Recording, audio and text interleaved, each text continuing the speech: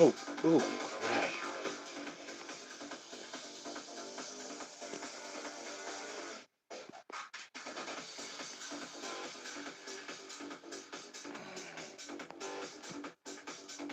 Oh shit, sorry. Trying to fix this.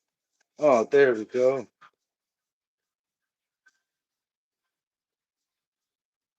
Okay.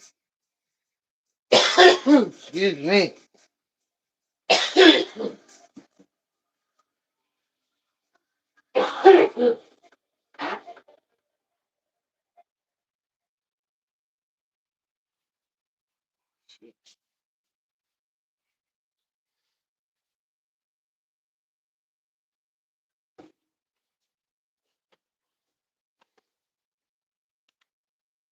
Ta-da. Let me log in.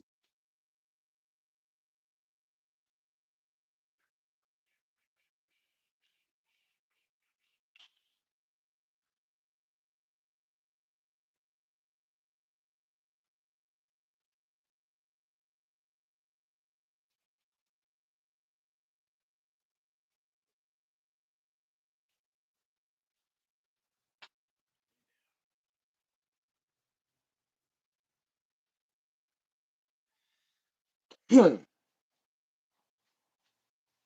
need those lights. Logo.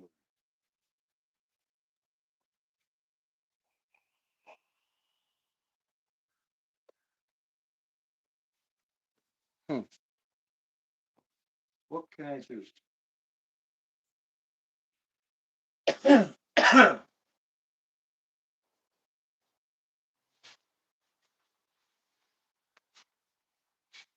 Let me see. I need more lighting.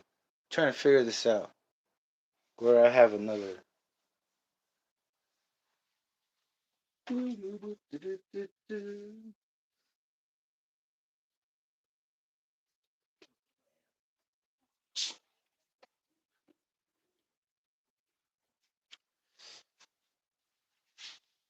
Oh,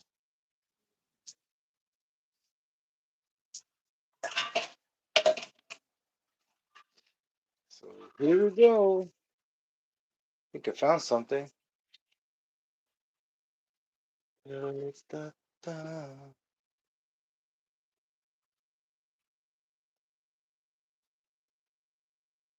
is too much. Hmm. Okay, I'm gonna bring one of my lights up here. Lower.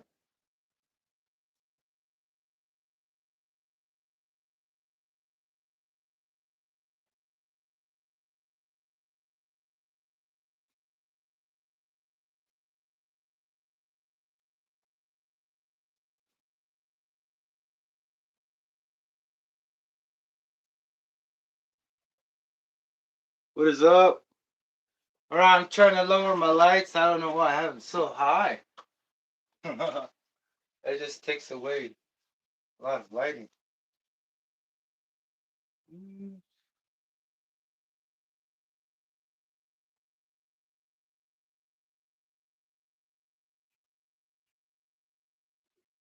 Okay. I forgot I can move this thing up down. Oh, that's cool. That's freaking awesome. Alright, is that better? Right? Oh, hell yeah.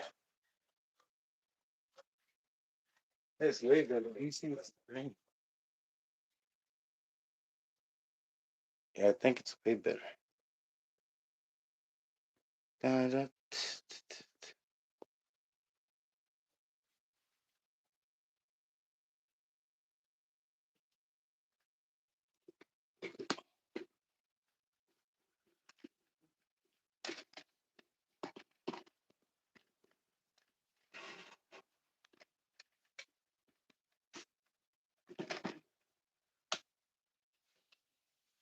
Okay, there we go. Sorry.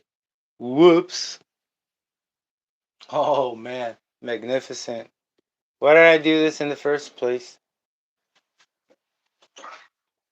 That's going to be a really hard question for me to answer. I don't know if Google's going to be able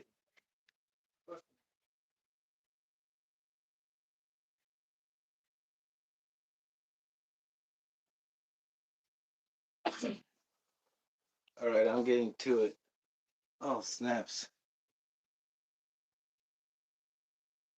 Oh, yeah, that looks way better. Whew.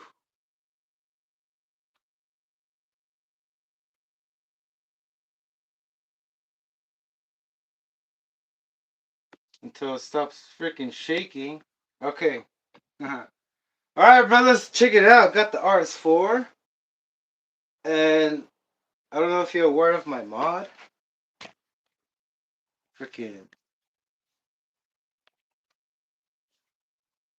It's freaking.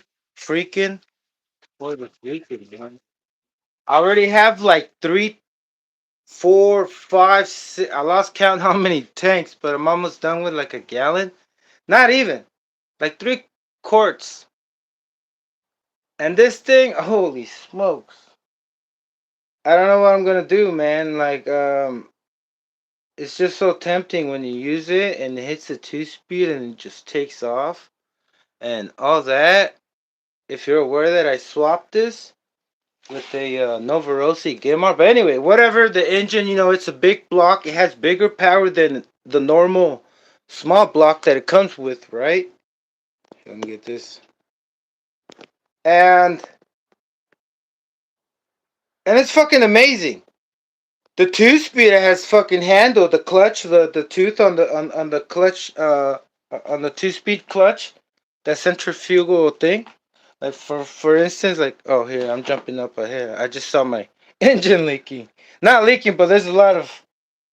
Oh, I see what I'll get to that part. Check it out. So the 2 speed, it's not jammed up. It's not. It hasn't jammed up by me. I already been giving it full throttle, like wide open throttle, and the 2 speed clutch, like I was saying, it hasn't damaged.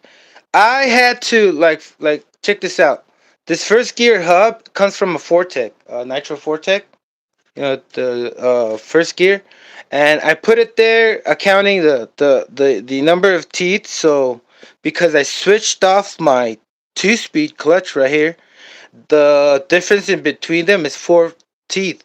And for this one, it either comes 3 teeth in difference or 4 teeth. That way, I don't know. I if I didn't know that, I would have tried, even though they barely touched. Like, I'm referring to the mesh, right? It barely grips, but I was never paying attention. I never fully paid attention to it until I realized that they have to be the same, like the same missing teeth on here that changes from 33 to 35, which is just two. It has to be the same on the clutch belt, right? So on the Fortec, it was either, I mean, on the Super Nitro, it was either 3 or 5, right, in difference. And I had it geared up with a 16, 17, 18, 19, 20. No, 16. I can't remember the clutch bill, the highest clutch bill for the RS4. But ever since I knew I had this one, but I didn't know if I was able to match up the set, because I already had it with. Well, anyways, let me just cut it short. I ended up being able to switch it with 4 gears in difference. And ever since I did that, my first gear, I can't, let's count it. Because, oh no, I know it by heart. My first gear, my 2 speed is 18 tooth. And my second gear is 18, I believe 20, no, 18, 22 tooth, I'm sorry, yeah. That took me a minute. 18 and 22, right? So that's 4 in difference. And I was able to also, since, you know, um, Traxxas Fortec has two, you can gear up and down, right? It has optional gears, optional spur gears for the 2 speed, right? And I just switched it. I meant, luckily I had plenty of them. I can switch it. This thing, like, for say there's too much load on it, and it's just gonna shear off the gear because they're plastic, right? But check it out, man. Like, it has not gotten any damage. Like, it's holding up, kinda. You see that? Well, not really. You can sometimes see it, like, kind of bent. You know, I'm referring to the teeth. But what it's really not holding is um, the drive cups. And I already had, when I got this, I didn't know it was so damaged. Well, kind of damaged, but I went through the whole thing already. Made sure it didn't have bushings, right? Because some of these RS4s have bushings in them instead of bearings. Okay, let me catch my breath. I think I forgot to breathe. So, what was I going to show you? Oh, yeah, nothing. So, I am very surprised and like stoked out that all I'm doing is I'm gonna clean it up, and I was just gonna show you guys like what I went through and what I did, right? And also I have to make more room for my body. That's one of the other things I gotta work on, since I already had this body cut out, and I already had made a hole where I intended to, my intent was to make a nice hole for the exhaust, the new exhaust, right? But then as soon as I made a big old gap and I was able to put it kind of on, I realized now it's now the exhaust sticks too wide for the body and it's just way off. You know what I mean? It's way off. You can see like I'll put the body in front and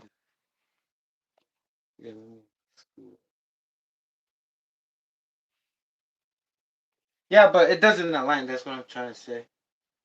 It doesn't align. There's the body's like interfering with the exhaust pipe. So I'm gonna do what James McLean did. I'm gonna I'm gonna I don't know if y'all saw his post of Nitro Engines Unlimited or Nitro game, but he made a big old hole right here on his Revo for his pipe because he routed his pipe through the side instead of the rear. So I can't wait to see how that looks. And I'm pretty excited. I can't wait till I use this tool. I just got this rotary tool. Now I feel like an engine modder. Like, I don't know if you've seen those those shorts on YouTube where there's this guy at Nova, you know, sitting down with a bunch of sleeves, just with the big old rope and the Dremel, you know, in his hand. Just so I went to Harbor Freight looking for a Dremel, and they had this thing on sale, and I was only expecting to spend like $30. No, 40 bucks. I'm not gonna lie, $50. I was expecting to pay 50, look for something, but I found this for 34 bucks. It was on sale and it was the last one, and so therefore I bought it. I brought it, and when I got here, no, I brought it. I went to the line, and then I realized it needed a battery. But then it took me like a minute to realize that I have a drill, a Bauer drill, and I bought it. Came home, then I realized that I was thinking this was an electrical cord. I never thought it was a rotary thing that spins in there. Like, you take this off, right? It's pretty sure those are the high end ones because it makes sense that this motor is gonna be probably too heavy for a really good motor, right? I don't know. That's my best um the best way I can think that they would use something with a freaking, you can call it a, one of those things plumbers use to unclog your sewage drains at your house. You know what I'm saying? I don't know what that thing is called. The snake? Ah, yeah, the snake. Is that what this is called? Somebody let me know. The snake. Hey, what's up in my chat? Oh, all right, all right. Let me get to the messages. Give me a minute. Pimp, what is up, brother? Pimp, speed challenge. Uh, yeah, yeah, yeah, yeah. So Riggs accepted the challenge. Awesome, Riggs. What is up, brother? Oh, you're back from the track? Hell yeah. Hey, I was hoping y'all since we were on the live last night and I was trying to explain my Revo. Oh yeah, that's right, brother. The Revo. Uh Me and you, Jerome, what is up, brother? Thanks for tuning in. Hope you're having a wonderful day today. So I got this tool, brother. Oh man, now I'm more excited because now I can't wait. Look, brother, because I've been talking to Pimp about me modding or trying to mod. And I don't know if you heard me saying, but I think this is the same tool. Not the brand, but they probably have some more expensive one. You know what I'm saying? But the same type of mechanism. You know what I'm saying? And and that's pretty cool. I can't wait to see if this thing lasts longer than the other one. It was only $30. You know what I'm saying? It's not like I'm expecting it to last forever. What am I trying to sing? Holy crap! Pretty excited. Hey, brother, they say when you get too excited, you start singing, man. That's why you sing in the bathroom because you think about happy thoughts. Thinking about happy thoughts while positivity, Poseidon, God of Water, brushes on your body, which is water. I'm referring to water, not a man. I'm referring to water. You know, it charges you up. And so you're taking a shower and then you're like, yeah, thinking you're Usher or something. You know what I mean? But like I was saying, man, this thing, I can't wait to see if it breaks fast or it takes a minute. But if it lasts, I've been looking in the inside. I haven't opened it, but you can see the type of mortar it has. It has a brushed mortar on it. And you know what kind of mortar it looks like it has? I don't know if it could be a starter mortar or because it's 20 volts. I'm pretty sure that mortar is taking 20 volts, right? It's not like this thing is using like power to turn on a fan. There's no fan on it, right? So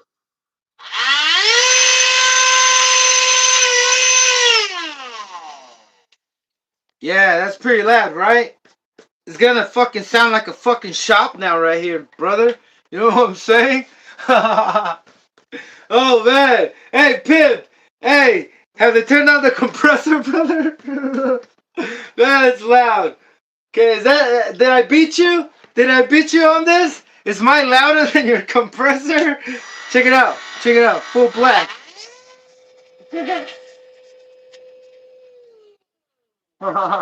Oh yeah. Damn. That's what's up. Ooh. Okay, so yeah, that's the idea to I bought it so I can carve down some carbon fiber or by hand, you know, nothing freaking fancy, just to make it functional. You know, the other little Dremel was this size. It cost me $20. It was this size, and when I bought it, I thought it was a screwdriver. You know, because I really needed one. You know, a little small one I can put in my pocket, like. But it wasn't. It was a little Dremel, a little brushless Dremel. I was like, then I thought about it, you know, like how much power does a brushless motor need, and then the gearing and all that. You know, so I thought to my head, man, I didn't know. I wouldn't have bought it if I would have known. But it was cheap and it worked for a lot of. It put me to work for a lot of hours. I'm expecting for this thing to cut down my hours, brother. You know what I'm saying? But I need hours though. If I cut down on hours, then now we have a bigger problem. Now I'm not gonna have nothing to do. Oh man, okay, nothing to finish. It's not gonna take too long anymore. I'm not gonna be on the live for like 9 hours anymore. Probably gonna cut me down 25% of the time. But anyway, I tried. carving down some sleeves with the other brushless one I had, and it wasn't enough. And then I know this bit is really rough, and I don't have the correct bit for it, so I gotta look for some of those. First, I gotta look what they're called. Somebody knows what they're called. The best tip to use to carve down a sleeve. Let me know, bro, because I really don't know. I mean, I can find out, but that'll be cool. You know? If I can find out now. I'm being lazy. Oh man, hold on, brother. Wait up.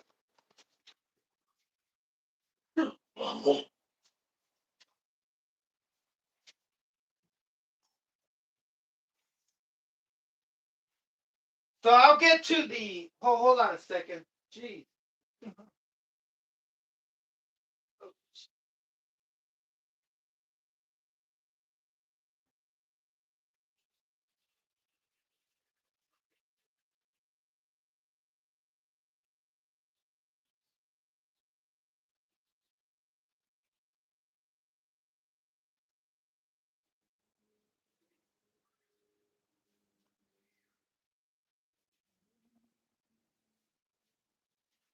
So I'm glad. I'm excited, man. Like I was saying. But moving on. With this RS4. So since I got a little bit more time on, I think I can just start explaining and start pulling this thing apart. It's not broken. It hasn't broken, brother. I'm so freaking. Oh man! Now that's a times two fucking stoker. It's like a double two whammy. You know when you get messed up with bad news twice. You're like, oh oh. This time it was like, kind of like if there was a third mushroom, you know, in Mario. Okay, to get bigger. But anyway, look, I'm freaking. I wasn't expecting this thing to actually function, and I'll explain everything what I did to make this, and what happens to when you're doing this, because I put I believe it's a Savage clutch, maybe an off-nut clutch, but it's a typical unusual clutch. You know, it's pretty flat. It does not have any like, how can I say, any extension, kind of like a regular clutch. I'm gonna pull it out because I gotta clean it out. But I am freaking, like I said, damn. It's not fully broken in. I still have to do a couple more runs. One of the things you can see is that I still have this shape don't shape shape don't scrape little, what can I call it, man? Like seriously, like the setup.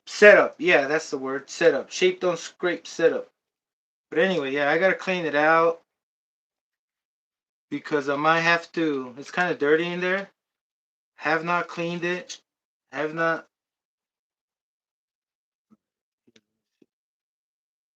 By the way, this is your party tray, the big party food banquet trays you put, little thick aluminum. You can use you can use any aluminum. Just roll it a couple times. You know that way it doesn't smash up.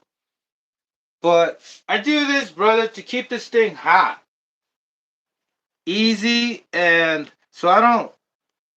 So my cylinder head is shiny still because heat will fade it out.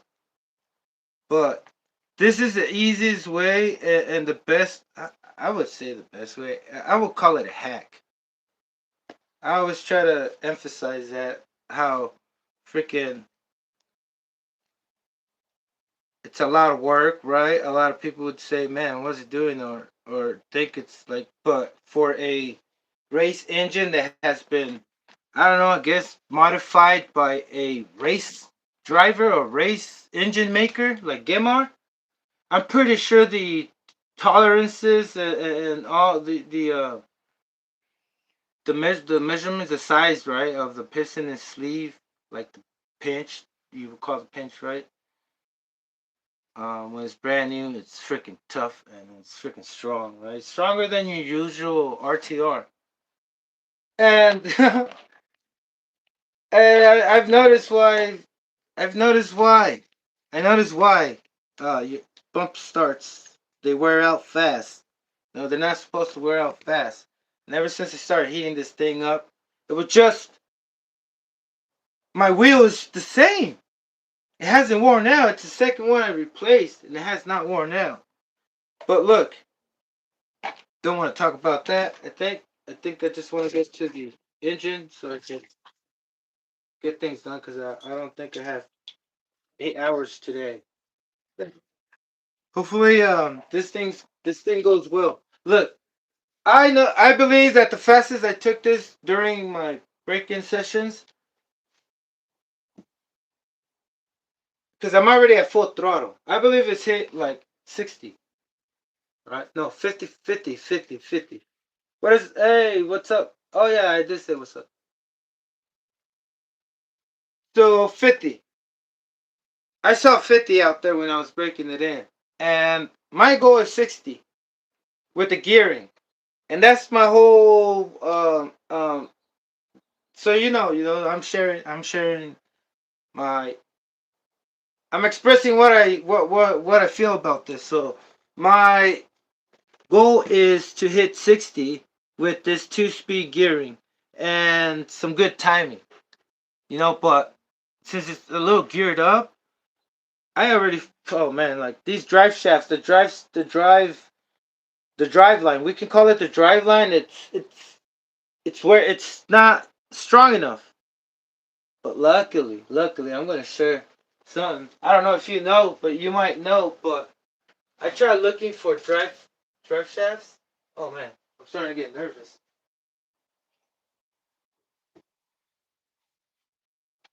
Think it's a coffee. Anyway, so I found these drive shafts, right? And all I had to do was just first I was trying to eyeball them and try to measure my thing, but it's because look, we all know that if you look for a drive shaft, China might have a copy, and they do have copies. And these are exact copies of the Super Nitro RS4 drive shafts. When I realized that, I didn't think they were. I didn't think they were gonna be exactly, but when they got here, I was like, "What? No way! No way!" Right? So I'm all struggling looking for drive shafts on eBay. Couldn't find any for the Super Nitro RS4. I could not find any, and I couldn't find any. I'm just hoping that there's no like. I know these are 2 millimeters. The ball is 2 millimeters. I mean the pin, and the ball is I think 6. I'm not sure, but I hope it's the same. I hope there isn't like they're not a little bigger. But I'm sure they're the same. I already tested it out with my caliper, even though it's broken. That's why I was so unsecure. Cause I have the bad tools, brother. Not invested in bad tools, but I'm not here to tell you about my problems, because I'm trying to go fast. You gotta be precise. Otherwise, Bugatti wouldn't be like, you know what I mean? Oh, where's my caliper? Hold on a sec. Oh yeah, it's right here in my face. So what I did is just measure the ball from this one, from the broken one. Oh, by the way, look how it leaves it. I left it like that, and luckily I caught it before it just destroyed the drive cup, right? Because don't have. I think I have a few, but I don't have the time right now to break it in. I just want to make it hit 60. Once I hit 60, brother, and do a um little drag time out there, I have a carbon fiber set that I want to switch the whole thing to. So once I know that it hits 60 or whatever, if it doesn't hit 60, still, I just want to know how much speed that is on.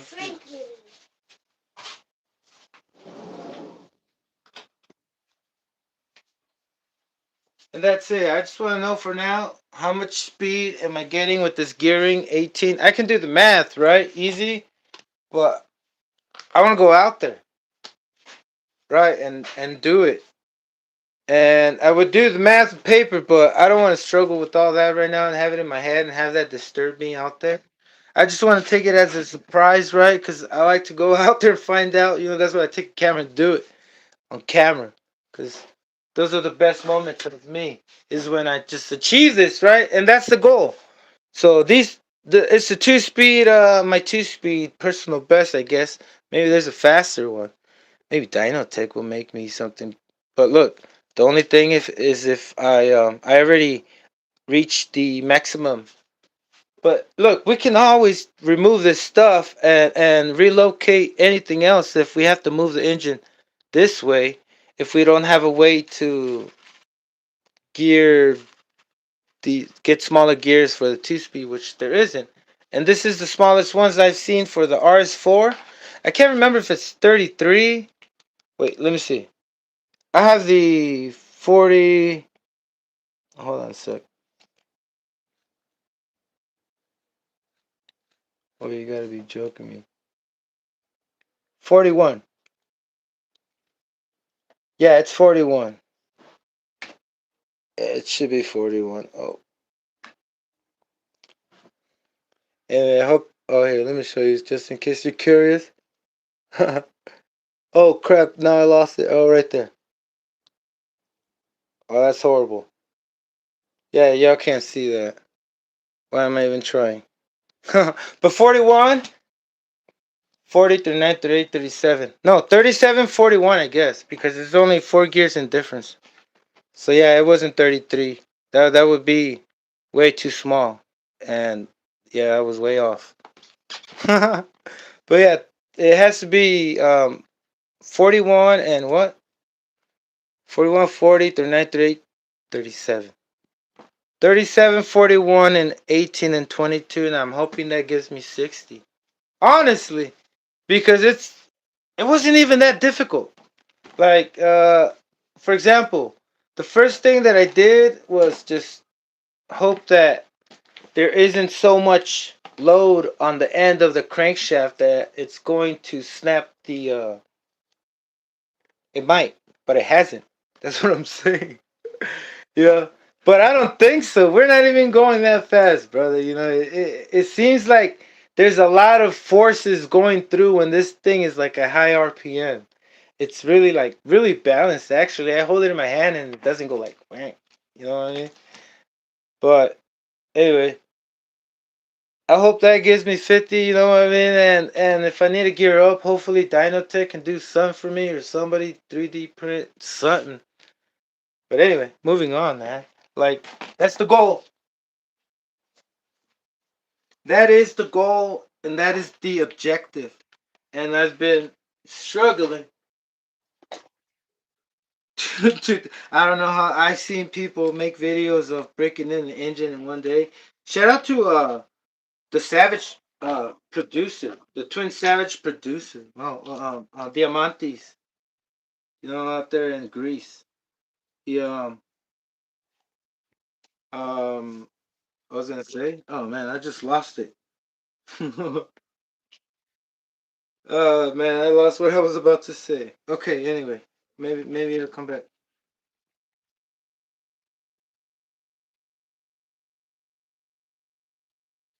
One thing.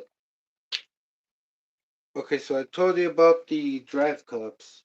That's well, obviously, right? It's heavier.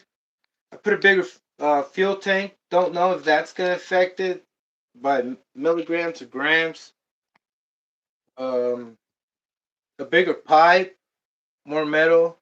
I'm about to put the cylinder head, which I'm not saying it's heavy, but it could affect it, right? My wheels didn't wear out. Oh yeah, they didn't wear out evenly, the fronts and rears, and I've noticed it that I need to add weight in the front, so I'm gonna have to relocate the battery in the front, right? Like when I posted this up, I had the humpback battery, the what do you call that? The gang bang, the four banger, right? The little thing that holds double A batteries, and I thought that was the only thing you could fit in it. The whole time I had it on there. Until one day I was somebody made a comment on when I posted this up running. He's like, "Hey man, why don't you use a hump pack?" And I was like, "Hump pack, bro, that don't fit. If it didn't fit on the Traxxas either, it's pretty difficult. It's not gonna fit on this." And that was my whole fucking like assumption. So I didn't put it on until lately, until I started breaking this thing outside, and oh man, it fits even better. There's more room down there that doesn't get it, that does not get the cables in the way. So I was like, what the hell was I thinking? And then there were a couple more things. Can't remember what else was wrong. Oh, um, what was it? uh, no, the shocks are fine. It just they're a little rough. I gotta lower down the shock oil, but that's another reason why it's kind of hopping. I already have one of the sides that was hopping the most, all the way down the preload. So just not much spring resistance. But anyway, like I was saying, they didn't wear out, but I'm not worried about that. I'm not worried that the wheels aren't wearing out evenly, or because I just know that I gotta put more weight. But I've been doing it like that this whole time, and I did switch my two of my drive, my dog bones on my drive shafts, my dog bones on my drive lines, because it was just too much power. It wore them out. And then once I put these two in the front, and I managed to put the regular RS4 because I didn't have any more. I only had four, and one of them was already damaged. The one I showed you, this one, it was like, I don't even know how much damage it was, but it held on for its dear life, right? I can cut with this. It's ridiculous. And damage, right? Drive cups. Time to repair it. But that's what I want to do before I repair it and change everything, including I'm gonna remove this. It's associated B5. Oh, this is like badass freaking. Oh, it's from Extreme RC. The camouflage carbon fiber uh, shock towers. Oh man, you can't even see it. There we go. That's cool. You know, once I hit that 60, it's not like if I'm gonna go out there back again with the carbon fiber. I gotta find a better spot. I will. Eventually, it's gonna happen because things gotta get better. So anyway, the engine is kind of leaking right from here, and I'm suspecting that that's because I've been turning it off from putting my finger on the exhaust port. And that's one of the things I realized you don't want to do if you have a really weak boot, right? Because I think that's what it is. That boot's not like super well thick enough to seal it tight, right?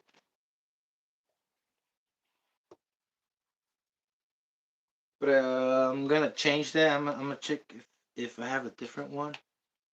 And then also, oh, let's take this off. Oh yeah, let me show you what's underneath. Well, first let me take the wheels. That's what I was doing. The the hexes are plastic. I do not have. I don't have aluminum ones. But anyway, what I'm trying to say is that that's another good thing. It's not. I don't see any damage, like where it's warping the plastic around the hex. That's one good news. All right, there we go. And that's one good news. Hey, Rinks, are you here, brother? Rinks wanted to know. I wanted to show him what the Magnum is. Pip, are you here? Uh, that way I can show you how I'm turning on my Revo. I think I'll turn it on for you guys as soon as I'm done fixing this. I don't know what time I'll be done, but if I don't get called up from like my daughter or somebody, or go pick them up. I should be here for a bit. And I'm not trying to say I'm gonna hold you back, brother. I know y'all got things to do, brother, and I appreciate y'all tuning in, man. No, that's freaking awesome. I'm just saying, you guys have a chance, man. Shit. Come by, motivate me. Keep me busy. Hey, no, what's up? No. Where did I say you cannot show yourself no more with no clothes? You don't have your shirt on. Stop. They're going to call the police on you outside, and then you're going to get nails. You're not wearing shoes either. You're going to get nails on your feet. Then you're going to cry.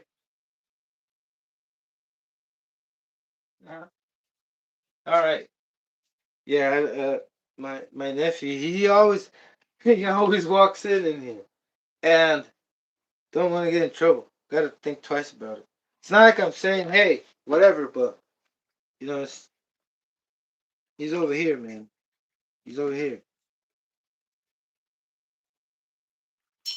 All right, here we go. So, one of the things with this pipe, I was so excited that when I figured that I had millimeters of clearance from the pipe in the wheel, right? Yeah, I was thinking, oh man, maybe that's from the grub screw. But it's not. The other wheel has it. No, come on, man. Why you gotta distract? Come on, man.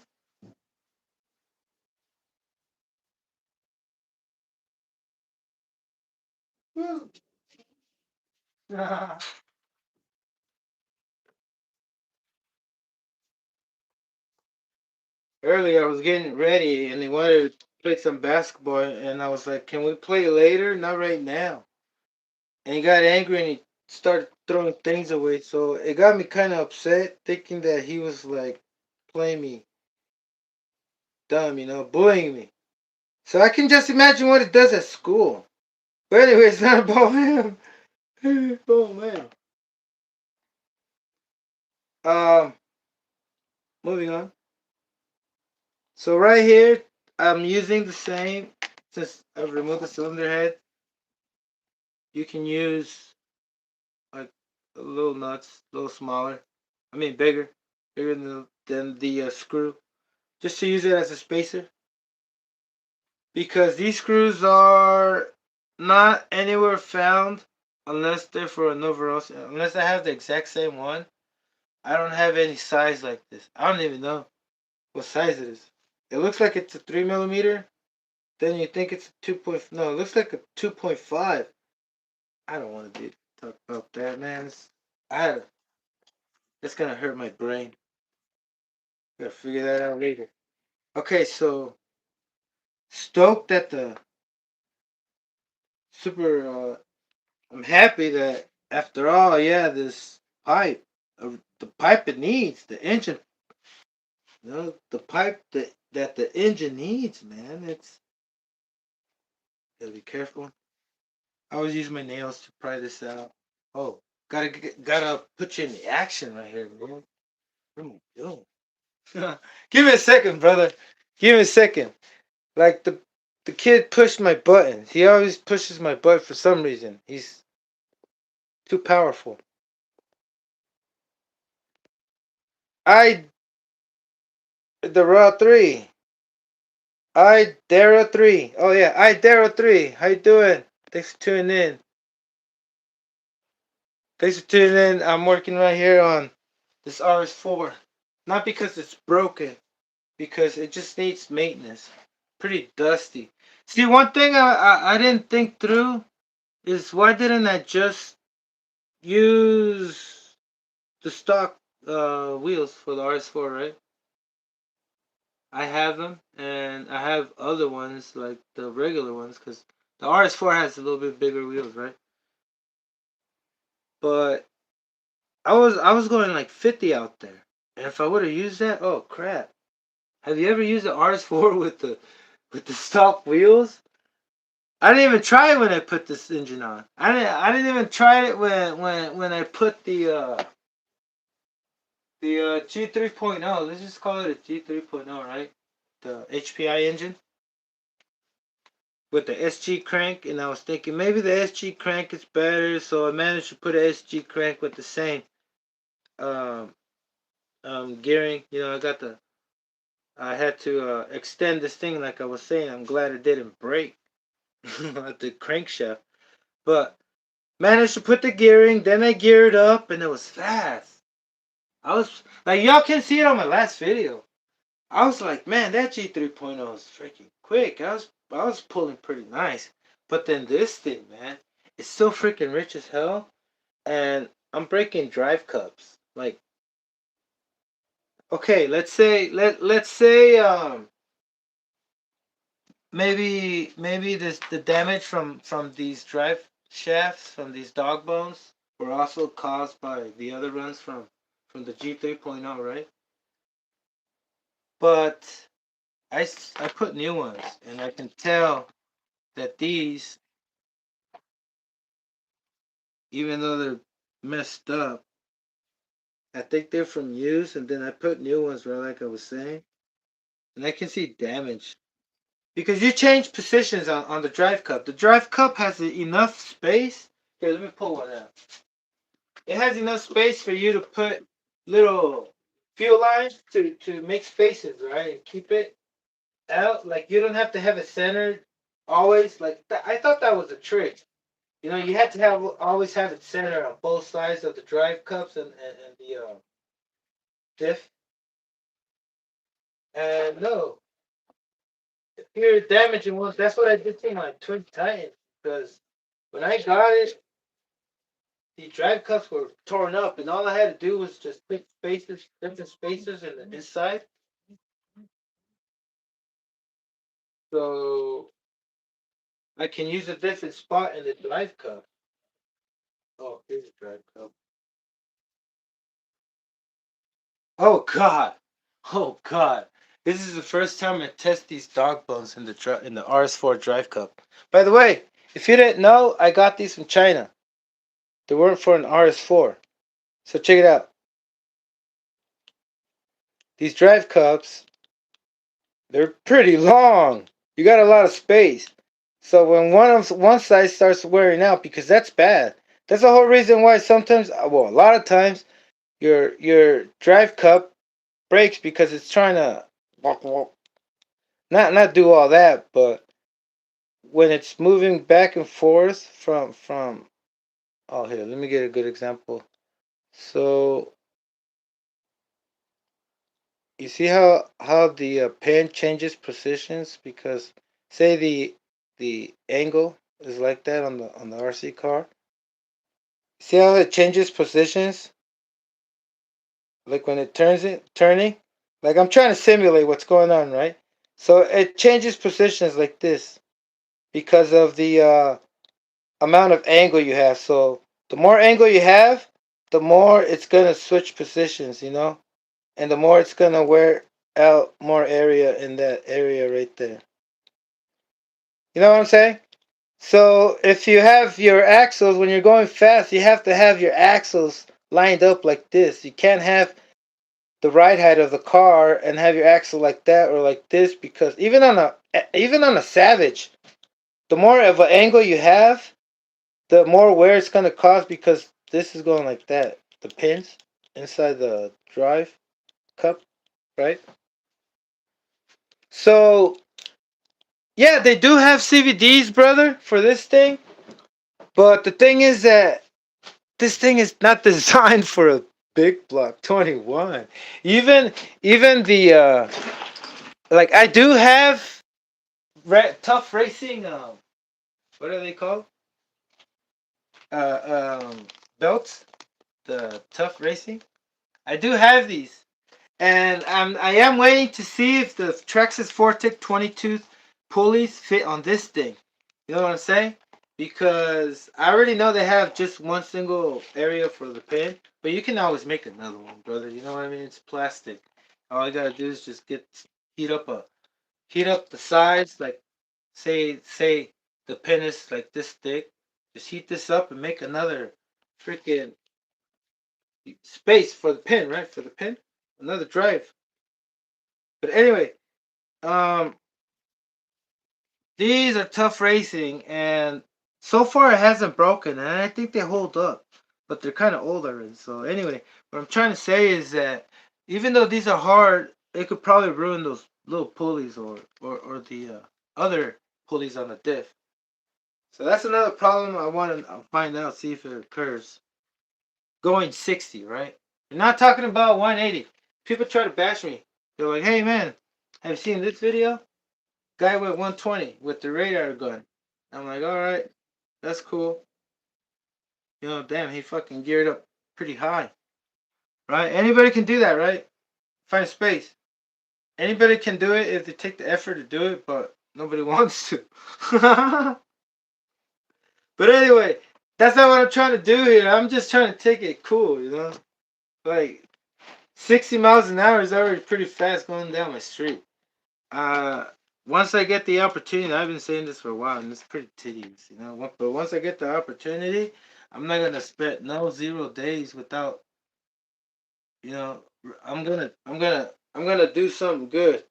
You know, I'm gonna finally achieve that 80 miles an hour because can't you believe I have 6 cars, Schumacher Fusions that are geared up to 80, the 80-mile-an-hour one. And then I have 6 times the possibility, kind of like when you go to the casino, how much money do you have, you know, to win? I have higher probability to reach 80, and I have not higher, but there's others, you know, maybe I'm referring to myself when I used to have only one, but now I have like 8, right? And I love it, and I don't use them, you know, they're like, it's a part of me. But anyway, having 3 that I run, right? Let's just say 3. I haven't gotten 80, man, and that sucks. It's so frustrating. The first time it sucks, but that's the Schumacher. Right here, we're talking about this.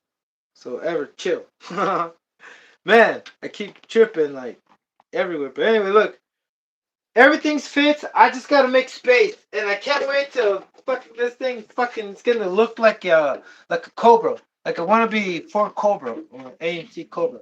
You know what I'm talking about with the freaking pipes on the side? But I can't wait till I see it with this body, man, because I saw it on James McLean's Evo, and I'm like, man, that might look pretty cool.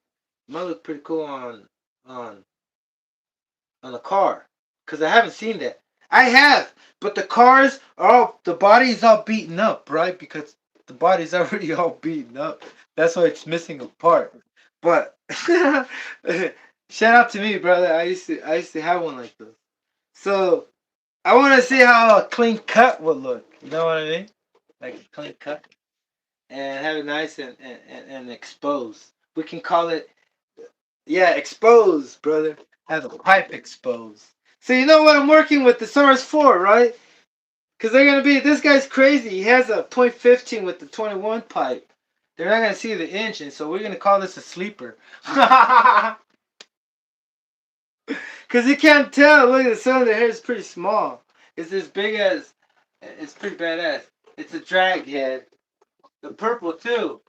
Like trying to match it up. I'm always trying to match it up to make myself more.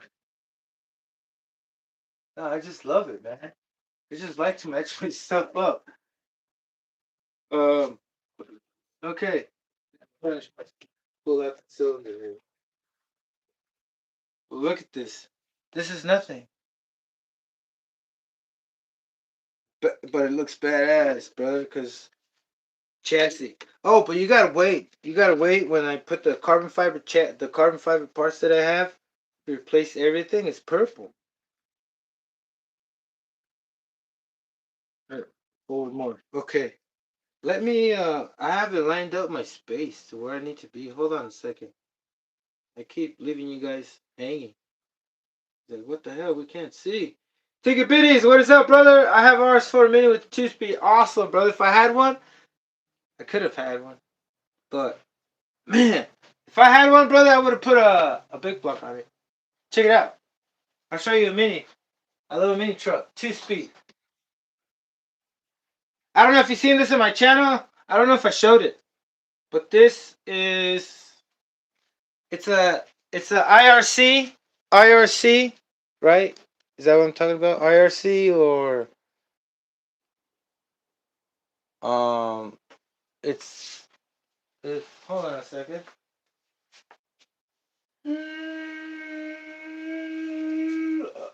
Where is the other one? Oh.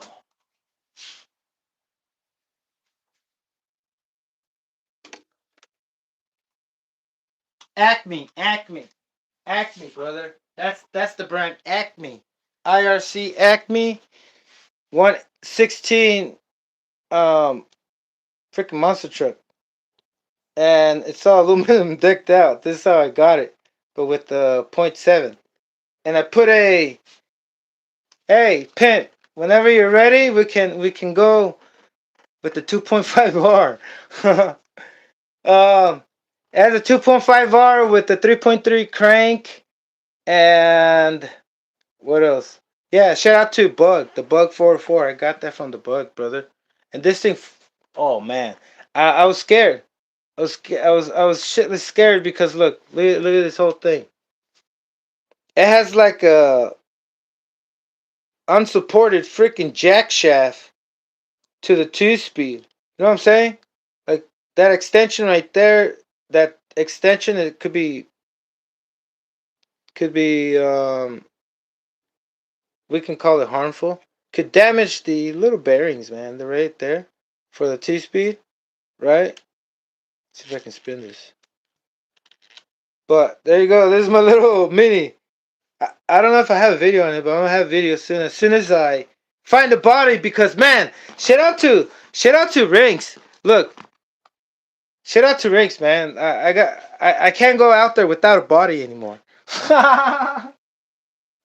Because he didn't comment it on my channel, but I was on his live and he's like, "Hey, you gotta make your body presentable, you know." And that just like I bought it. You know what I'm saying? Because when you pay attention to stuff a lot, you buy it. The highest bidder, you know, like once it's high, it like impacts your mind, right? So it stuck on me. You can call it trauma. I wouldn't call it trauma. I wouldn't call it trauma, brother, but it's a good thing. That's what I'm saying. I'm embarrassed to show this on video without a body or any of them. I don't know why. I don't know. I wish I could reprogram myself, brainwash myself again. That's what you do, you know, when you brainwash somebody, you wash off whatever they have in there so they can uh, get the good programming in, right? But anyway, don't want to get to that, talk about that. But anyway, look, this thing is almost ready. As soon as I'm able to get a body for it, I will. Oh, and I'll show you my other one real quick. I do have a video of this, but it went kind of bad. You know, this is my Traxxas Kyle Busch. It's like the Mini Revo, but it was a little mini truck, and I convert electric, and I converted it. I put a 3.3 with I don't know what I put. I can't remember. Is it regular? Yeah, it's a regular 3.3. So yeah, there you go. Look, I don't need a fuel pump. I let gravity do its job. You know, the fuel's all the way in the air. So that helps a lot with the I don't know what it helps with, but it runs fucking badass, brother. Like this thing doesn't need much. Oh man, you know one thing I do want to mention? These electric 116, they come like with the slash, and it comes in a I don't know what other version it comes with. The Revo, the Mini Revo. It's the same platform, the same chassis, right? And they take the fucking power. You all know what I mean. You know, the little Revo scene runs, people running with, what, 6S or 4S? That's a lot of power. That's more power than this fucking 3.3. 3.3s only do like 2S. They can't even keep up. They keep up with 2S. Let's just say they keep up with 2S. That's it.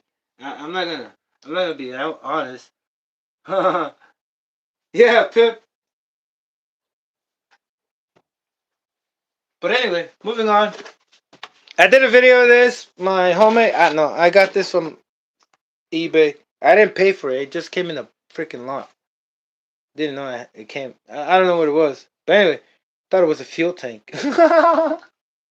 a homemade fuel tank, but it turned out to be a muffler, and it sounds pretty badass. Y'all gotta hear it. It broke though. Whoever freaking aluminum brazed this thing, it did a really bad job. That's what I'm trying to. That's what I'm waiting for to repair this. But yeah, those are my minis, brother. Little freaking shout out to everybody that loves minis. Mini nitros, man. Those things they're fun because you can fucking full throttle and still not lose them, or be worried of a car because they don't go fast. You know, they're like what? Brakes are for pussies. Yeah, one of those doesn't have brakes. Hey, shout out to you, Pip. One of those don't have brakes. I gotta put brakes on it. And yeah, yeah. Um, I'm still thinking of putting the brakes on the clutch bill, Pip. Oh, let me put this back. Alright.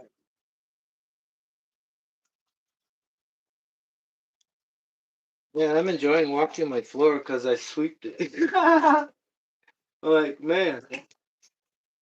Oh, man. Okay. Let me separate all this stuff. Get to it.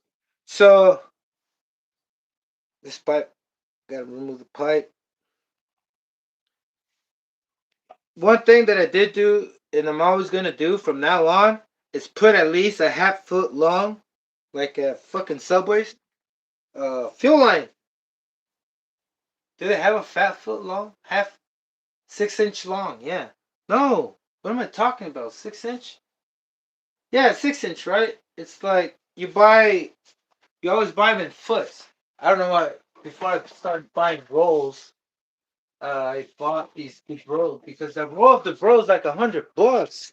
So it's like, whoa, I'm not used to buying that much. I mean, that high. And you get like this stuff, right? So it's like a foot long, right? And yeah, I think I was right. I was right twice. Hold on a second. Yeah. Can you wait?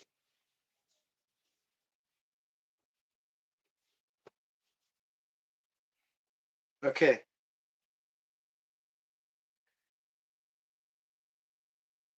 got it. I'm back. Had a phone call. And I don't need to sign off yet. Haha, yeah. Okay. Pipe. We got the pipe. Putting your finger on the pipe. If you have a strong enough, I guess we call it grommet, or I call it a boot gasket. Silicone O-ring. Silicone gasket. Oh, let me get this body out of the way. I'm trying to do two things at once. That's not. I don't think that's possible. All right, let me get some stuff out the way and reorient myself because anyway, like I was saying, I don't even know where I removed this whole thing. Oh yeah, to show you. Jeez, man. Before I put and make a mess, more of a mess of a mess. Luckily, I only took one off. I would have taken all four. I was pretty in the clouds, I guess. Alright, drive lines. I told you about the drive cups. The servos, I'm using the same servos. I think I'm gonna have to switch before one of these things start glitching. They're the original ones. And you know when you buy something used, even though it's not broken, or you buy old stock, things twitch. And shit, man. Lucky. So I had that problem with the battery. I fixed it. Now I gotta go with the servo. I think that's what I need to do maybe next time when I remove everything. Because, oh man, it just scares me. It scares me. It's not that difficult, but it scares me to like start dealing with all that right now. Um, Let me show you my clearance with the brake disc and the flywheel. That's pretty tight. That's like what, 1 millimeter? Oh man, hold on, let me get closer. There we go. Anyway, I was thinking it was gonna interfere, but a little bit, and then it was gonna shave off, but it didn't. I mean, it might have. Can't tell really. Is that it? Could be carbon fiber, but from braking.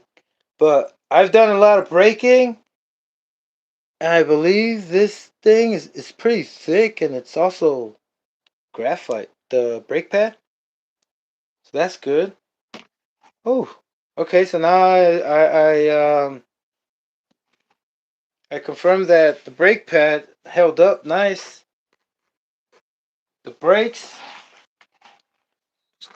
I need to change those springs. Oh man, that's requires. It hasn't broken. Let's just do that. Did I just flip it upside down without the freaking things? Oh man. Um,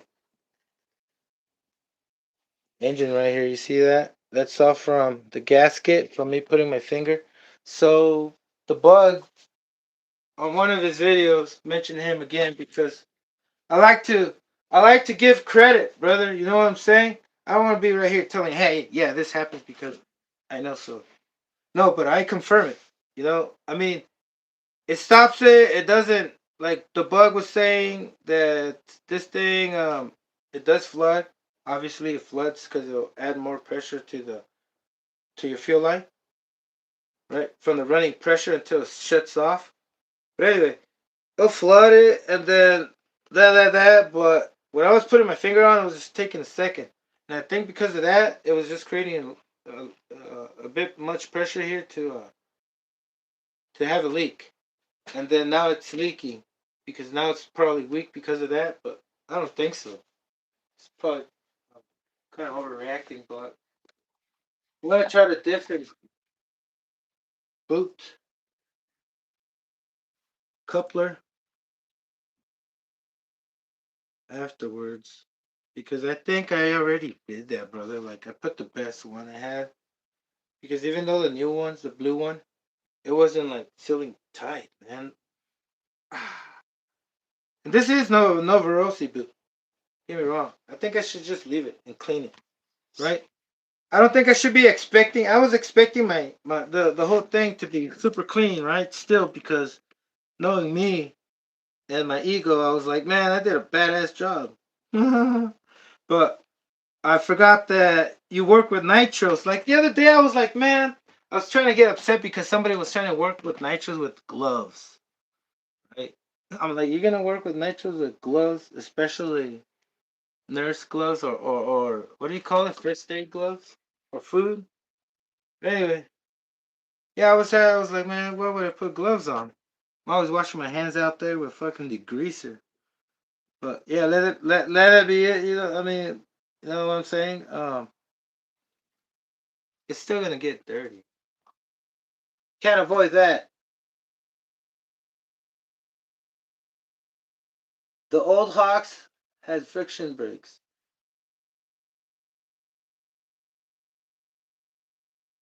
Oh, okay. Yeah, that's what I'm thinking of switching with the instead of the springs, because I don't think there's much spring uh loading action in there. Yeah, I'm talking about gloves, man. Who would want to use gloves? Not me, brother, because oh man. But anyway, people have their reasons, purpose. You know, some people are allergic and don't want to leave. You know, stay away from the grease. That's pretty cool, I guess. They have their reasons, you know.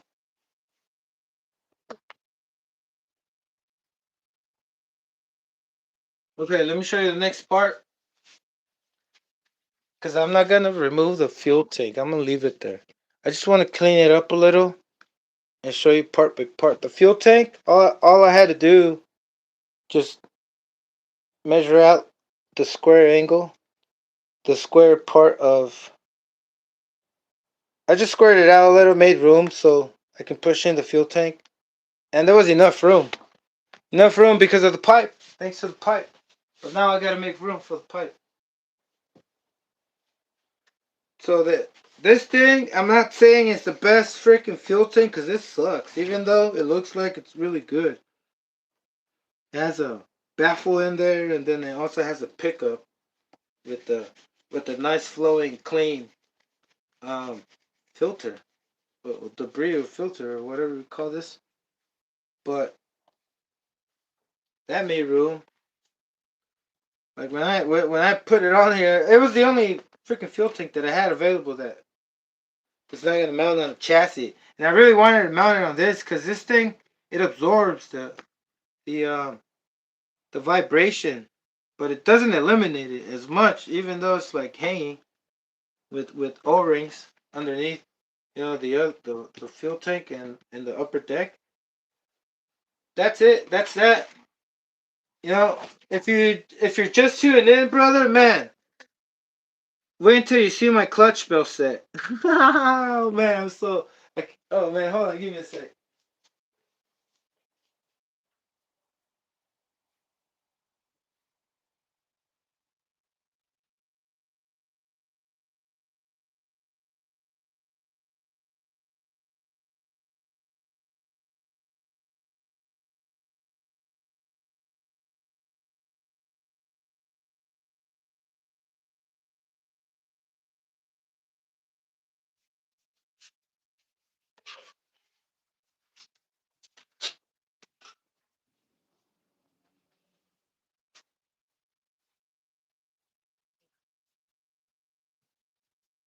The coast is clear. I'm just kidding. I think my nephew was still out there and I forgot to open the door again. Started getting a little warm in here. That's good. But then that's a see the warm is good. You just can't breathe. I have a hard time breathing. Like for example, there's people that can sleep when it's cold and they're cold.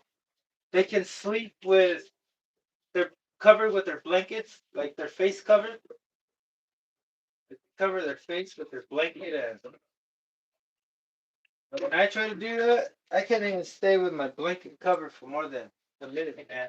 That thing, it suffocates me. Even though you can breathe fine, it's hot air, and that thing just fucking, I hate it. But yeah, I do dab it. And I smoke.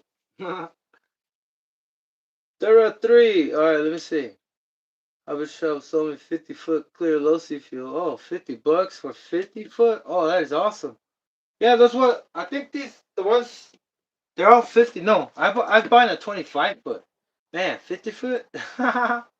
That's industrial. Uh, that's like restocking. Like they had a store and you sold by the foot. Oh yeah. Okay, I'll take it. I have an extreme OCD. Oh yeah. Yeah, I see that, brother. Like, look at my mat. I need to get one of those mats you have. Those are pretty freaking badass. I don't know where I have that. Look, check it out. I have my little cup right here. Just in case I gotta put like things that roll around. Not my tools. My tools go back here every time in the box. I try to remember because if I don't pay attention to that, brother, it just piles up and then I have a hard time.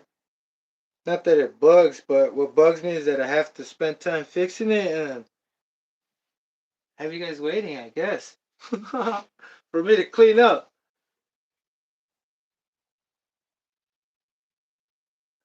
Rocket Perry, what is up, brother? How you doing? All right.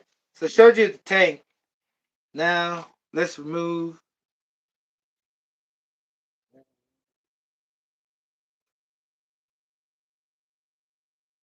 Oh yeah, look. Do I have to raise the deck? I think I do.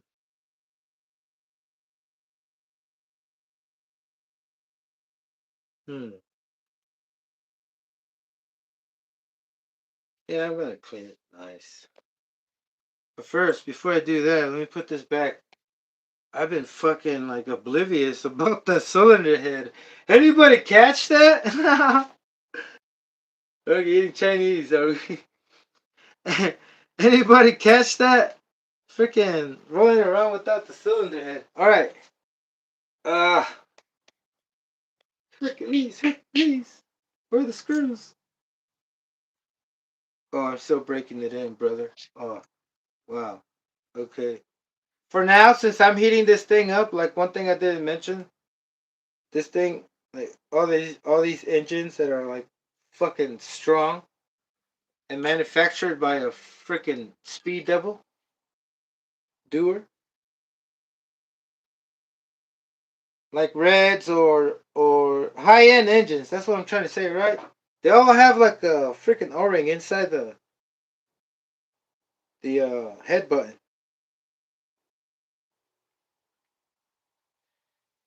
and the amount of heat I have to put on this, it kind of messes up that thing. I believe so. I don't know what it's gonna do, but maybe shrink it or have it start cracking. Because that's the whole reason why I put this thing on here. The okay, where am I at? Let me position myself. It's the only reason why I put this aluminum foil right there. That way, there's no heat exposing. There's no exposure on the foam or on the carburetor boot, because then it starts getting hard, right? And then this will shrink. So I don't know. That's my thing, because the amount of heat that you have to give this engine, it's a lot.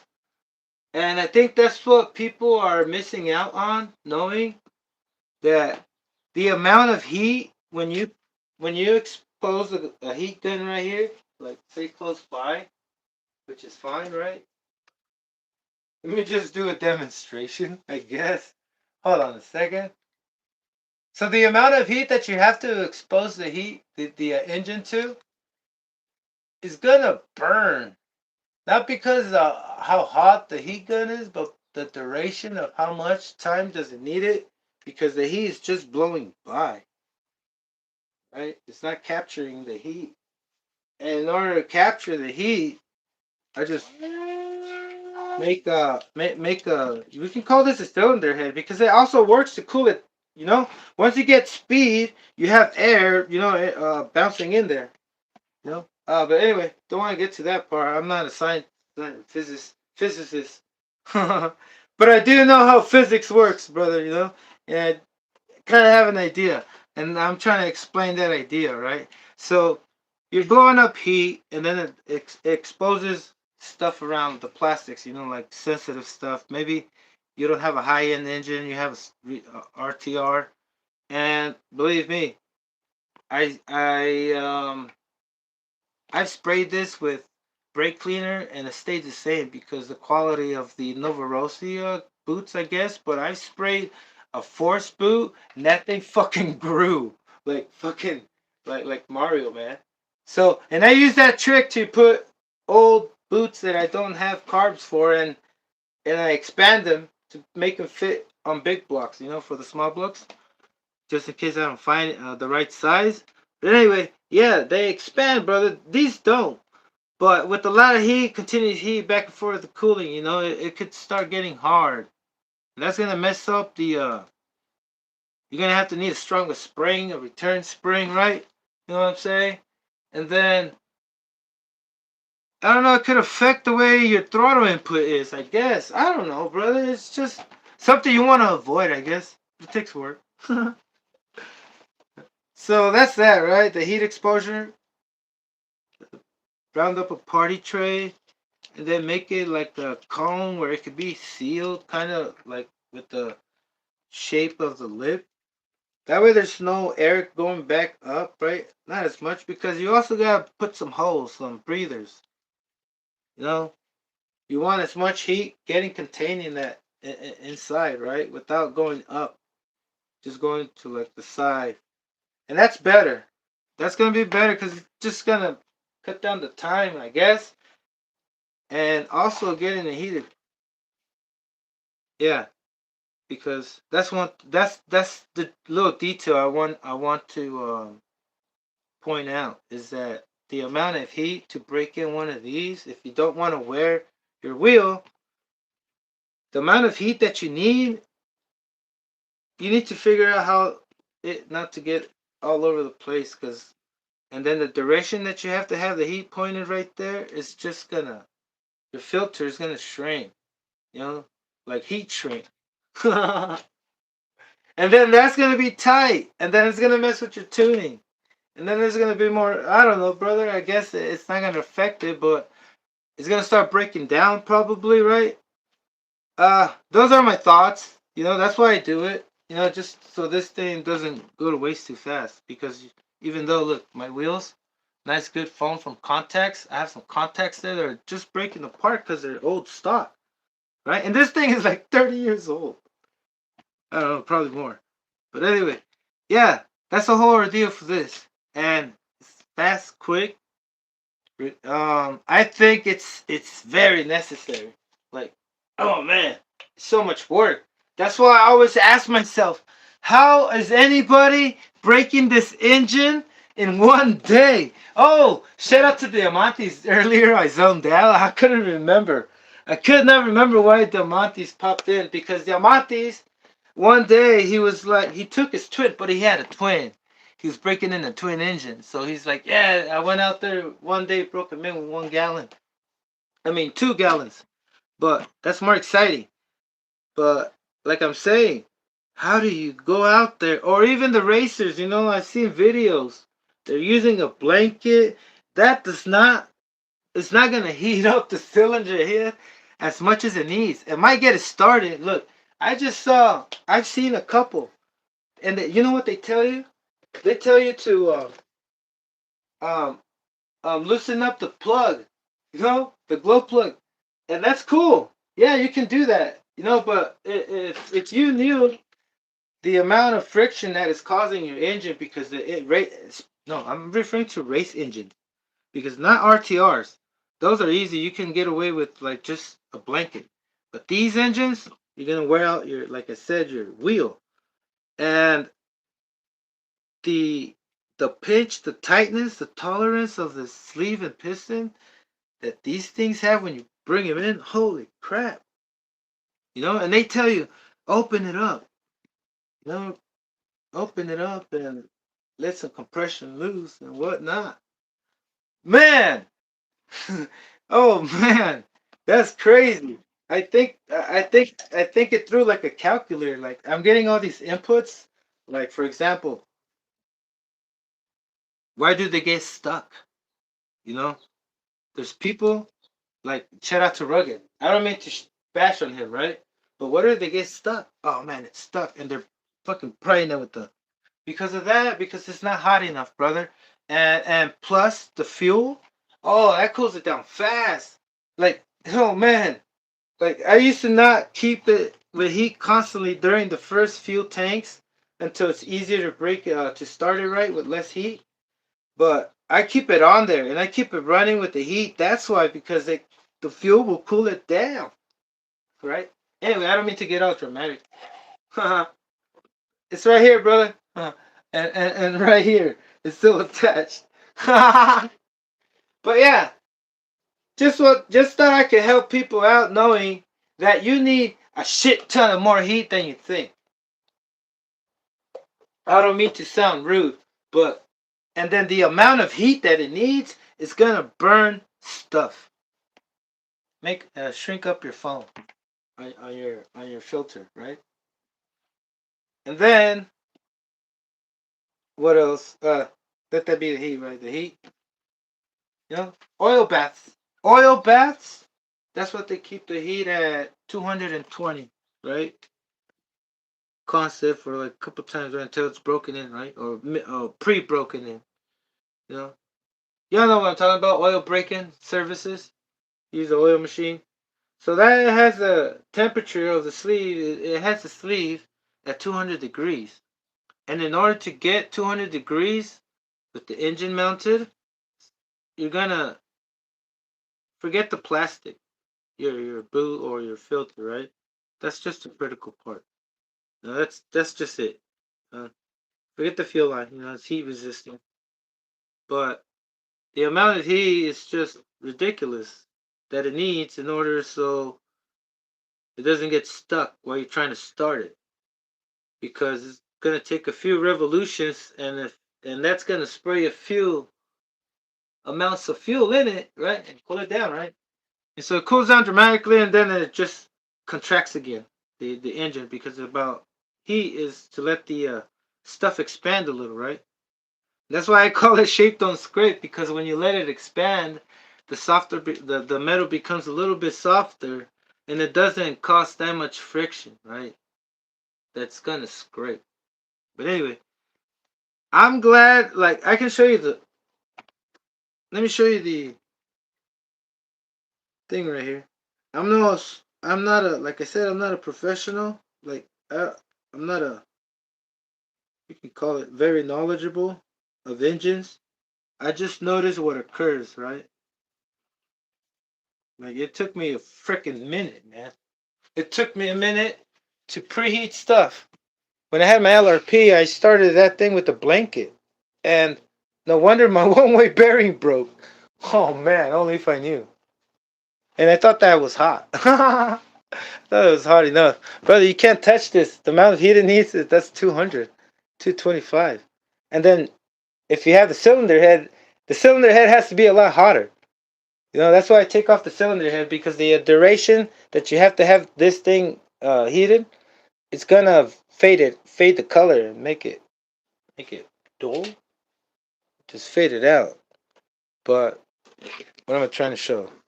Um, Moving on from the engine, I think I'm satisfied with the amount of effort I put through to point that out. But hope you're having a wonderful day, brother. Let me check out the chat. What is up, chat? Oh man, Rock Perry. I'm a fan of Lo Mein Noodles myself. Oh, I don't know who that is, brother. Spartan builds count. Lady at the place accuses never cooling. Okay, that 32 hour was even 201.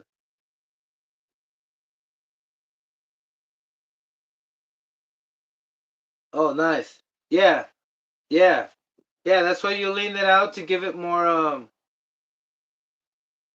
less fuel, so the fuel doesn't cool it. Because how hot can a bang be? You know what I mean? How hot can an internal combustion be? Right? I don't know if anybody's ever measured how hot it is. They should do that. Like they probably have it for like a 454 car engine. You know, somebody measured how hot a Yamaha engine combustion is at fucking a certain amount of RPMs, right? High at the highest. Yeah, man. Oh man. So I want to show you what I did with the chassis and the engine. It's a big block. We all know it's a big block, and we all know that that's not how you mount a big block. I mean, let me just show you real quick what I mean. Where's my pointer?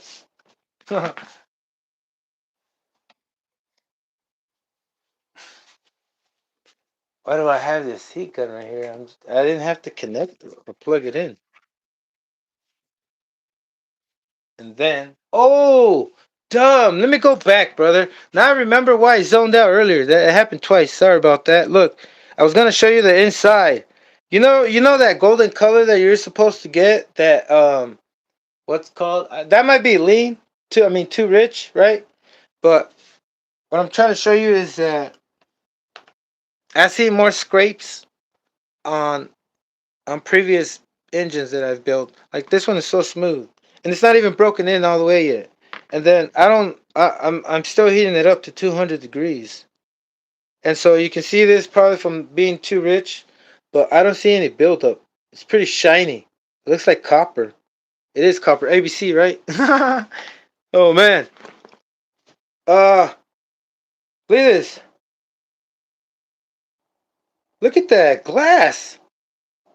It's like if I'm in one of those at the circus, inside looking at a bunch of a glass maze. Look at that. Oh, it looks like a penny, shined up penny. What do y'all think? But anyway, constant heat, just like the same same idea like the oh man, I don't mean to scream, brother. Same idea, just like a break-in service, keeping it keeping those temps at 200. Because pimp, if you notice, if you ever do one of these, another one of these Novaroses, if you constantly check, if you're there checking the temp or anybody, right? If you're breaking in one of these high-end engines and you heat it up to 200, you check the crankcase and that's what, 200. Or you can always do this. You can always look. This is what I do. This is how I found out how I check how much heat I need, because not every engine has the same tolerance when it comes out from the factory, the same measurement, the same machining. So in order for me to find out, I should. Oh no, I'm not putting the head back on. So I showed you the cylinder head inside, right? And then am I putting this right? Nope, wrong. I'm just gonna put it with the arrow. What do y'all think? Some engines, I don't know if that does any difference, but whatever. We're going with. That's one thing I really don't disregard, even though it might not do anything. I don't even bother checking if it's right or wrong. I mean, if it matters or it doesn't matter if it's directional, unless it's a sleeve. But yeah, let me put these back on because I'm still heating it up with. I thought I was gonna put his cylinder head back on, but here's the drag spec cylinder head from Gimar. They cut it up from the top, but nicely machined. I've done that, but it's not that nice. Can't do the impossible. Let me show you the other one. Oh, why do I need to show you the other one? Anyway, the other one's regular, and yeah, it's just cut from the top. I thought it was like designed differently. Nah, they're just other cylinder heads that it's just a regular cylinder head cut, a regular cut cylinder head. Nothing like drag spec from the design room.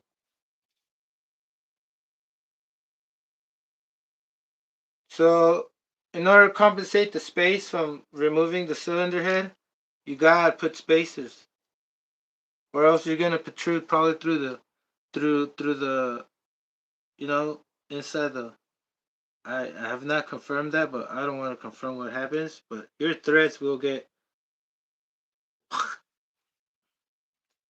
Anyway,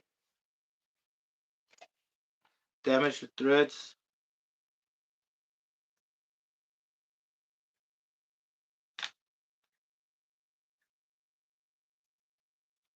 Alright, so after I do that and I put my little cone right here. Look, my head has. I also have a cone.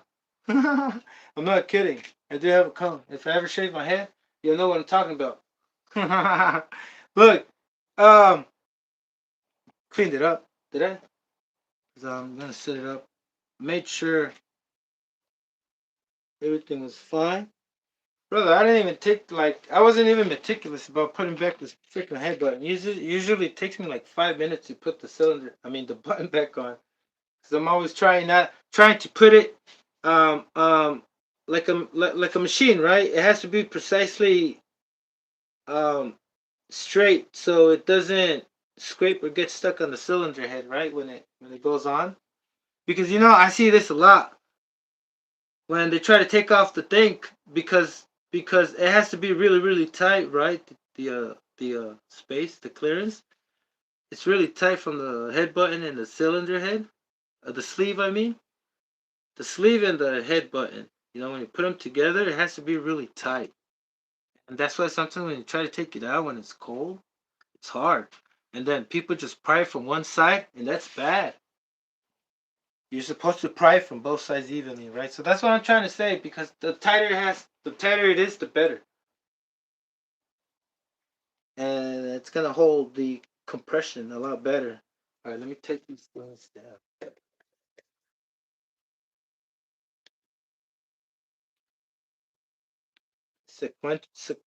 In the sequence. Okay, so I put my little cone head, that I made another cone on top of the cone. So wrapped it around, then I made that little cone. You can try your best, but look, if you don't try to make it as much as like covering the thing, it's just gonna make heat go up, rise, right?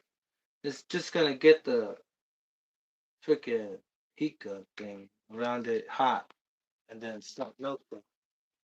Don't forget, if you do this, don't forget to put holes in it. Not too big and not too small, right? That's why you always gotta. It's always a trial and error. You know what I mean? That's why I did this the same way. You know, I didn't just. It didn't take me a long time either. I'm glad about that. But man, I don't think I could have done it sooner. You know, I had to think things through and have a little bit more experience on what happens. But look, I'm fuck man. How can I tell you? Putting this thing on the RS4. Y'all seen how the RS4 takes off? All stock. It's pretty nice, you know. But I wanted this thing to just like I don't know, take off nicer. Okay, so I'm not gonna take the engine off for sake of time. I'm just gonna show you what I did right here and clean it up my best with the sprayer because I don't need to. Y'all hear that? We are pretty tight on the gears right there, my mesh, but it still works. It works great. Didn't like that. Um, what can I say? I reached. Did I reach the limit? No, I still have a little. Oh no, yeah, I still have a little bit more room. But you can always make more room for more room, right? As long as you're willing to relocate all this stuff forward. Oh man, I can't. I'm not even showing you. You put it right there. So yeah, I'm still gearing up. I am. If y'all been in the Facebook groups, I think y'all seen the RS4 video that where it goes once over 100 miles an hour, right? And I keep seeing that video, man, on my feed. You know, keep seeing the video, and it's in my head. And since I know it's possible, or if it's not possible, because look, I was trying to talk. I wasn't trying to talk shit. I was just trying to acknowledge that. Look, using a radar gun. The only reason why I ever believed that using a radar gun was accurate is because they gave us fucking tickets with it, and it was acceptable. Yeah, I don't even think it was even 100. But look, listen. Even though if it was over, it could have been more, right? Faster. But to me, my eyes, I think it was like about 80. But anyway, that's my opinion. You know, everybody's opinion is their own opinion, right? But I'm motivated. I'm not gonna say I'm not. That's not my the highest benchmark. I can say my goal. My goal is actually like throughout my life's history is hit, but it's impossible unless you change a lot of things, right? Those freaking those dog bones. They'll show you all the dog bones. Right. Yeah, they're. I'm about to replace them in a little bit, but yeah, it's all bad to put more power. That's why I'm trying to let you know that FE15 that comes with. No, why are you distracting me, man? I thought I dropped something. Why are you doing that? Why can't you be like chill and calm? Oh my god, are you meditating? Y'all need to see this. I'm not kidding. Remember I told you that he just comes and acts like a little bug? Check this out. Check. Hey, stop. No. Stop saying dumb stuff. Look at him. What are you doing, man? Oh, he's trying to reach full consciousness. He's trying to jump into a different dimension. Man, he's a really smart kid, but he's a version of Bandit. He loves explosions. He's the guy that likes. He's the guy that waiting to go heads on with me on YouTube video when he grows up. But he doesn't. I'm not referring to heads on like competition. I'm referring to he wants to destroy. He wants to use my RC cars or any like if it was playing Twisted Metal. No, he's too destructive.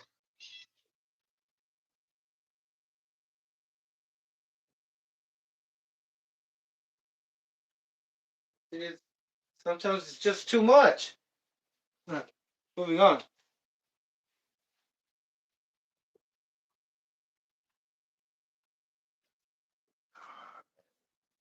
Okay. Like I was saying with these drive shafts.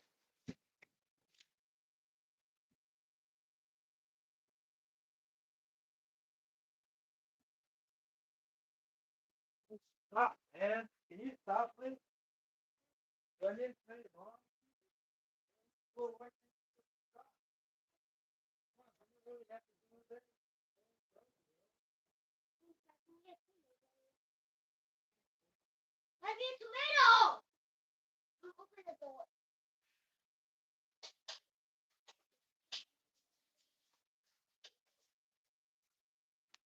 Yeah, now that's like disrespect because you're trying to mess somebody's view right now. Like right now, I'm doing my thing, right? That's my perspective right now. That's what I'm viewing. Anybody tries to tell you, hey, you want to do something else?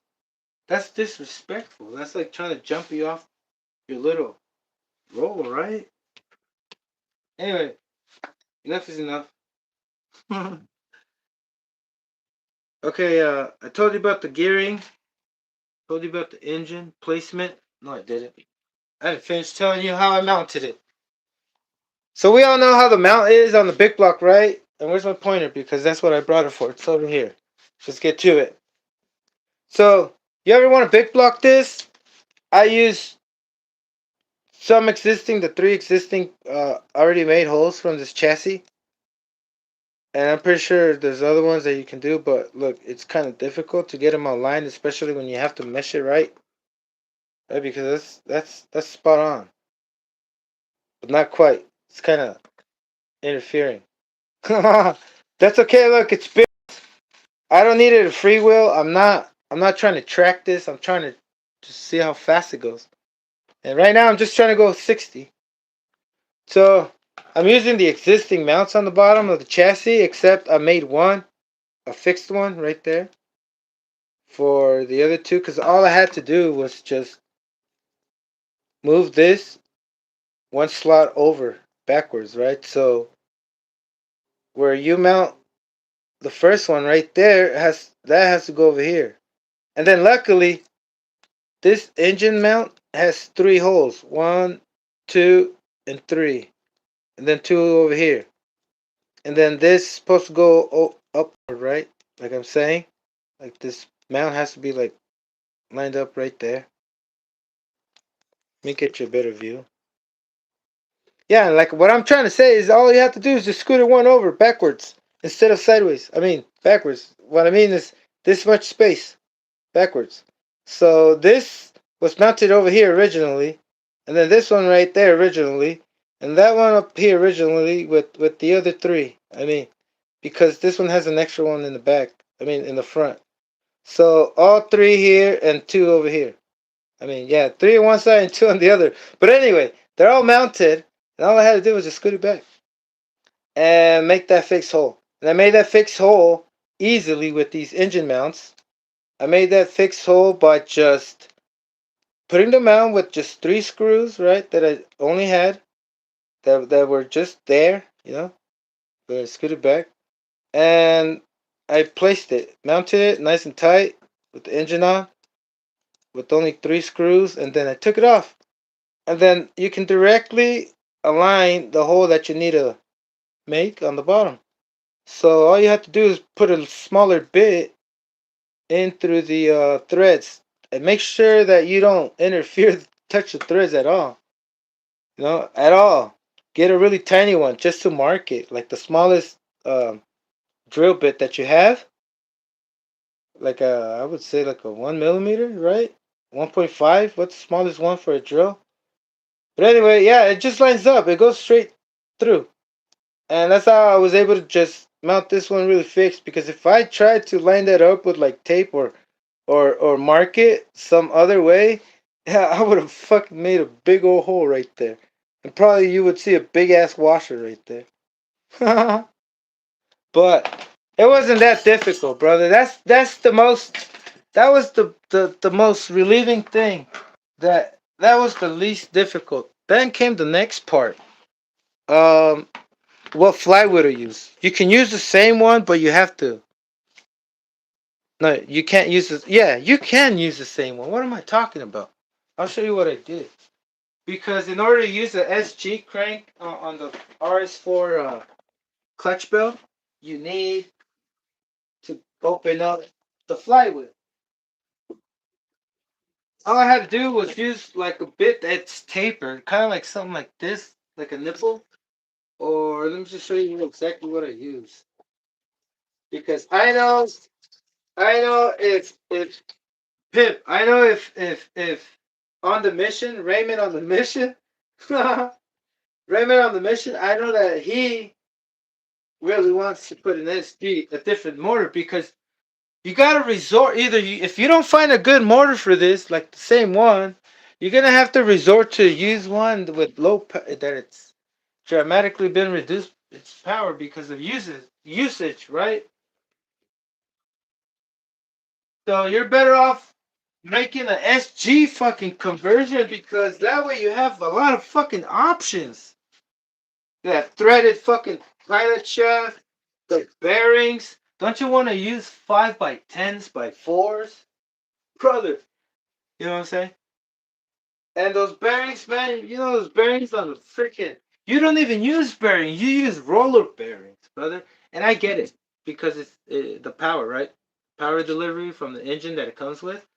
But if you're gonna put like something else with more power, I'm not talking about the bearings. I'm talking about the two-speed. That's why I changed this hub from the Fortec because first of all, the fucking HPI ones that they had listed on eBay, they're like fucking shit, man.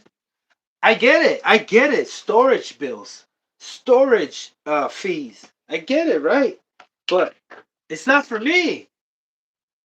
So that's that, you know, and that's why I tried the Fortec, and I don't know if it's exactly the same shaft size, but it works. It works, and it pulls, but you can't pull it too much. Either way, if I had the stock one or maybe the original aluminum one that this comes with, here's the thing. Here's the problem. The original one, it's pressed by plastic, and it's kind of, it's weird, brother. If you put a little bit, even with the stock engine, you can shred it. You can shred the hex, just like your wheels and the hex adapters. You can shred it if you put too much torque on it, right? And I don't know if I have. Let me see if I have the original one. So I can tell you that the original one, fucking, I got it and it slipped. It was slipping. I gotta show you. I gotta show you what I'm talking about because that fucking, it's so worth it. It's so worth it, but it's not worth it. Where is it? Where is it?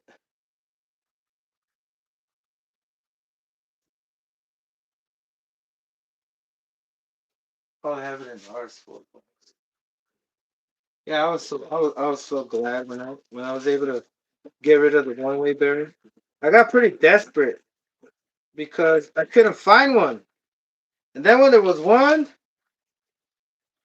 luckily this time it was too late for my advantage that it wasn't sold, but I didn't have to buy it anymore. It was pretty expensive, you know. The stock one was gonna be the same problem. Oh, I don't know where it is, but y'all know what I mean. Like the way you put the one way bearing to drive to adapt the spur gear.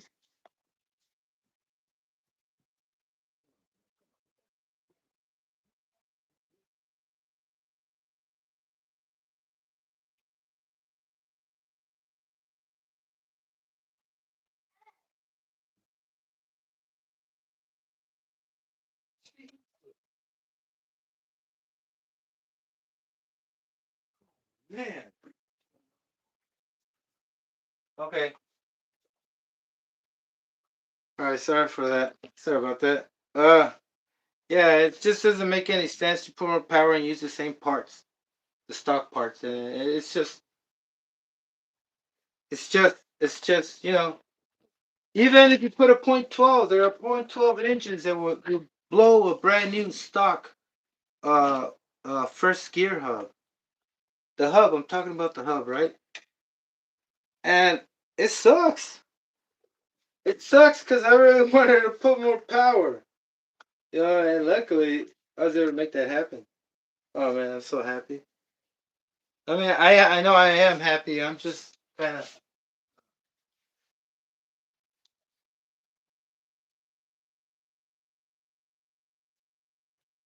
Am I tired? No, I'm not tired. It's just maybe I need a little breather. Look, if you ever want to put a SG shaft, you can use the same flywheel. But the only thing you gotta do is make room for the threads, right? Have this stop shaking. So all you gotta do is just make room to have those threads go in. But then you need that cone, tapered cone part where the cone goes on the shaft, right? So you're gonna have to try to avoid. Um, wait, what am I talking about? Um, um, um. I didn't go with the bit straight through. That's why I used this because you need that little taper right there for the cone and for the bigger. Is it bigger the shaft? Is it bigger where the flywheel goes on SG and the other regular threaded? Not sure, but for some reason I had to use this instead of the drill bit and just make this freaking edge right instead of making this bigger, right? So just use a taper and then have that fit and then snap it in, and that was it. But I wanted to go faster because there are a few different options, gearing options on the RS4 clutch bells, but and I had the highest one. I think it was 16 something. 1620, I believe. No, maybe lower. I can't remember, brother, but this is higher. This is higher, way higher. And then I also, I guess I went one tooth lower on the spur gear. That's pretty crazy. Like, I can't wait till I get that 60. I'm gonna get that 60. And that's why I'm doing this right now, so I can get this thing ready. But I'm not gonna get it ready if I'm still yapping right now. Let me clean this up, brother. Let me get my stuff ready. Woohoo! Alright, let's go full throttle. I'm gonna put some music so I can untap myself to not talk, man. Alright, hold on a sec.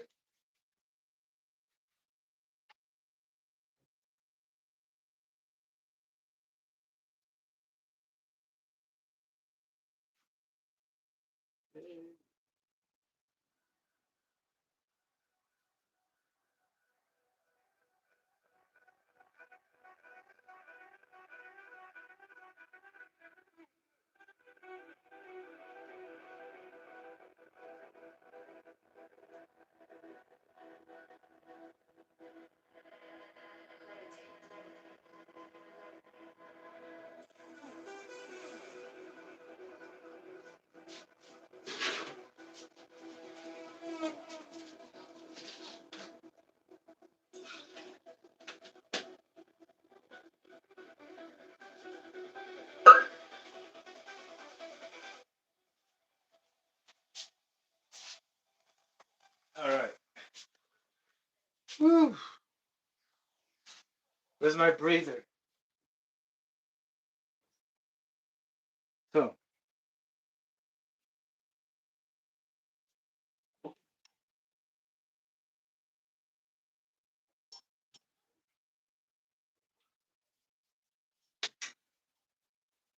lights. Lights. So I showed you the flywheel. Showed you that it's possible to use the SG with the original RS4 flywheel, just in case you want to do the SG stuff.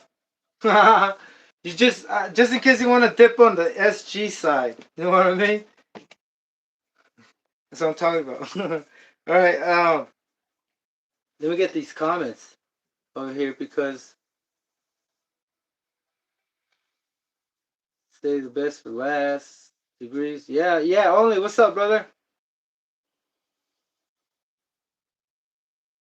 Kim Jason. Oh, I greeted you? Yes, I remember you.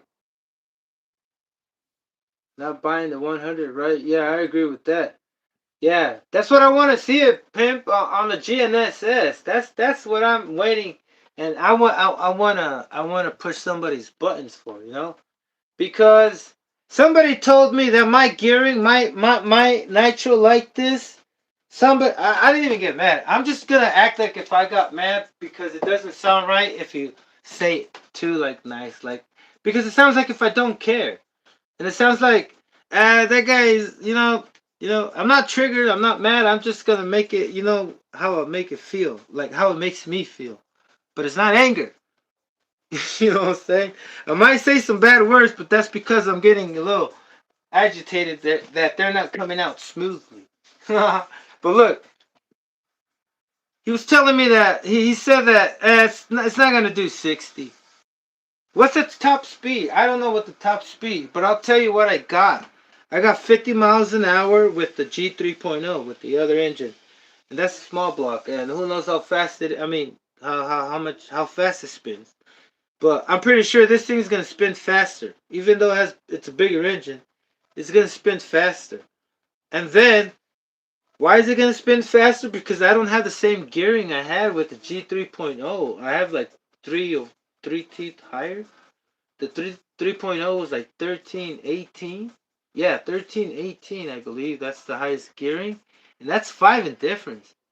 And then I had this and the other one. But anyway, I gave it down, kind of.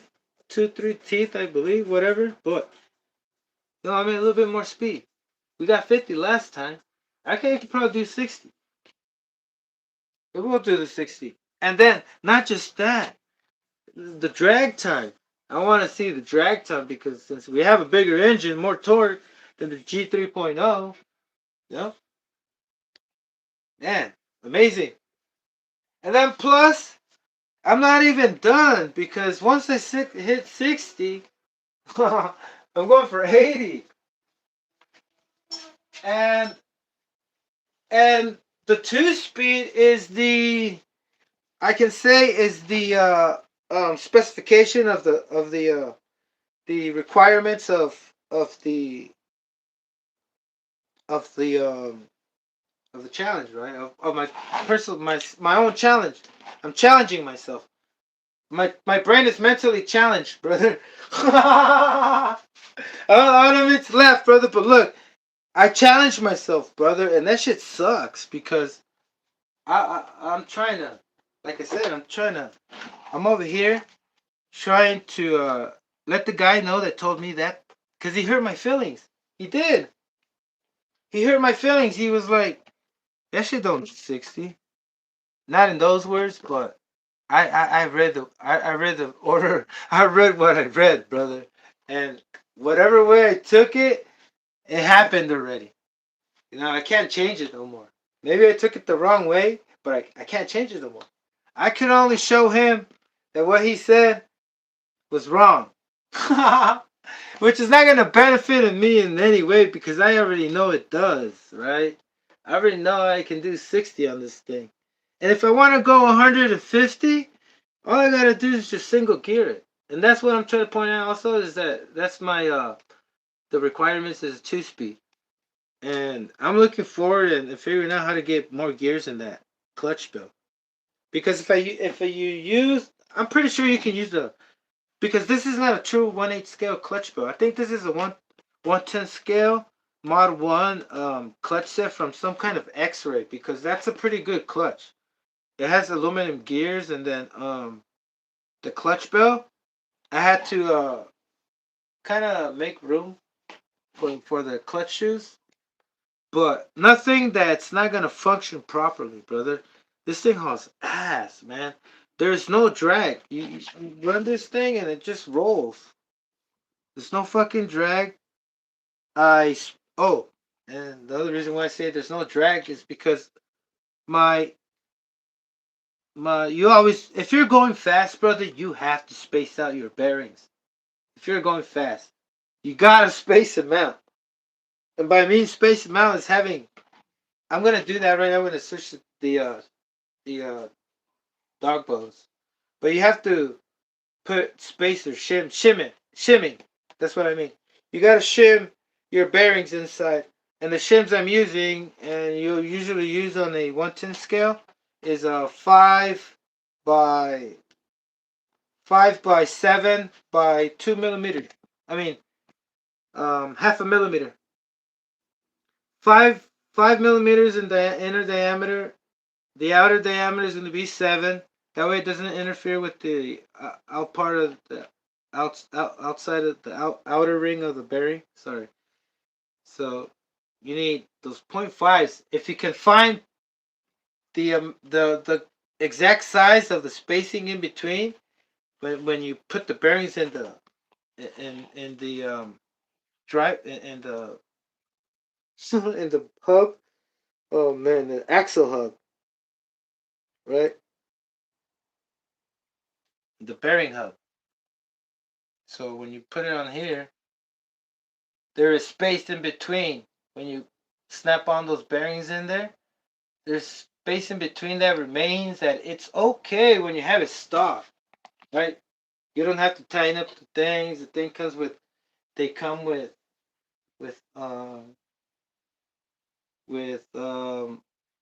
nylon grip, nylock screws. I mean nuts, right? And if you tighten, that's why sometimes if you tighten it too much, your spin won't spin that freely. But when you put those freaking shims in there, oh damn! So I started doing that to all my 110 scales because they're all going over 40 miles an hour, and I fucked up because I did do a run like that, and that just fucked up the bearings. Even though it wasn't tight, well, I don't remember how tight I had it, but my first time I was trying to do a speed run, that was wrong. So trying to point that out too. Fix that. Fix the fuel tank. The fuel tank, these nipples that were too small, so I got a 1.4 millimeter drill bit, and I made those holes bigger on both sides, so the fuel can flow nicely. Yeah, enough fuel. The fuel it needs, right? The way it needs to be. So you always got to match up the nipple on your carburetor where your fuel goes in with the rest of the fuel tank that it has, and then also your pipe. Because if it's a little smaller or bigger, you're gonna be off tune and not hold your tune, or your turn isn't gonna be consistent. And also, if you're going too fast, you gotta count that you gotta have your tank always full. Because if you have it full, I mean halfway full, even though it's the best tank, when you're going fucking over 50 miles an hour, that fuel is just, I don't know where it's going. I'm not in the fucking fuel tank, but I can tell you, I should put a camera. Shout out to that guy that put the camera in his wheel. You know, never seen that before. Um, I can't remember his YouTube channel, but he has a what? Mustang? Can't remember. Whatever. Anyway, only if I could put a camera inside my fuel tank and show you guys what happened. Well, I don't have it. Anyway, that you got to be aware of that to keep it, at least 70%, as much as possible, And then your fuel line has to be the correct length, no shorter than 6, because or else your tune will also be off. Ever since I've been switching my fuel lines from 3 inches to 6 inches, um, I have to, even though I don't see bubbles on my fuel line when I rev it up, even though I don't see bubble buildups after the fuel flows from the underneath, right? Get me? Ever even though I didn't see bubbles, I had to have the needle pretty rich, like over on top of factory settings. What I'm trying to say is that I've noticed I've noticed a lot of different things that I was doing wrong. So yeah, keep in mind, no, you gotta match up, port match everything, brother. That's the one thing you gotta keep in mind. All the entries and exits of anything, they have to match. Like the size, the size hole of your exhaust port, you can't use. You can, believe me, you can. But you're not, I don't think it's, you just go with how it's designed and you'll see how much of a difference of a fuel efficiency and all that stuff. Because look, like I was trying to explain to you how I had the fuel line short, I had to have it richer because it was just for some reason, it had to be richer. Even though, like I was telling you, I didn't see any air going through the fuel line. No air bubbles. It was richer. And now that I have I was using more fuel. Now that I have it like this, man, with the same settings and the longer fuel line, it was running even richer, brother. With the same settings on the needle and with the fuel line I had before, it was just not right. So keep that in mind, I think. Hopefully I didn't forgive you. I kind of got excited because I couldn't remember that that's one of the things I overcame. It would run, but then you're at a certain RPM range, like a certain power band that like the high RP like high RPM, and your tune just goes off. And then you go back and you richen it up, and then you're like, okay, you try to take off and it stalls because it's too fucking rich, right? And then that's why LRPs are horrible because there's something wrong there. Maybe I was doing it wrong. Maybe because the fuel line was never more than 6 fucking inches. Yeah, I think that's what it was. But anyway, I'm glad I'm letting you guys know and I got it off. It's pretty cool. It's pretty cool to realize that you could be saving a lot more fuel and your engine is not gonna overheat because I guess that's it. uh I told you about this and now I need to clean it. It's amazing for you if you listen to me, man. I was saying earlier that I'm fucking stoked, but you can't really tell. I'd be singing right now. But there's something wrong. I think I had too much coffee. Anyway, look, I'm fucking stoked, man. The 2 speed, I really want to show you guys, but I want to show you guys how this thing, but I gotta wait. No, I need to wait. I need to wait so I can cause I already know it runs fucking good, brother. I already know that this thing is gonna blow your mind. Not like that, like super, like fucking most incredible, right? But I know it's gonna fucking. A lot of people. I don't think a lot of people have seen uh, a big block in 4K with the RS4, right? Last time I put this G 3.0, the video did good. I like they like the way I use different shocks and the shock tower is Mickey Mouse in there, but it's nice and secure. Like there's no screws missing. That's one thing I don't like is a big old gap and screws miss. I mean that I have to use this washer to cover the big gap, right? And what else did I say? Anything missing? But yeah, that's fucking awesome, man. And I wouldn't be doing it if I wouldn't think that I'm doing something you guys would like to watch, right? Or else I wouldn't be on the live. Because I'm kind of upset that I haven't completed my community hours, community service hours. Holy crap! All right, let's move. Let's move on. All right, so I did wanted to show. I'm gonna pull out the engine so I can show you guys the clutch action right there, brother. Y'all want to see it? Because I don't have to. I mean, I can show you guys what's going on in the clutch, bro. Like I was saying, it's I believe it's a Truggy 110 scale Truggy. No, 110 scale on road. A high end one. I want to be high end because look, high end 110 scale race cars like X-Ray. I don't know the brands. I mean the model names, but you know how some of them there's 110 scale Centex clutch. And only high end fucking racing engines use that.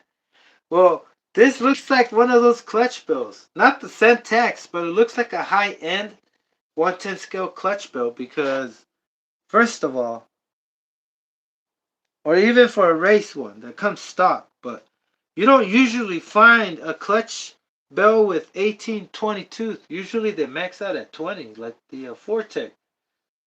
You know what I'm saying? So 22 and something has to be something with big gears, right? Like making room for the thing and that, and going fast. I don't know. Maybe I'm tripping. Maybe this comes on just a regular old RC car, but it looks high end to me. It looks high end, and I am trying to reach a high end with this. So we're good. I got that. Freaking. Oh, I'm taking it out. What am I doing? Okay, so let's remove this. It's very simple.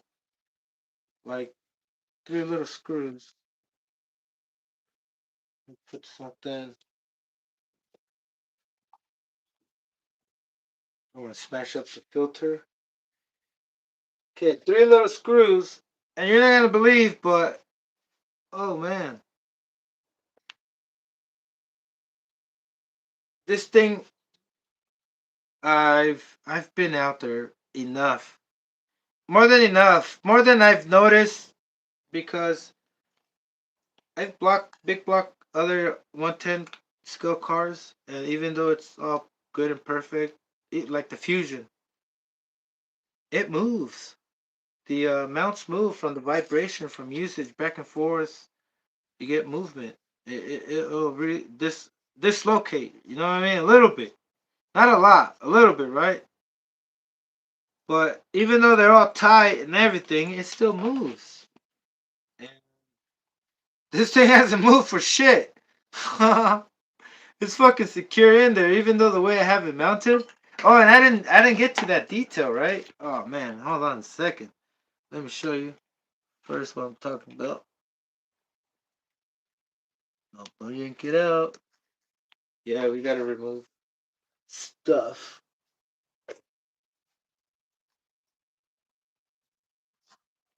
Okay,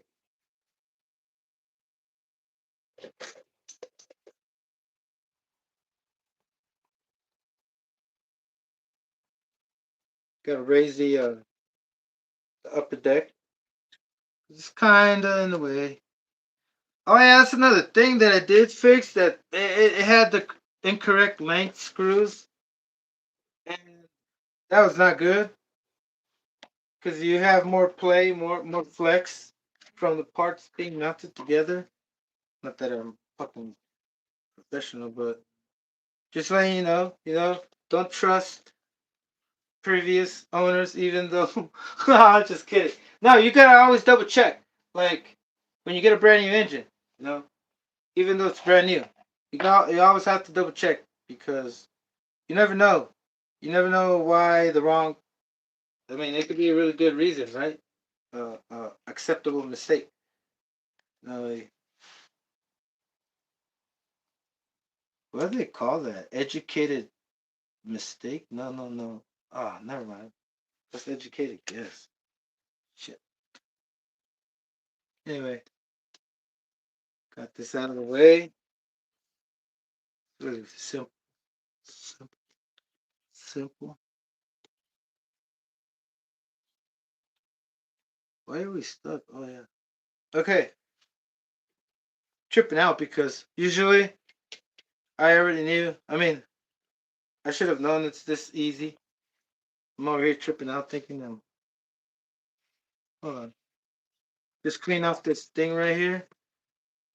So no foam debris goes inside the line. Okay. Shit, what am I doing? Okay. I know I'm cleaning it, but I'm trying to. Oh yeah, it's fucking shitload of grease, brother. Hold it with a napkin. So here we go. I guess I'm gonna do this over here.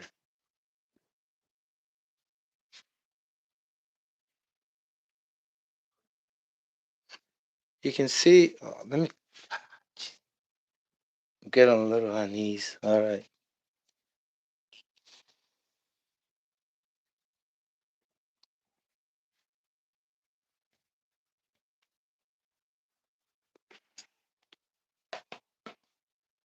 Look, give me a second. Let me make my space.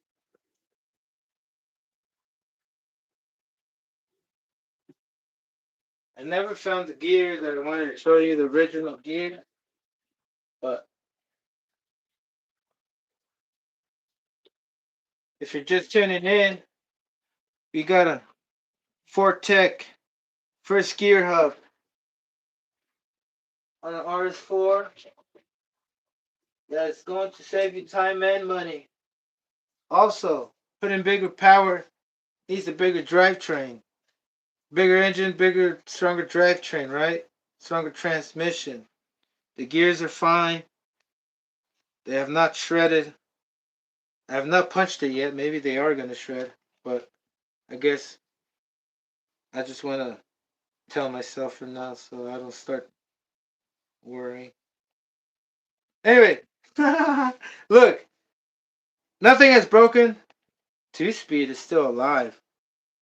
One thing I did do, right? Like I mentioned, you don't want to break that. You don't want to have this. Like we're geared up. The clutch barrel is geared up, and that changes everything for that centrifugal two-speed clutch engagement mechanism in there, right? So that changes everything. It's gonna shift sooner because it's gonna spin everything faster, right? Bigger on the clutch bell. But I have to keep it low as I can. Not too low. I'm probably hitting like 15 miles an hour on sec when it engages, like 20 miles an hour. And if you're wondering, that's the reason why I'm trying to tell you is that I can't have a shift at a higher RPM because it's just gonna make the one way slip. I still gotta figure out. For now, it works. It works for me. Like I really don't want to put so much torque on this until it reaches a certain speed. Like for example, I'm not trying to use all the power it has at a low speed. You know what I'm saying? Because these drive cups are already getting destroyed, and I also have to change these drive bones, these dog bones. Right? I gotta replace the ones I have there because I'm ready. After this, it should not take me so long to start doing it. Hold on a sec.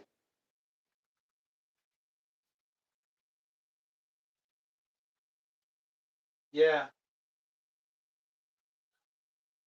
Huh? Yeah. She went with a friend.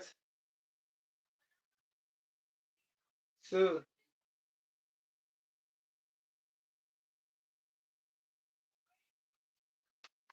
Stephanie, I'm gonna can next call you back.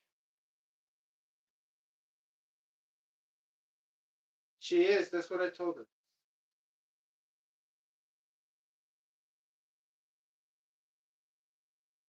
All right. Where was I?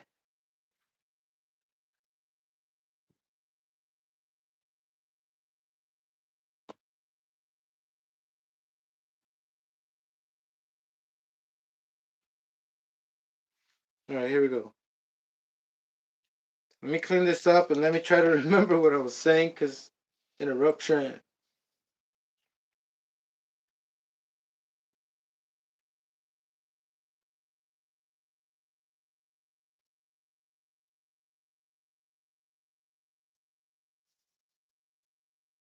Yeah, it's really greasy, and I'm trying to figure out if it was greasy up here. No, not greasy. Look, listen. This thing. No, it's some grease, but not like full grease. Cause I thought it was like fully greased, but it's like mixed up with mostly foam foam material.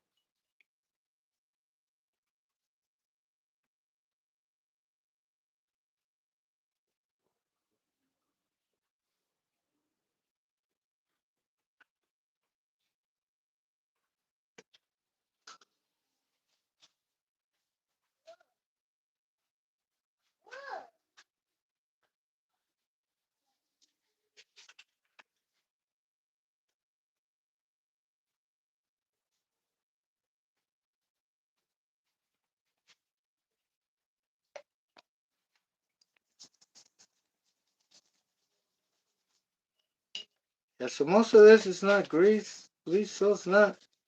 But I was running this thing really lean. I mean rich, so got splatter everywhere.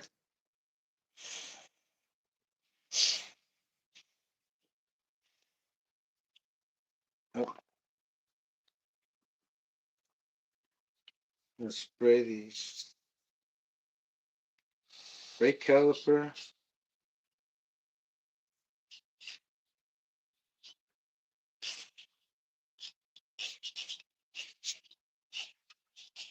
Oh yeah, I was saying earlier, I know this thing hits 60, brother.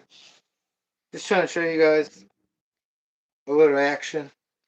And then plus, gearing it up higher would just be easier than trying to gear it up with the 2-speed that you're trying to look for gears. Because all you have to do is just get a Savage clutch belt 20 tooth or get a 25 tooth from Dynotech or somebody that can make them. I heard Dynotech makes them. That's why I'm mentioning them.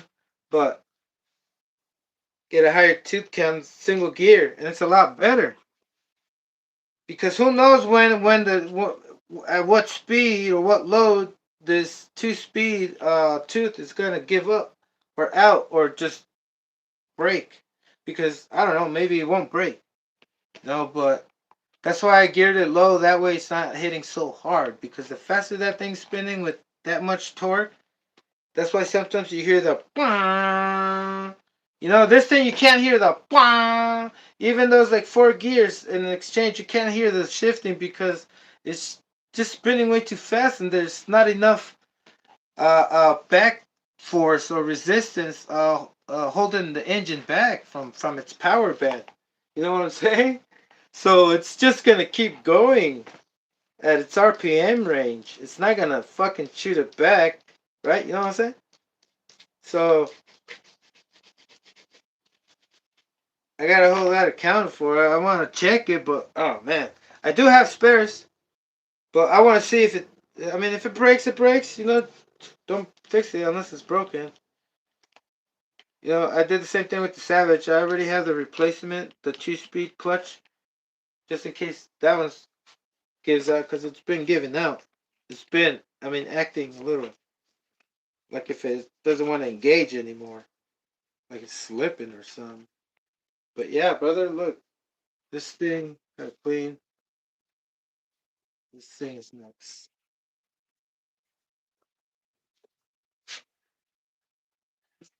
Very simple. 5 millimeter pinion gear, 5 millimeter bore pinion, and you can gear it up as much as you want using a Savage clutch bill. Because look, this one is not a Savage clutch bill. This is a 1/10 scale clutch bill. If it was a 1/8 scale clutch bill, I wouldn't have to modify my clutch shoes. Man, which I found another reason why to modify them. I already had found one.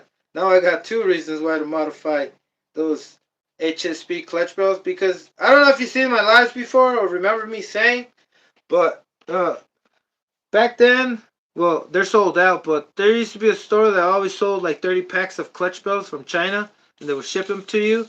But I guess somebody realized that we are gonna need them, so they bought all the ones that were they're selling them individually and realized they can make more money like that because it's worth it.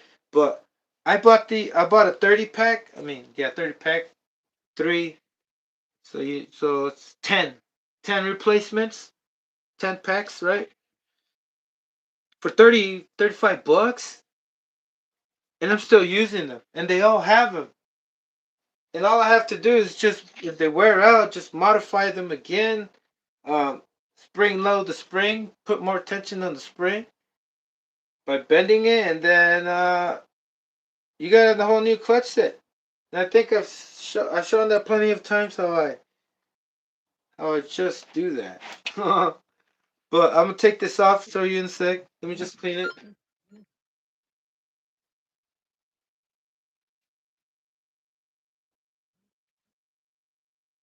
Sec.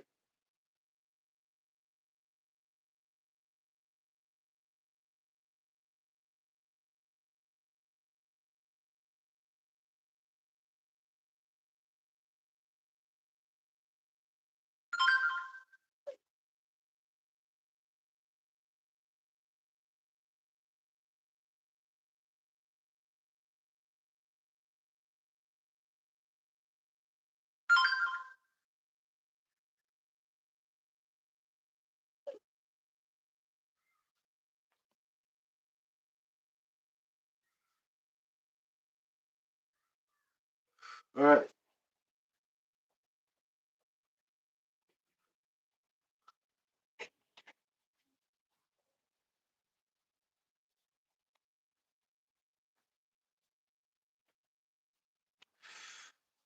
Bro, I was getting lightheaded right now because I closed my doors again and I'm spraying this shit.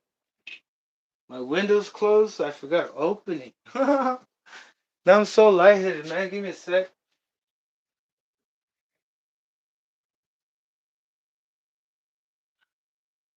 Then my daughter's trying to argue with me. Oh, man. Then the baby's over here. Yeah, nice.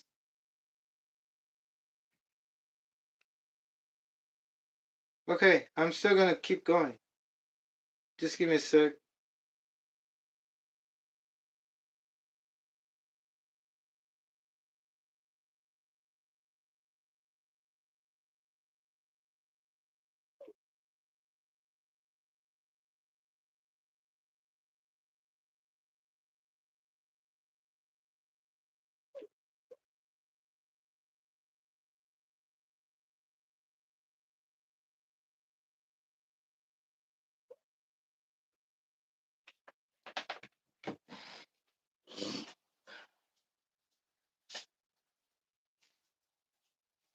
All right. And action.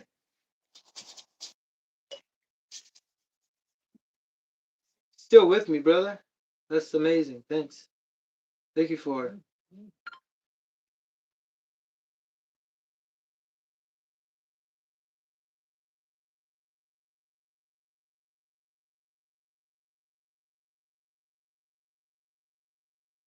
Let me just get off the grid. Because I mean, I should be already used to it. Anybody used to like when things go great, all of a sudden you get a lot of interferences, which I wouldn't believe that's normal. Maybe I'm doing something wrong, right? Like not like seclude myself. Maybe go to the fucking desert and move out of the country. But I guess I choose the wrong days, brother. Like only when you're busy. Oh man, it's crazy. All right, here we go.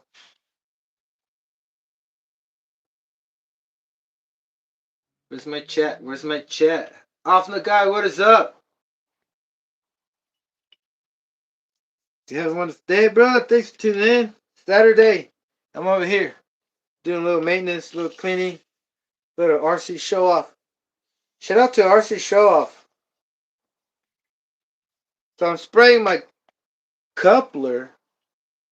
Shouldn't be doing that. What if it gets enlarged?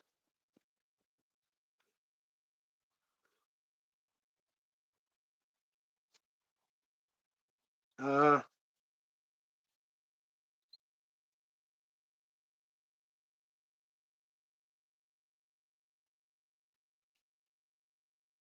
all right, so I'm ready to show you the engine, but not yet.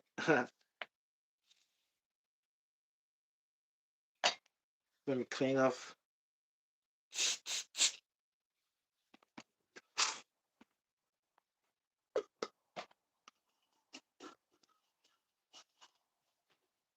Okay, can y'all give me a sec? I gotta get some water. I'm out of water.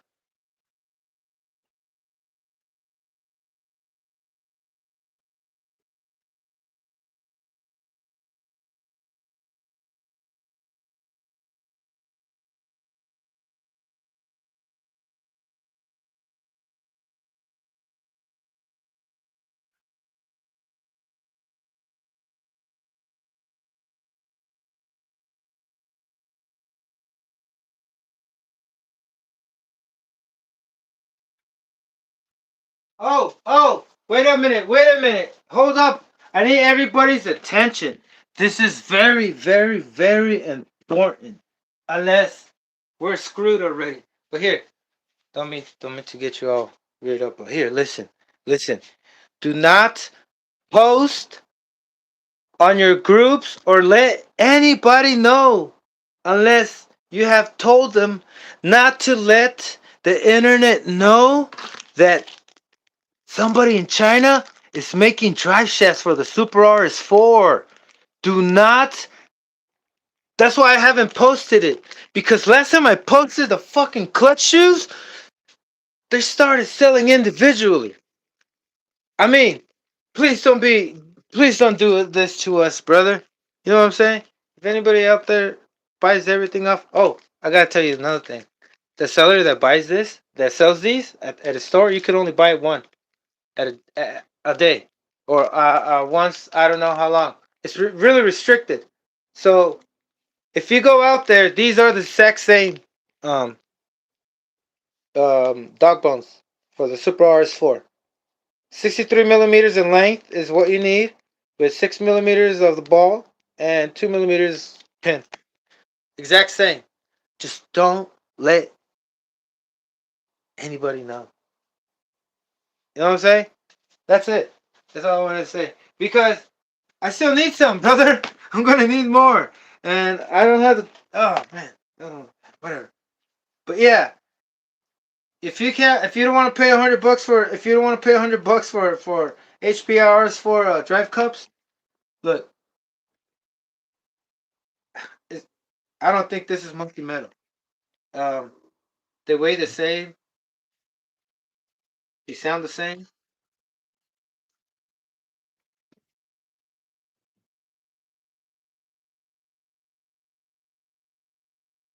They sound the same. See, I don't get it. Why is he so? Yeah, they sound the same. Well,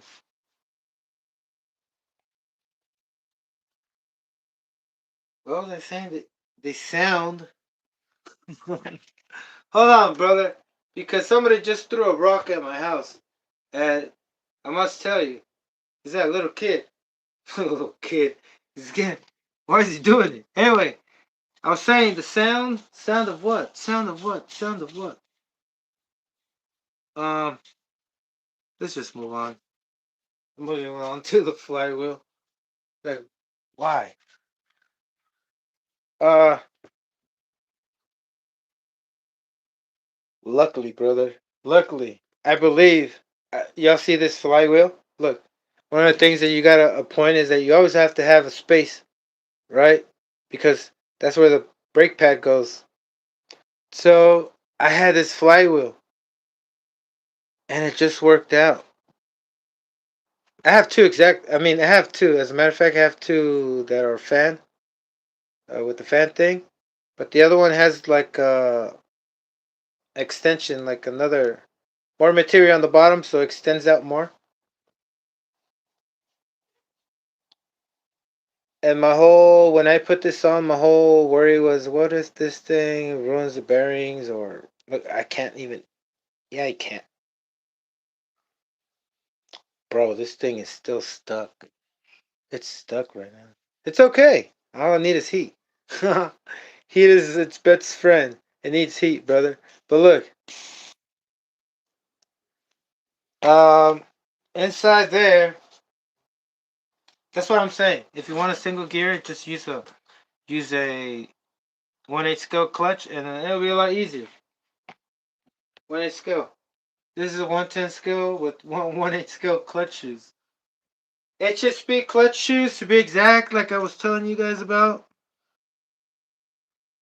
And all I had to do was just grind up a few stuff that would interfere with the clutch bell as much as I could. I'm like not too much, but that's a savage clutch bell, brother. Oh, another thing. Oh, you can't use just any flywheel, brother.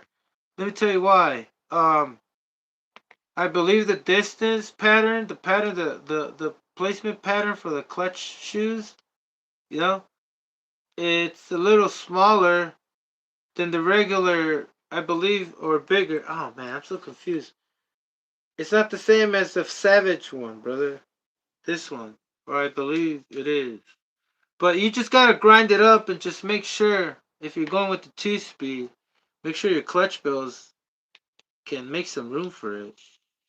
But Check it out. Like, I don't expect this to roll. That's why I didn't put ceramic bearings. Otherwise I would have.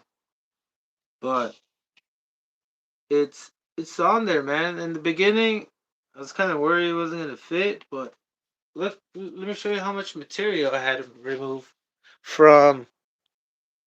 Where's my pointer?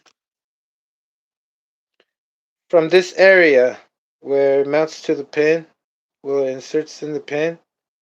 Just this little area on all three of them. I had to make, I had to grind up a little bit, just a little bit. It's not even too much. Oh crap.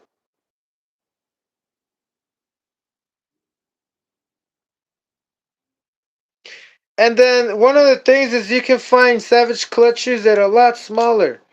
Because that's, look, I was trying to also let everybody know that these HSP clutch shoes, they're probably just regular clutch shoes coming out from the mold. And then after that, companies like Integi, they just do a little bit more machining to make them look all fancy. Like these ones. Look, let me show you.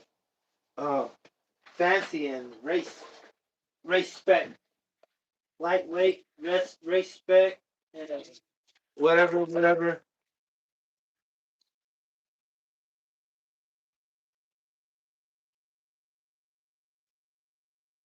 So Integi has these, and HSP has these, and I got these 10 packs of these for less than 40 bucks. And you see how this one, it looks more lightweight way and machined and whatnot, and this one isn't. This is maybe how they just come out of the mold and they're sold by bulk. And then Teggy buys them and, just, right? Right? Maybe, you know what I'm saying? Little machining and raise the price. But I guess somebody didn't know and they found out because I got a big mouth, you know what I'm saying? I started posting and now you can't find any. They're like fucking 24 bucks for one pack like this. They're probably still from China. And then you have the T66 and Teggy ones, which preferably you would want to just buy something that has more. I don't know, brother, but you guys are free to choose. It took me a minute to realizing that I didn't have to spend that much money, brother. I mean, it would be easier, but this makes it more exciting. Like when I saw this thing run by its own power on the ground with this 2 speed, and then after like a tank, it still kept idling and it wouldn't go by itself because you know how when you have bad springs that are really loose and weak, they will engage by themselves because at 1,000 RPM or whatever RPM it's idling at, it stretches it out, right? It's not holding it back.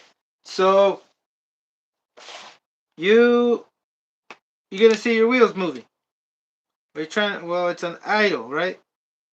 If you and once you put stiffer springs, that problem goes away. You know what I'm saying? So okay, oh man, started losing focus. Okay, so anyway, yeah, that's that. That's what I had to do with that. Oh, off the guy, getting ready to work. Nice. I'm trying to stay at work right here. Well, this is kind of like work. I'm trying to stay here because I wasn't expecting to pull the engine out, but I did. Good thing I did. There's a little detail that I was trying to say, and I kind of like zoned out again. That's okay.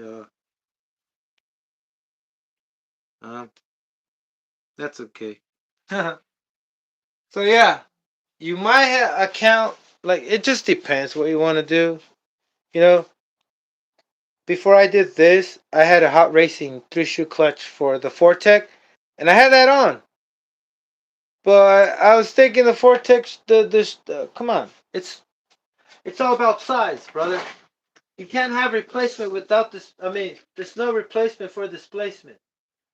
In this sense, right here, I'm trying to talk about how you have this much surface contact, and then comparing it to the this much surface contact. You might say, okay, the long ways, the vertical way, you have the same contact when it spreads out, but look at how much more contact we have on the higher side. So there's more grip, right? You use a 3 shoe clutch, it might perform good, brother, but come on, look at this. Look at this. It's a Nova Gimar. And it all matters. Gimar, it matters.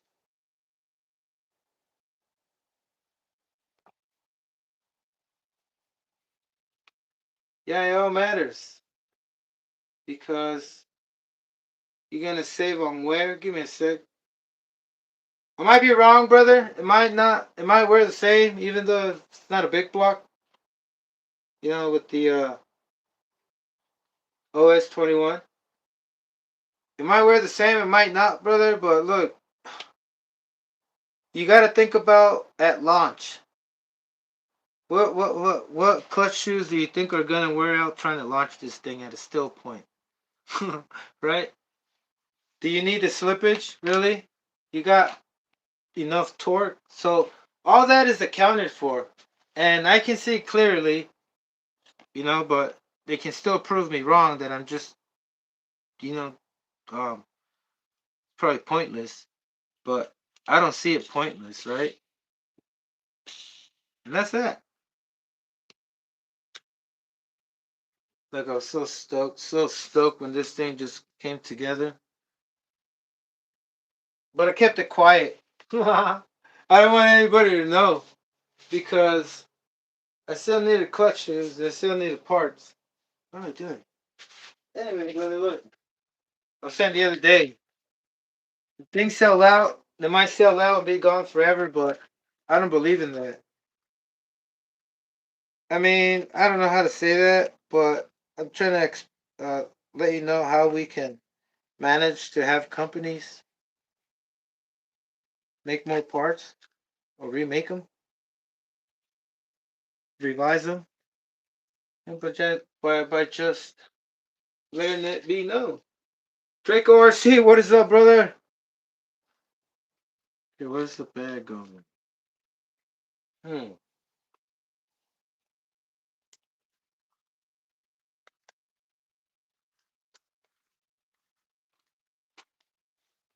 What? Crazy nonsense, man. Lost it. What's up, Draco? How you doing, brother? Thanks for tuning in. Over here working on the RS4. Not working on it. Well, yeah, well, not. I don't consider it. Yeah, it's more work because when you're trying to build something, I guess you're more in tune with it. Like, there's more worry. There's more um uncertainty, and all that just makes you think and makes you fucking trip out and do the wrong things and then have to come back and redo what you did wrong. Oh man, I'm trying to figure this out. What the fuck did I do to my clutch shoes? Um, yeah.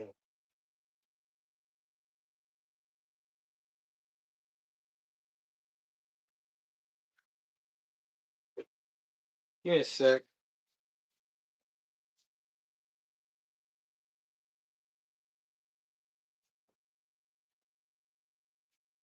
Yeah, I guess I'll find it later.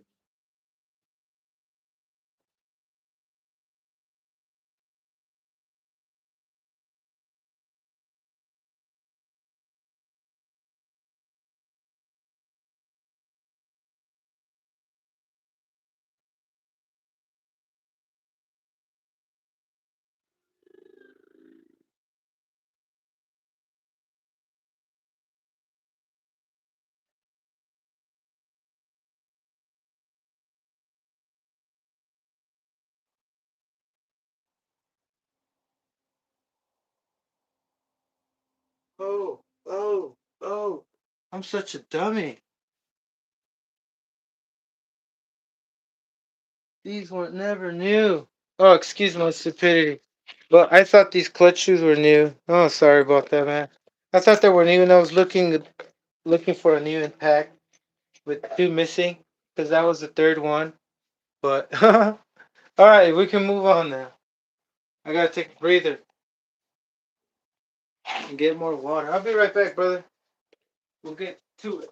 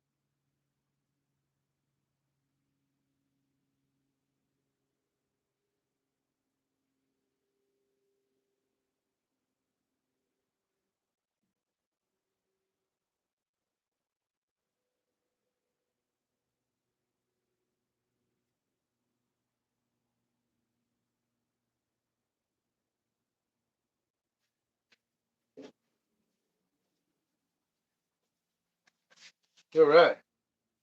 Hey, hey, yo, yo. So got the clutch ordeal out of the way. Nice. Nicely done, Ever. It took you 3 hours. So, yeah, that's the RS4. Uh, Draco, I don't know if you have an RS4, but if you ever want to big block it or put an SG shaft instead of trying to find its generic type, which is the threaded shaft, you might want to go with SG. You got more variety. Oh, you do? Where are they from? TC3? I was trying to say that they're probably from some kind of race. Little race. RS4, RTR, SS? Oh. Oh. That makes sense why the Traxxas clutches were too small and the Savage clutch shoes, the Traxxas Fortec clutch shoes are too small for it. I tried it with this clutch bell. First I tried it with this original clutch bell and I had a 1620, right? Ran it, everything went well, but I had this in my mind. I had a 1/8 scale clutch bell on my mind. And I was thinking of using the LST clutch bell because that one has a 24 tooth. But then I was gonna have to match up the other second gear, because you got to match up both gears on both sides. So I let that pass by the LST clutch belt because that's a lot smaller, a little smaller than the Savage. So I got this one and I realized that holy shit, it's the size of a 110 scale, the RS4 kinda, and it threw me off because I wouldn't think so. I don't really know much about RS4s, pimp, but no wonder. I thought it to myself. No wonder it's almost the same size as a 1/8 scale clutch shoe because those are huge. These RS4 clutch shoes are huge. They're like the HSP two shoe clutch shoes. They're like this huge. Um, the Trexus Fortec is. Let me get an example.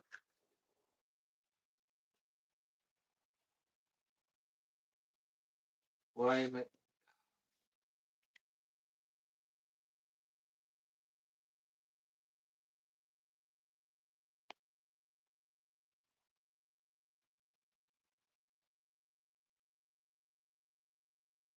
Hold on a second.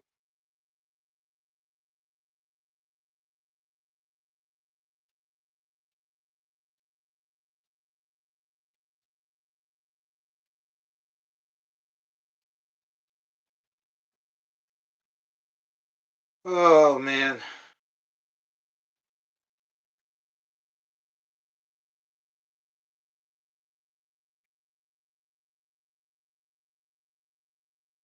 Can y'all hear me? I'm thinking I had it on mute the whole time. I don't think so. Yeah, because I'm not getting my live feed on my phone. Why not, man?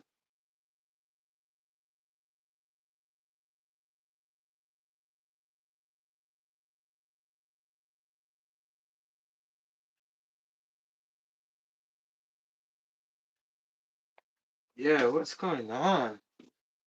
Oh, yeah. Is it working over here? Can y'all hear me? Y'all can hear me, right? Somebody give me a thumbs up. Oh, okay. Cool, thanks. Yeah, but my video isn't working for some reason. It's stuck.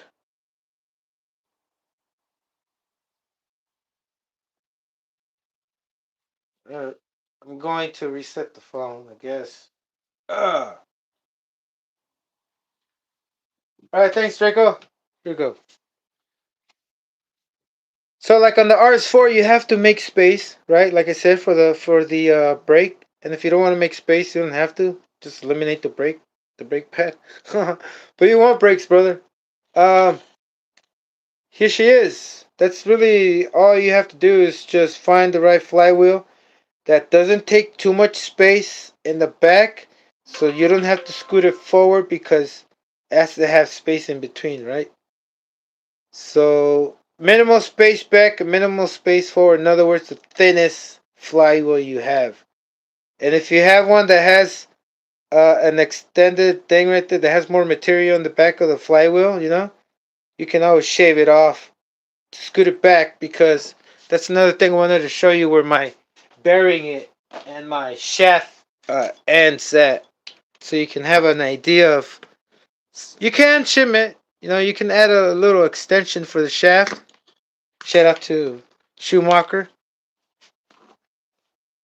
But oh, I gotta go back. You know how the small block.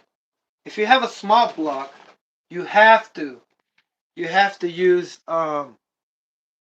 you have to use as much.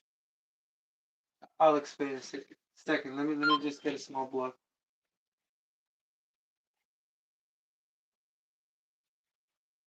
If you have a small block and you're trying to use it with the SG crank, you have to put a big enough spacer, because you see how big block's a little longer, right? They didn't have to space out this much. But then luckily, since I can move it forward, I didn't have to extend the crank. I mean the end of the crank, so I can hold the bearing, because right here you can see how where the bearing ends and meets the the height of the shaft and the ring of the inner diameter of the bearing. You see how they're not it's not too high because you extended the flywheel out. I got lucky on there for using a thin flywheel, but if you use something that's gonna stick out the clutch bit more, you will have to recompensate and find a way how to find a 5 by 7 millimeter uh something like an extension, not a shim. A shim is not gonna work. Or is it five? Oh crap! No, it's 4 by 5. You can't go over 5 because it has to go inside the bearing. So it's like extending the crankshaft. So you will have to have a 4 by 5 millimeter or 3 millimeter. You can go 3. It has to be 3 then instead, because the screw is 2.5.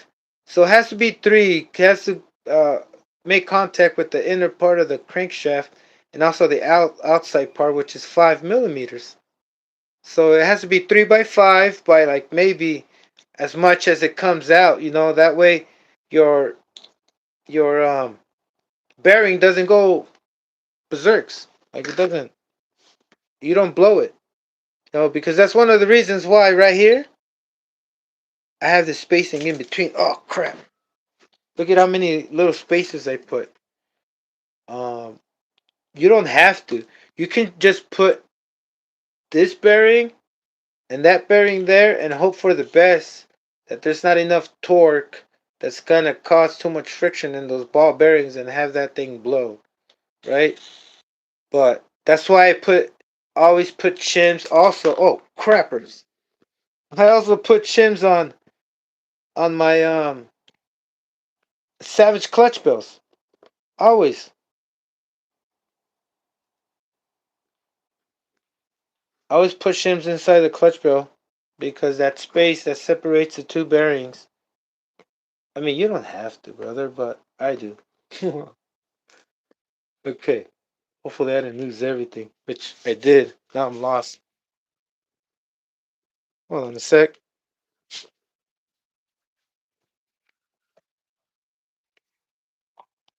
But I explained the length. If you use a big block, you won't have to extend it too much.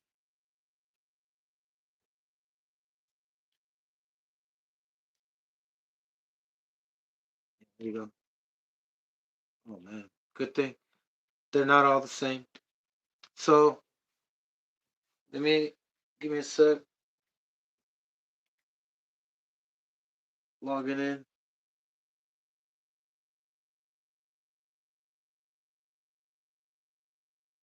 Yeah, I'm still frozen up over here. Wow. My phone doesn't want to give me my live feed. What? That's crazy. It's like if YouTube blocked my cell phone from me being able to see when I'm recording. That is crazy. I already restarted my phone. Can't be my phone. Anyway, moving on. Now I can't see if I'm showing you. Shit.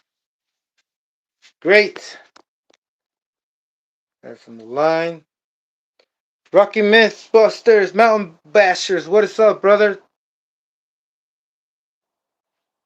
Yeah, thicker bearings fixes, brother, right? And the RS4 bearings, they're tiny. So you got 5x10s by 4s on both sides, and I barely made the cut right here. And I'm gonna put three shims, which are 5x7 by half millimeter, and put it on top. And then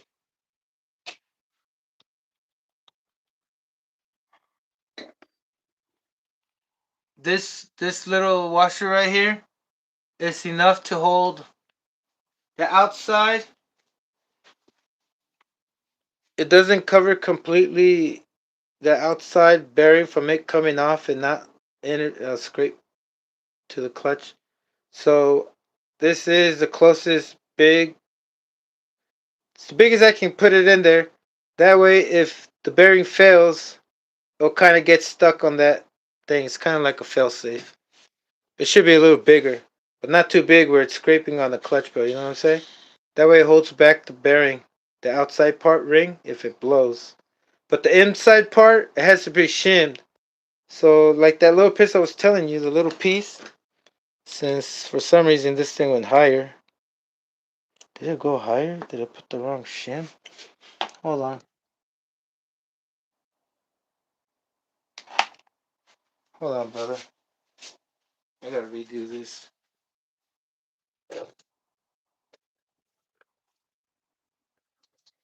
But your bearings will last a lot longer if you have a little bit of a support from it flexing. You know what I'm saying? Because Traxxas, that's all they do. They have you use two bearings and a C clip, so your clutch bill's just hanging in there, right?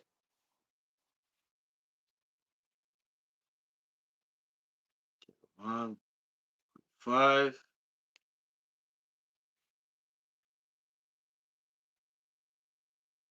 Oh crap, they're over here.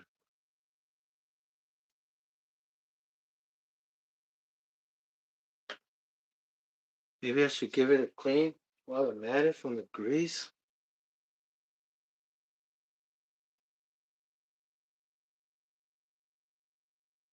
One shim, two shim.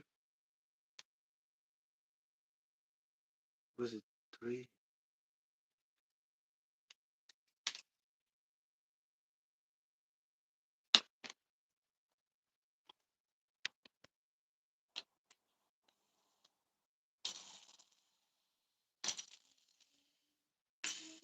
Y'all see that?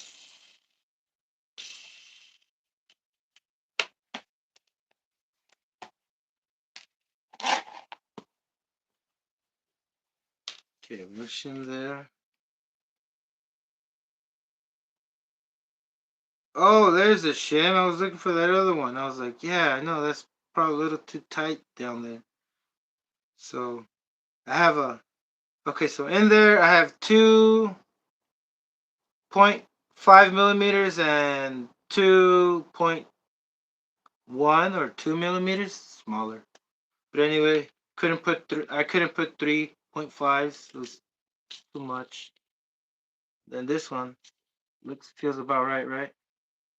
But is it right because I remember how far, I mean, how high. Oh, yeah, I am right. Okay, good. So the bottom part is good.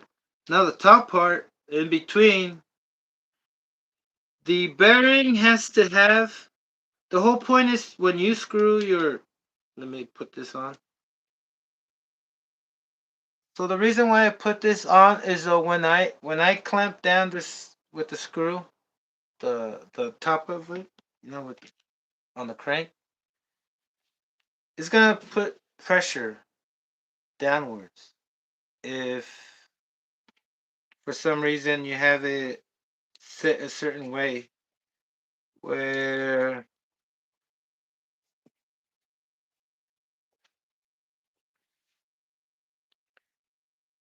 the bearing is barely a little hit riser, and the only reason why I know that that's good is because if I take a shim out, it's gonna go lower.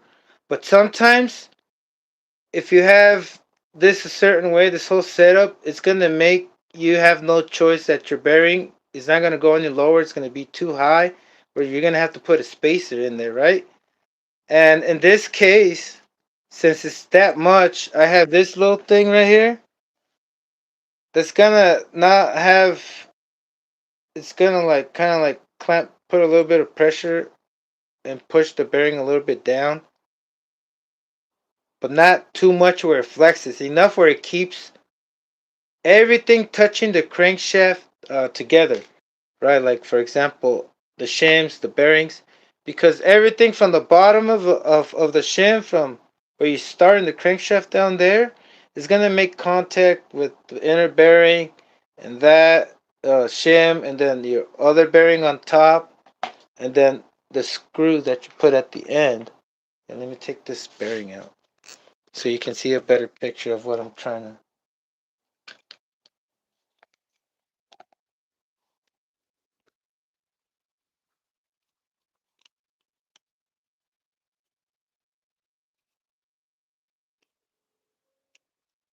to. All right.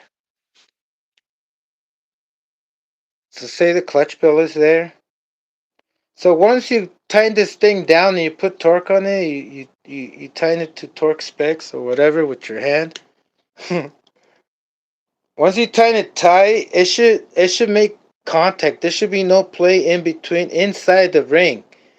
Nothing like these are freely to spin right now. Like everything that I put right there inside the inner diameter rings, like I was saying, is making contact and is holding together.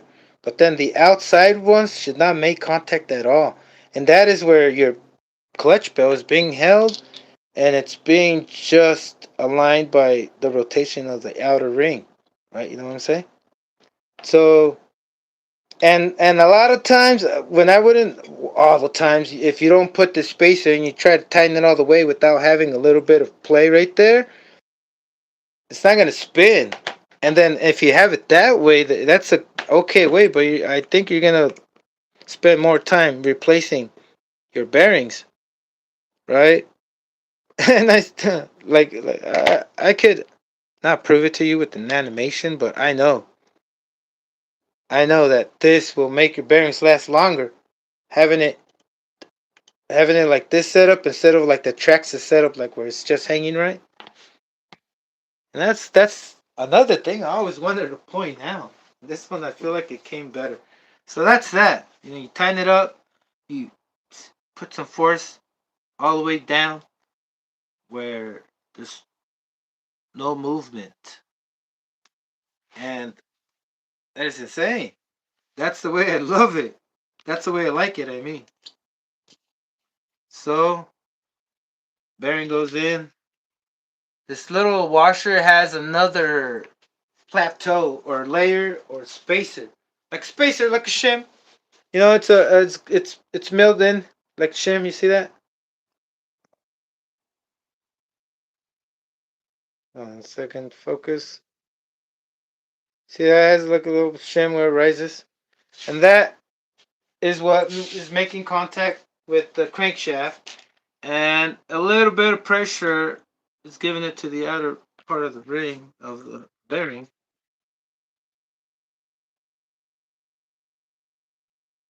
And then by doing this, I also avoid using Loctite.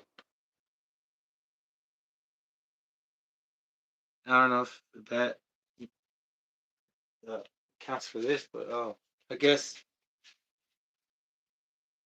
now you're gonna have to worry about stripping the nut and then putting too much torque on it, right? So, and it doesn't need to be like if you had ceramic bearings, brother. You know what I'm saying? I'm going straight, and like I was saying, it's I don't feel no play because maybe it's giving it too much slop because there's a too much weight in front of the crankshaft. You know what I'm saying? It's gonna snap, which I've snapped some before because the plywood just hits the ground. You know, from those bump star engines. I've snapped the engine before like that because it's just too low from the ground. But I am like stoked that there's no play and my engine is stuck. I'm stoked it's still stuck from like what, almost a gallon? Not quite, like 3 quarts. But that's it right there. Luckily, I didn't have to buy those $250 big block. Oh, that's what I wanted to get since I'm talking about that. Got lucky, saved myself 250 bucks because these mounts, I found some on eBay for 250, and that was after I figured this out, and I was laughing. I was laughing because I didn't have to buy it. That's why. Not because it's overpriced. I get the price. You gotta count the storage fees. If they're not easy on you with it. But it is what it is, brother.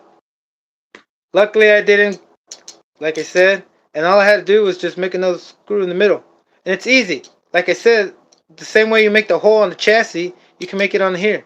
You put one here, right, and the same thing with the other one. Put one here, and then you don't put this one because there's not gonna be a hole. You put one here, right? Then you go underneath, and with the really small bit, like I said, with like a 1.5, no bigger than where it's gonna touch, just to mark it, right? You see that dot right there? I think that's where. Oh, anyway, just to mark it, right? Because it goes all the way through straight. They share the same thread line. And yeah, just to mark it, and you just make your hole there, brother. And like I said, it hasn't moved. It didn't move. It didn't snap. It hasn't cracked. It hasn't broken. It's stuck. It's stuck. Brother, imagine trying to start it like that on the fucking on anything. Holy craps. That is tightness. There you go, brother. But yeah. Oh man. That was cool. That was cool. I love it. I love it because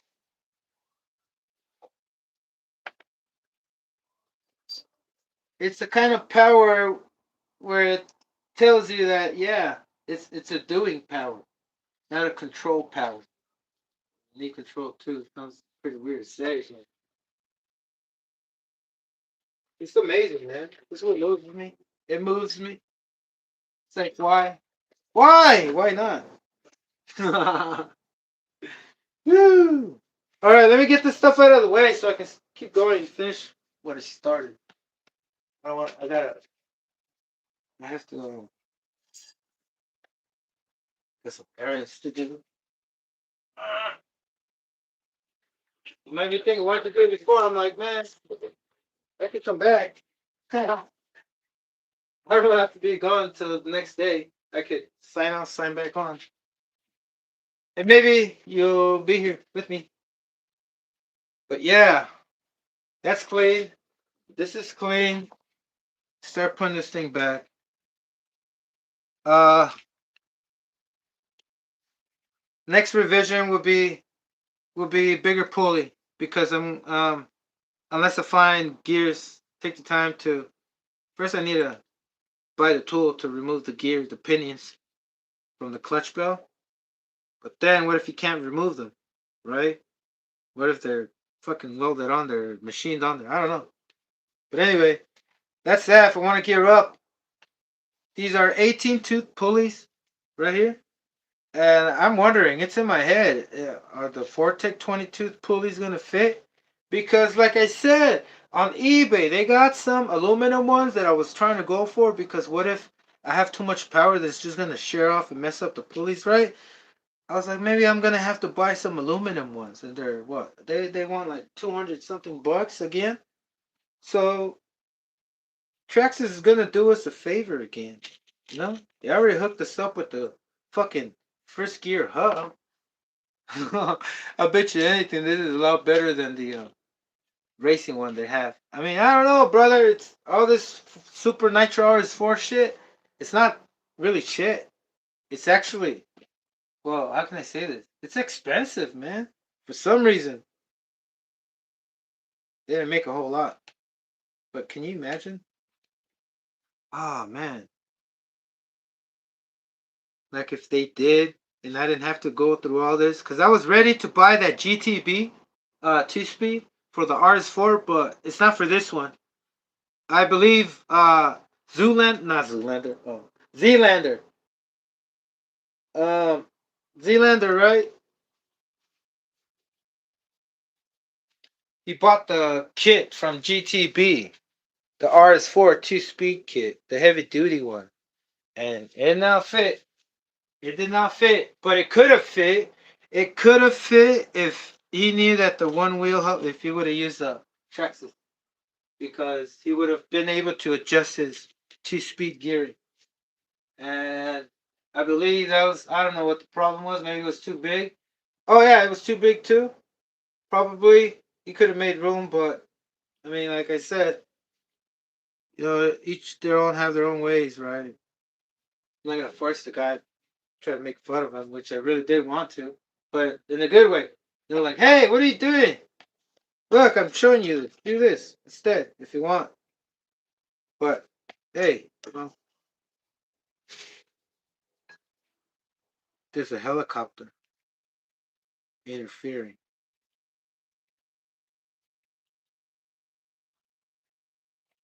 Interfering my signal. Let me try my phone again. Because I gotta get with it. Oh, my chat's working. The only thing that's not working, brother, is my video. I already reset my phone. Can't see what I'm showing you. Look at this. Look at this. I'm way up there, way off. Let me go higher. Give me a second, brother. Oh shit, sorry guys.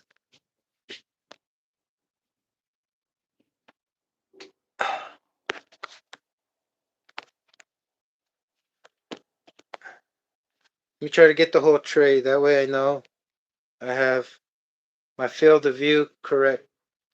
It's awful. I'm always fucking tinkering with it, moving it.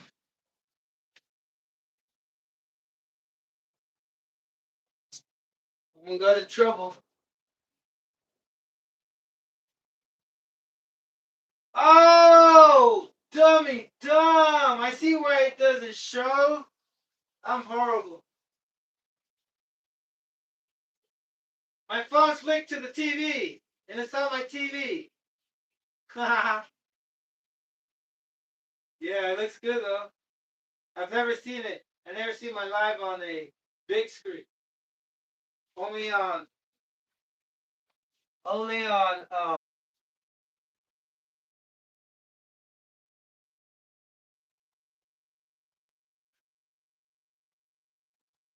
Time.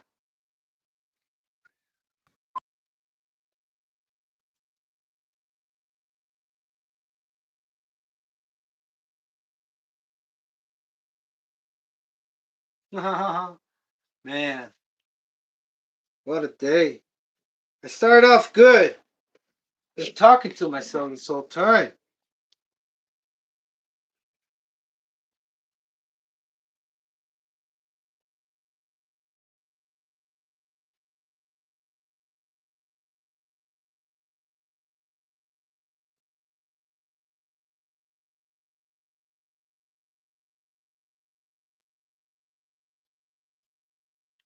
Hey, sorry. I apologize.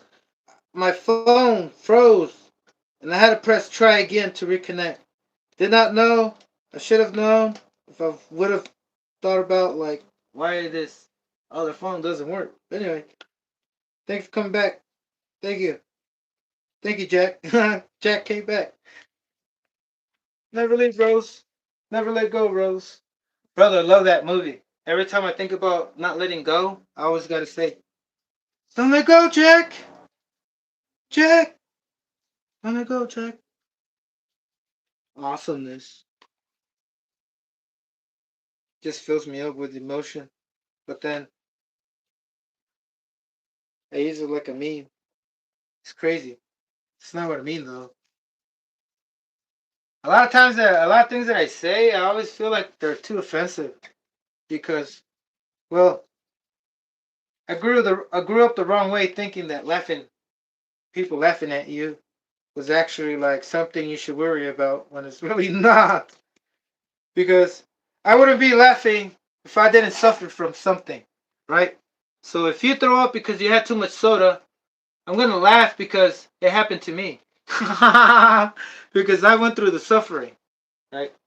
So funny things isn't really funny unless you have suffered from it or you carry it in your blood from others, from your ancestors or relatives, because we I guess we're programmed to only fear loud noises and fire, right? uh Naturally. But all this fucking spider biting and demon hell raising and all this fear is just like, I don't know, I guess the opposite of being happy. But it's not really something anybody can avoid until you fix it, right? So it's all in the mind. But man, okay,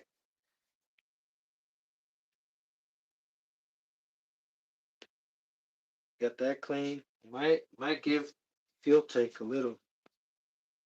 It's gonna get dirty again real fast. But should I look and make it look? I mean, should I look and make it look? I'll make it look presentable, brother. I just remembered about what Rich taught me. Make it look presentable, and you gotta make it look shame. As much as I can. I really don't want to spend more time doing what I really don't have to, because I gotta have to do other things. And I'm not trying to. finish faster. It's just that there's a lot more I gotta do, and I'm gonna be here for a minute. 7 is the besides 7. I gotta wait. I gotta be ready by 7. The store doesn't stay open 24 unless I'm going to 7-Eleven. But nothing's open 24/7. Got it clean. Got that clean. Got it brushed off like Jay Z. Looks nice. Still looks black after you brushed it off. Look, I'm referring to the tire thing, brother. Even though a lot of times that I say, like I'm saying, it's just offensive because I like to match things up, brother. Just for fun. I was made fun of my whole life for being Mexican, and they told me that I was unworthy because I was Mexican. But not like how horrible how I've heard about how African Americans or black people had it. Not that as that much worse, but it's a self esteem thing that they hit you with. That's why Dragon Ball exists. The characters of Dragon Ball exist because it's trying to tell you how and words have energy, and every time you cut someone out, you tell them stupid or you're a fucking idiot, you're actually shooting them with Powerball energy balls, just like in Dragon Ball. And that's what Dragon Ball, when every time they fucking go, hey, come back! You know what I'm saying? Sorry, I didn't mean to scream. That's what happens when you're screaming at each other. You're fucking each other up with energy. You are a weapon. I'm not kidding. But that's the thing, That's the thing that bugs me because I'm so heavily programmed that now I think everything I say can go totally wrong. Even though I'm like, for example, if I'm saying, "Hey, look, my intentions were to insult you, but it wasn't really." But I didn't have no other way to say it because the words are there that you're used to that are offensive, derogatory. Some words are really derogatory because, like I mentioned one time, I'm like, the middle finger represents your head because, like, the 5 star, the Star of David, which is the anatomy, celestial part of your design, which is your body, because your body is also the design of your body. With the whole mindset of the body is also in your hand, right? Because like I was saying, your hand it has 5 points for a reason. Just like the star in Carlos Jr. or any other star they ever showed you as a kid had 5 points because it represented you.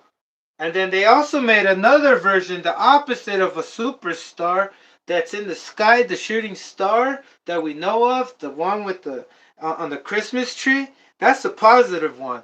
And the opposite twin, the evil twin of that star that represents what we are, is Patrick from SpongeBob because he's underwater. And the starfish. The starfish exists just to tell you that it's just like a parable, kind of like a I don't know what to say more, but yeah. Anyway, a lot of things that I say are fucking like they just feel like they're offensive, man. And I'm just trying to speak, express myself. That's how I feel. But I might be tripping, brother. It might be the fucking weed, cause I smoke weed. But I'm very careful, and sometimes I stutter a lot because I'm so insecure of saying what I'm gonna say. And most of the time, and a lot of times my brain is just fucked up. I can't really like it does it on purpose. I heard that that you know those times when you're thinking of when you have something on top of your head and then you're so excited to tell somebody but then it vanishes and then like 10 minutes later you remember it out of nowhere. Well, that's the brain doing that on purpose. It's not like some accidental stuff. So can you type this? So you have to know. No, no, I can't. I'm busy. You have to know. No. But yeah, that's clean, clean, clean, clean. Suck that. Anything went in there. I need to breathe. Oh, did I show you guys that? How freaking bronzy that thing is? Even the port in the This is my first time specking this out. Like, it might be normal. I might just have this hallucination, you know. But that to me looks. Look at that. It looks like if fucking this came from McLaren or yeah, Italy. Duh. Italy, brother. Look at that. I've never seen that on a nitro. I mean, I might be tripping or whatnot, but I showed you guys the sleeve. That thing was like colory, and that's the same thing I just heard on the channel. Somebody was I think it was I can't remember channel names. There's a bunch of new ones. Like I'm referring to the guy that's just been posting videos about the Traxxas 3.3 upgrades. You know, he's did a T-Max and he's talking about all the parts, talking about the cranks, the piston mods. But you might know who I'm talking about. You know, he's just new right now. He doesn't have that many viewers. I could probably find him right now and let you know what I'm talking about. But you probably know. But anyway, he's like, yeah, the best, the way it goes is that it has to be a little golden, a little colorish, you know, like kind of like that, I believe. Anyway, I might be wrong, but I'm excited. It got me excited. That's all that matters. It's all that matters what I believe. Oh, crappers. Alright, let's keep going. So what? I got this, I got that. Put this on, baby. Before I start, you're gonna have to excuse me again. I gotta take a breather. It's been 2 hours. But I'll be yapping over here. Freaking awesome. It's finally, the new year is finally starting, brother. I feel like the New Year is coming already. I mean, I already know it's New Year's, but I, what I'm trying to say, I miss being in tune and in the trance with the RCs, right? What I'm doing right now, like I miss being in this mode, this this freaking whatever. If it's accelerated too much, but it's a mode I like. It's a good mode, a good mood, being in tune with what you like to do, right? Passion, feeling the passion. Feeling the passion right now, brother. I've been watching a lot, and I have to hold. I've been watching some of you like yesterday. Haywire was on. Oh, we were with Ranks. Ranks was on yesterday, and I wanted to go right on afterwards. But like I was saying, I'm taking my time. I could have showed you guys a video already, but man, I it's not gonna be the same no more. Like for example, if I already would have hit 60 already, and I already would have known, I wouldn't be so enthusiastic about showing you all, right? Because it would have passed already.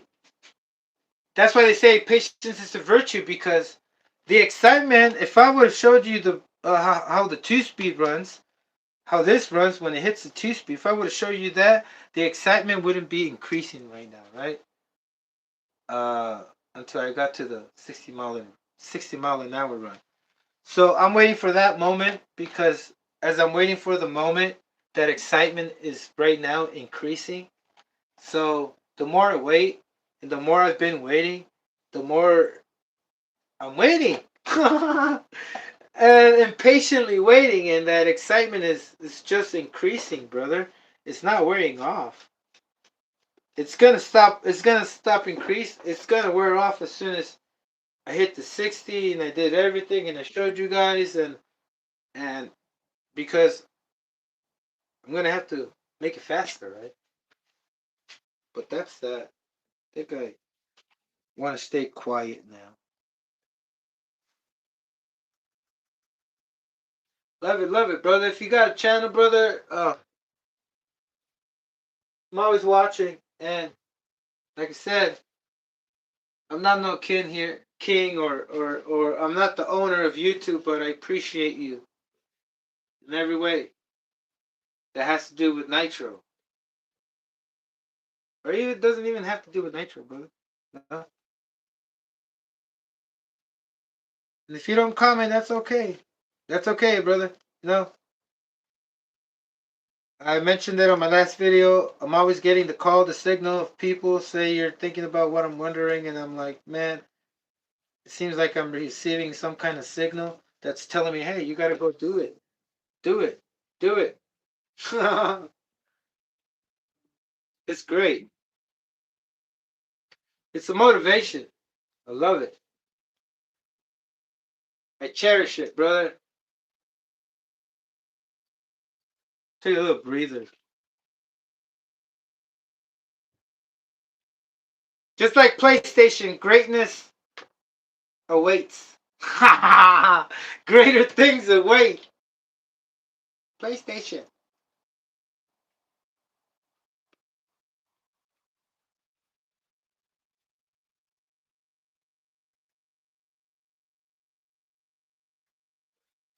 Maybe it would be easier to heat up my rig. Thing right here.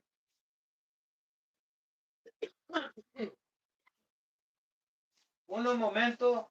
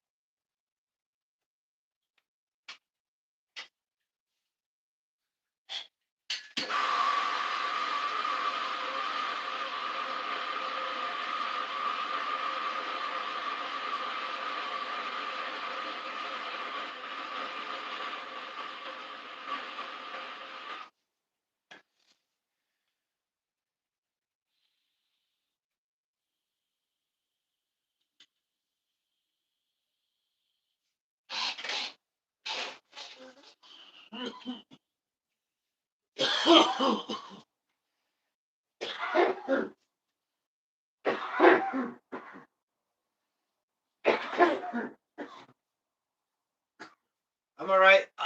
I'm alright. Shit.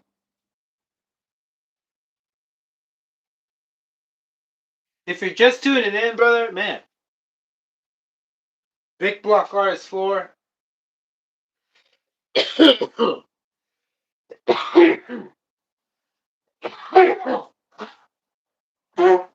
Excuse me. So far it's held up except the drive cups.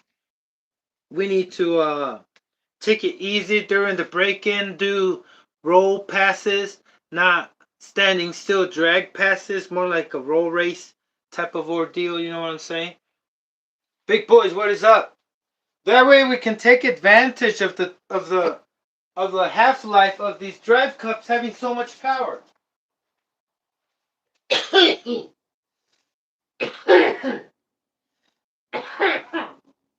Damn, I felt like that smoke was holding on my throat.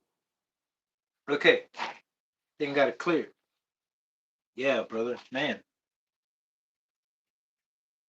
2-speed enabled, and seems like I could do more pulls, if not even more. But it should have broken by now. That's what I'm trying to say. It should have already broken. Full throttle, a couple times. What else? Brakes are fine. When I put this on, brother, on I think it was the first time that I had it right. I still had to check, like, if I had to retract the flywheel back or move it a little bit forward because of the alignment of the 2-speed. But it was spot on. It was fucking spot on. It was like, it was like, I don't know. I would call it. I don't know who to blame or who to credit, but it was like if this chassis was designed for anybody to figure out that it's really easy to swap a big block on this. I don't know. It's just too much of a coincidence to be like that. It didn't cost that much work. Besides, even if you bought the big block swap, you would have to use the RS4 and buy an RS4 special thing for a big block SG shaft, or otherwise you would have to grind that up like I did, right? But I'm just glad that I didn't have to do all that. I did all this, yeah, right? I did all this, but I'm just glad I didn't have to do all that, brother. Like buy this flywheel, I had it. I didn't have to buy mounts, I had it. I didn't have to buy another different chassis because this one was already capable. It was already big block ready, brother. That's what I'm trying to tell you. Big block ready. Big block ready. Even with the same engine mounts, brother. All you had to do is a little DIY. Damn, brother, that's a win forever and ever. Jeez. Like, now that I think about it and I'm thinking it through, I'm like, damn. Like, it seems like the Matrix is kind of like in my favor because it's always fucking with me. I go out there and brother, the fucking traffic is cranked up to fucking level 10. I go out, it's lowered to fucking 2. Damn, brother. It's okay. I get it. I've always said there's always a price you gotta pay. If it's not paying, it's more money. I mean, it's not paying more money, it's more time. Right? So I'm not trying to be like, hey man, listen to me, but listen, I'm just trying to, you know, uh, kind of, I'm trying to let you know what's in my mind, in your brain, brother. Yeah, but I'm not trying that hard. It's just sometimes really hard to believe. It's hard to believe that like this changes everything about a Nitro RS4. And from my perspective, because I'm the one that did this and it's my property, right? They're not for sale. Anyway, you can do this. That's why I'm doing this. That way you know how to do this too, because it's a really straightforward thing. Like I said, you don't really have to replace your engine mounts because, I mean, as far as I know, I've seen these in gray, the engine mounts, and they seem to be like the stock ones that come for, I don't know, but look, I know for sure that the chassis isn't stock, but I'm pretty sure that the stock chassis has the same holes in the same place, right? Not sure, probably wrong, but what I'm trying to tell you is my side of the story, my history. Now this is my story, and it was pretty cool. I mean, pretty smooth, smooth pop. And like I said, man, it just I couldn't remember that my. Let me put on the mounts. Let me put on the screws so you know what I'm talking about because this hole was already there. The other hole over there was already there. There's some holes that were already there that I didn't have to use. And there's more holes that are there that I don't have to use that I could use just in case I want to gear up more, right? I'll put like a 28 because a 28, they're a little bit bigger. But I did put a 26. Huh. It started off with the Pico, remember, Pimp? I don't know, Pimp. You still there, Pimp? But I started off with the Pico, Integi, not Integi, um, what did I do? Oh, I put the wrong screw in the wrong place. So I tried out the Pico 26 on this first, and then I'm like, probably not. Probably would need more speed because of the gearing. But then that clutch bell that I have came after the gearing. So I was like, whoa, we can gear higher? Wow. Because that's the thing, brother. That's the thing. I'm limited, resources. With resources, like it would be a lot easier to get a clutch build done from a machinist and or some gears or whatnot, right? Go single speed. But this, the two speed record. Oh, before I switch to single speed, I'm gonna see if I can find or get some bigger pinions made.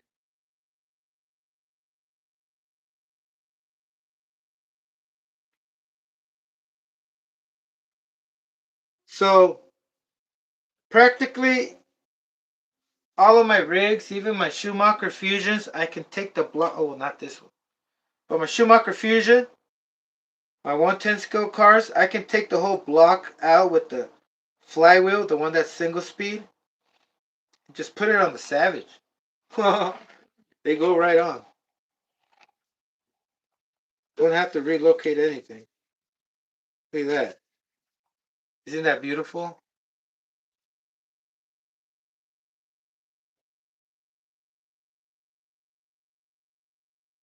And they told me it's not gonna do 60, brother. I still, it's still getting to me because I haven't proven myself. I know it does it. I've seen this thing run. So look, it has a fixed position. So I screw that one first. The one that can't move, side to side. And then after that, I tighten the rest, and everything just comes into place. And that's it. No meshing, no um gear meshing or repositioning the engine. You know what I'm saying? Sliding it like the Savage. Just straightforward. Just put the what can we call it? The alignment screw. Uh-huh. That's awesome. That's all these details. It's just makes it even more super every time I mention one. You know what I'm saying? It's like it's fucking awesome. That's I guess that was the whole. Whoa. Come on. That was the whole plan.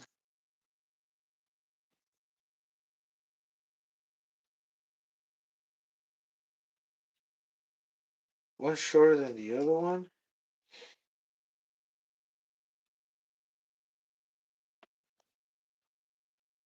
Oh yeah, it is. A little bit. Shout out to you if you have an RS4. I have a LRC carbon fiber purple Urkel, more purple. Oh, I can't wait to see what it looks like on this thing. I do have aluminum arms right there. It's just that these over here are plastic, but that should give me a little bit of weight. Oh, it's not enough weight, so I'm gonna relocate the battery in the front because I do notice I see it hopping in the front when it's trying to catch grip,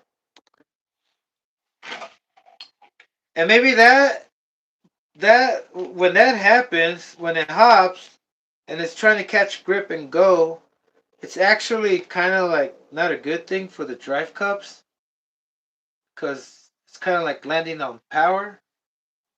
Or when you even when you land going fast, say you land, you're going fast and you land, and the ground makes the wheel stop all of a sudden. That's gonna damage the, the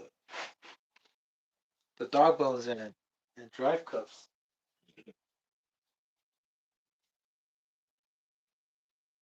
Okay,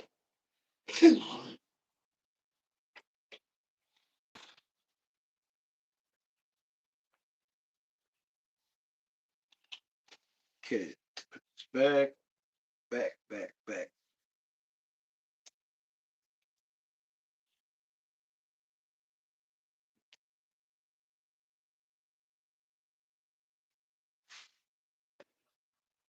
What happened?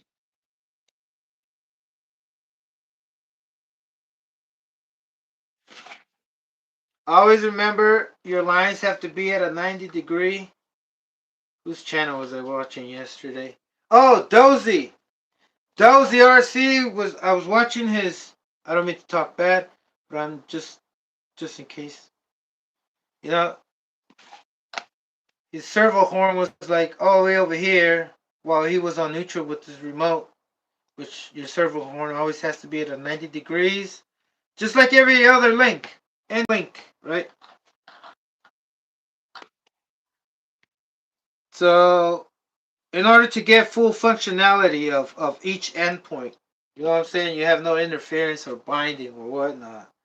But his throttle wasn't going all the way shut, which he knew with the spring, but then he wasn't getting the full linear action because the servo was just positioned wrong, right? So remember, always L shape your links. Look at this, talking about L shape. Look at this. Y'all see? Y'all see the angle of these of the drive shaft? How it's like that, and then like that. Well, that's like if you have your suspension like that on the Savage, and check it out. You see how that rotates side to side? Oh, when that it doesn't do it much. You can hardly see it, but you can notice it more on more angle.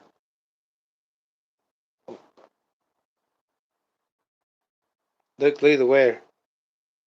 All that is from breaking it in, brother. Imagine just doing the pulls already or trying to do the drag times. And I'm lucky that these things haven't broken. But right now, I'm going to change this and have that slide more up on the other side. But look, there used to be more down there. You can see the wear from before. But these have to be they have to be replaced. Otherwise, you're going to break. You run them like this, eventually they're going to break fast. Snap.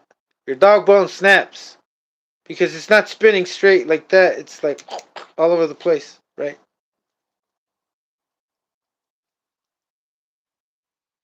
And then that little wear and tear, right, the little damage right there, where it's not straight, that's gonna make your drive shaft twist when it's trying to uh, um, rotate at a straight angle. I'm at a straight rotation. You know, it's gonna have disturbances. It's gonna flex it, twist it, turn it, bend it. Enough bend where it's just gonna snap from the head. You know what I'm saying? Right there. Oh, come on, focus. Right, right there. They always snap from right there because that's where it's not rotating. How can I call that rotation? It's not changing axis. I think that's what I can say. The the the straightness. But like I was saying, don't tell nobody. We got these replacement Chinas, and we're gonna see what it does. It should do pretty good, man. We're gonna get started with these.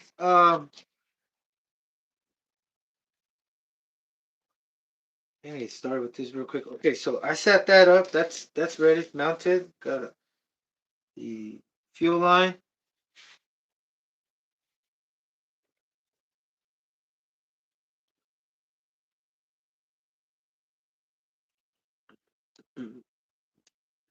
Oh, what the?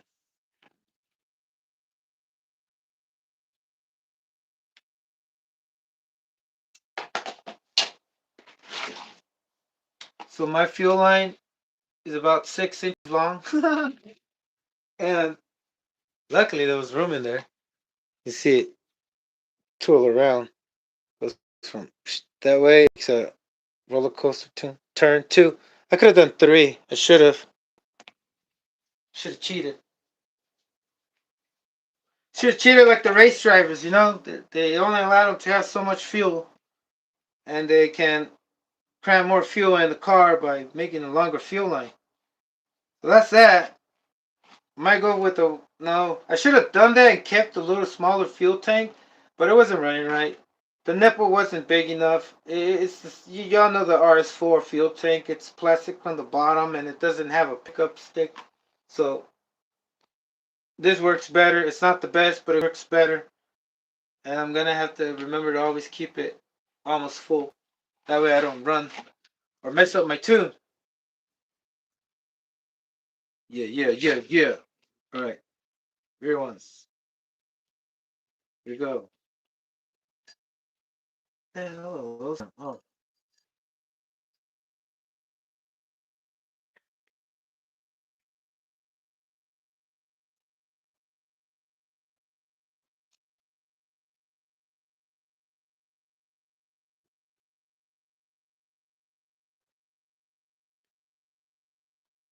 nice. Look, see, these are from the RS4 Evo.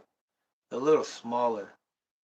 But that was a good thing because I was able to use a different part of the drive cup, not where it was damaged. You know what I'm saying? And now the whole thing is damaged. So I'm gonna have to say, hey, we're gonna have to order some more.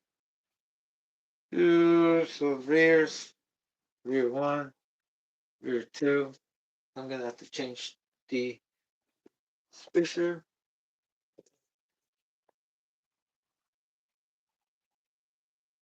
Rear line spacer has to come out.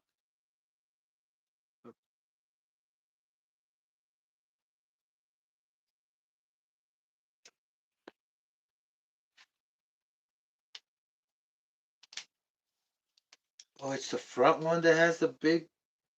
Oh yeah, the front one has Schumacher bearings. The other ones are 11. Schumacher's are 10. But then Schumacher also uses 15, 10 by 15s. All right, let's see what we have here. Lights.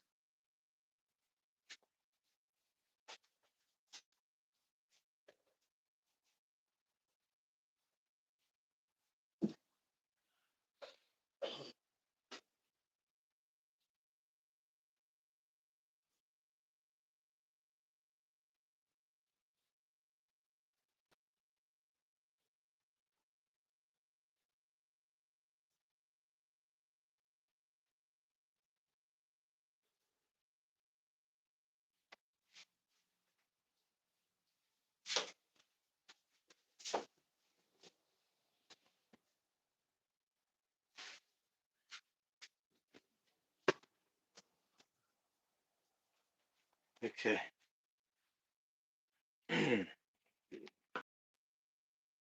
So the bearings in the rear I already had changed. Good. Just reminding myself.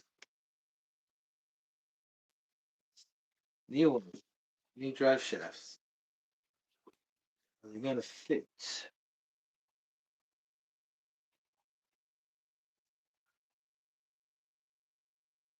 Oh, beautiful. Is there play in the ball? In the cup? Nope. Beautiful. Smoothness. Beautiful. That's another thing, the too much play is gonna whack a little vibration, and that's gonna cause it to dink everywhere, and that's how they wear out. But then you got a bigger problem, more power ever.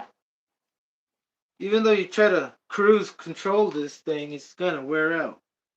You got more weight. I think carbon fiber will balance everything back to how stock is. See, I got 3 shims in there. Oh, they're right there. 3 shims. Um, the same ones, 5x7 by 0.5 millimeter, and they go inside the hub, and they make contact with, and that's a secret in going fast, so you don't bust the hub from too much heat and it wears out, or your bearings, because they have to be straight, and having a shim like that, it just holds it straighter than straight, accounting the forces that it's going through. Am I gonna have to shim this thing? Oh wow. Yes, I do. Maybe I don't. Yep.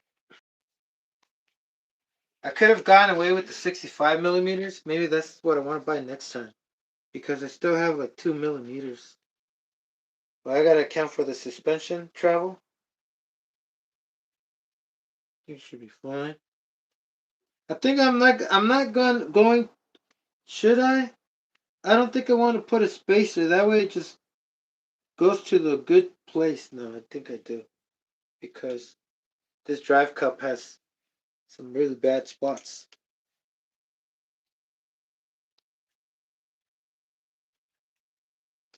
Alright.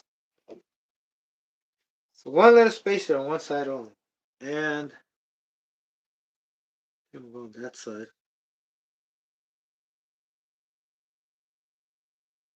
And will that work? Do I have to cut it more? Uh, Roger that.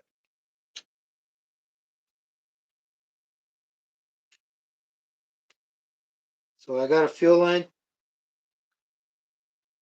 inside one side only.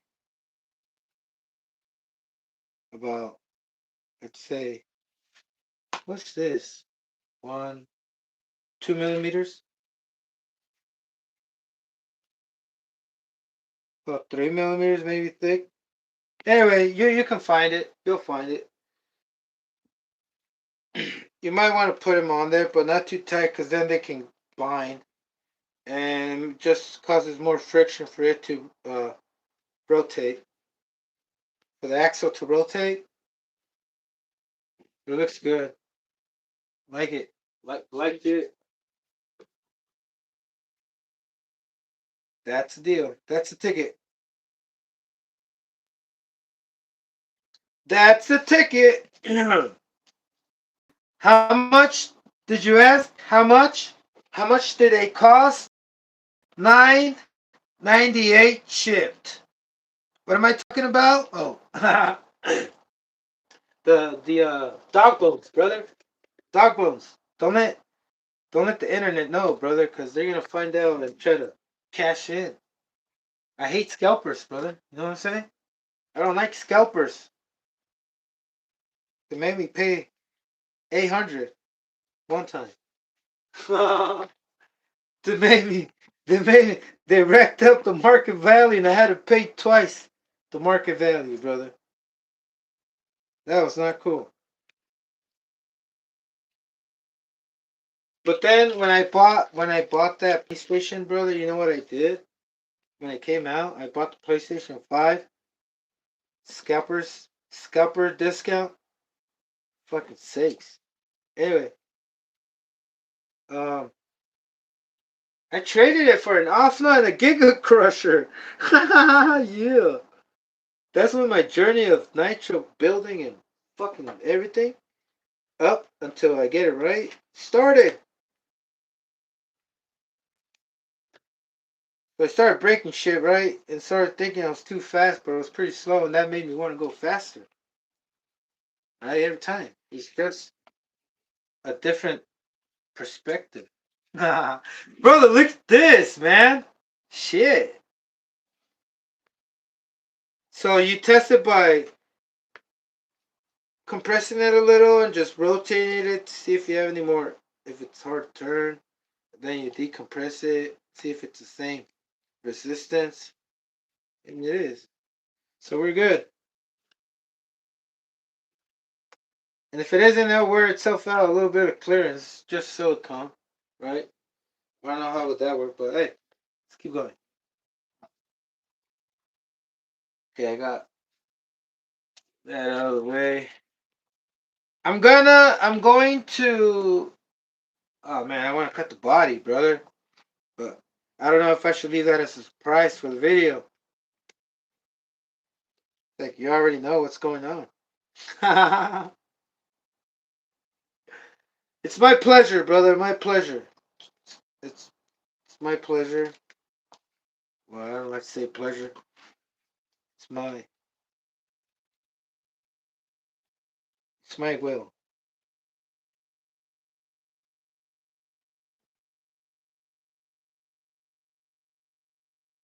Okay, now why the? Oh, oh, oh, done it. Okay, we're good. For a second, I was like, "Fuck."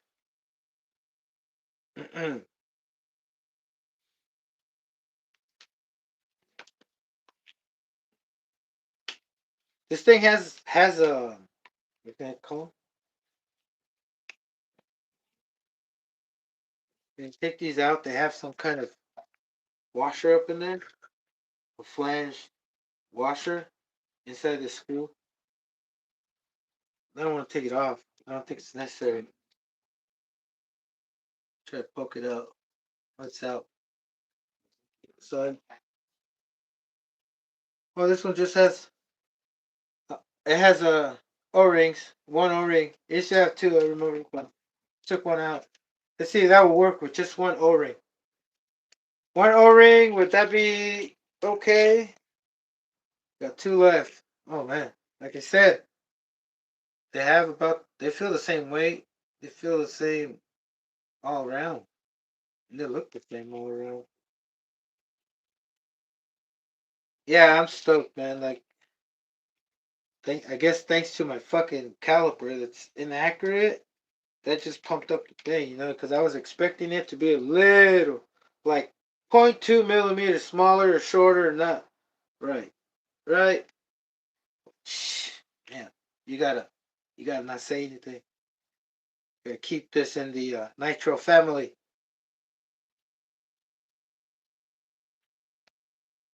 Because we got a long ways, brother. We're only getting started, man.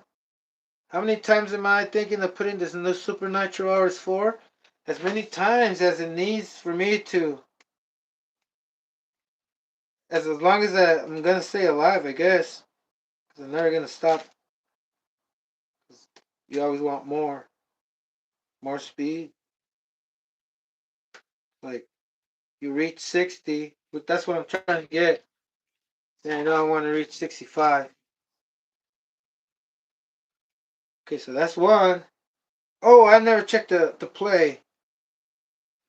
Oh, the clearance is perfect. If that spar is out where it's stationary right there, like where it's touching the pin and the drive cup are making contact, if that area ever wears out from using it for the torque levels, try to sound all fucking powerful. Shout out to the speed channel. Shout out 1320. Look, listen, 1320 10th scale. So just all you gotta do is just, since it only has one spacer, just switch it on the other side, right? Switch positions. That's a good thing. Yes. Fucking amazing. Ow, I got a cramp. Okay.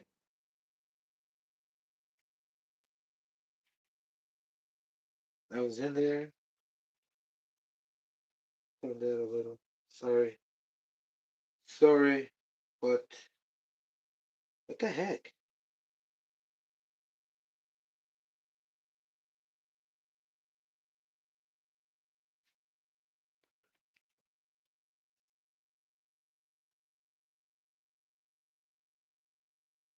I'm tripping because it stinked.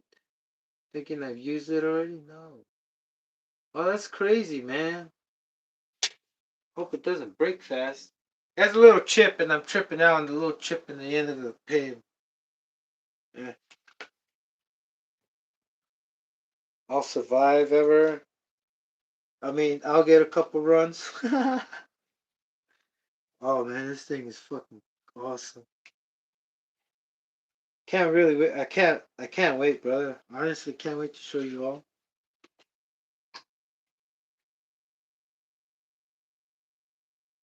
I can't wait to run and get that 60 and be like, hey, what's up, brother? No, the thing about the, like, it's uncomparable. You can't compare the GNSS with the radar gun. Like I was saying, the only reason why I ever believed in the radar gun is because I've got a ticket with it. Not me using it, but I accepted the ticket from an officer that used the radar gun and told me I was speeding. What if I was going too faster than that? That's what I try to say. You know, it's not accurate, but anyway, I grew up accepting the radar gun. And it was a big mistake. But then you have the GNSS, that's a satellite, and I'm always thinking that they got me locked at 60, like your fucking video game rig. You know, you lock the frames per second at 60. I'm locked in at 60 until I figure out what it needs for me to be allowed to go 61. Even though I'm already going like 90 miles an hour, the GNS is only programmed and accepted to give me 60. Oh man, whatever. Now I'm gonna talk about my views. I think YouTube just wants me to think I'm getting little views. Who knows? I might have even less. You know what I'm saying? It's all control. It's not it's not quality control, but it's more like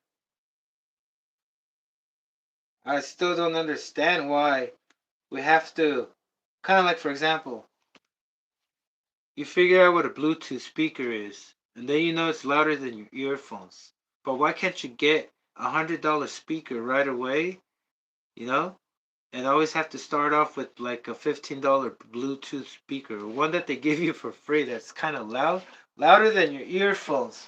But then you realize you fucking need something louder than what was louder than your earphones, and you get the fucking. It takes you like 3 years to get to the fucking the $300 range Bluetooth speaker, and then you realize why the fuck didn't I do this in the fucking first place, right? Yeah, when I found out about Bluetooth, why couldn't I get since I'm a loud ass mother and I love loud ass speakers, why didn't I get a $300 speaker, and why did I have to go through the $15 one, the $30 one, the $50 one, the $100 one, the $125 one? Why?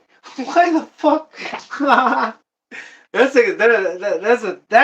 a big trip right there. That's one thing I do not understand. Fuck no, I overstand that shit.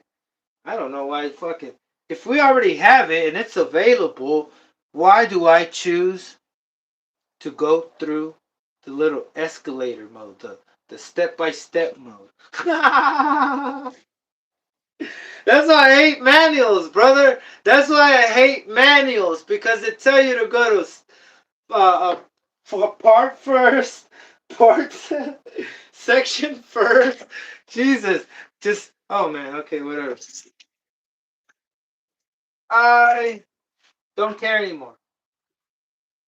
I do care, but I'm over it for now. Um, Once again, I'm looking this thing through. I'm not zoning out, just to let you know. Holy shit. Oh man, the springs. What am I gonna do with the springs? Oh well, as long as it stops, and if it doesn't stop, it's just gonna stop it accelerating, I guess. And I'm over here trying to fix the freewheel. Oh, I am so dumb, brother. I forgot to change my bearings. No. So after all, I am gonna have to take off. Remember the screw that I was trying to tell you that I'm trying to avoid? Okay, so after this, after I do the bearings, I'm gonna have to log out, brother, and then let me just show you. Let me just show you right here. Don't go anywhere. Don't go anywhere. So, oh, I do have them shimmed. Luckily, I was thinking about the shimming part.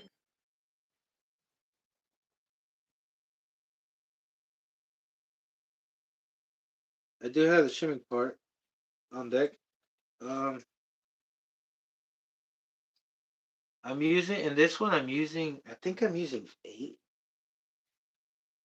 A lot more than over there or less.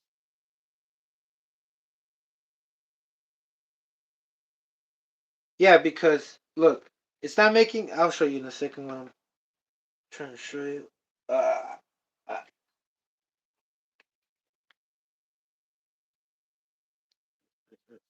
mm, because on one of these hubs, I had to use 8 bearings, eight, and I'm thinking I dropped them, lost them, something. Let me take this other one off.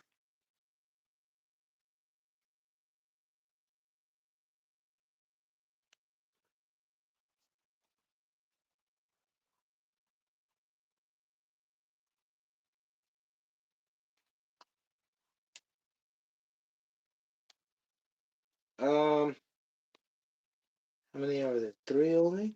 Yeah, I guess only three. That's weird. I thought there were more. Yeah, I thought there were more. I think it's over here on this side, but that one's done. Anyway, let's get to the bearings. Ow, ow, ow.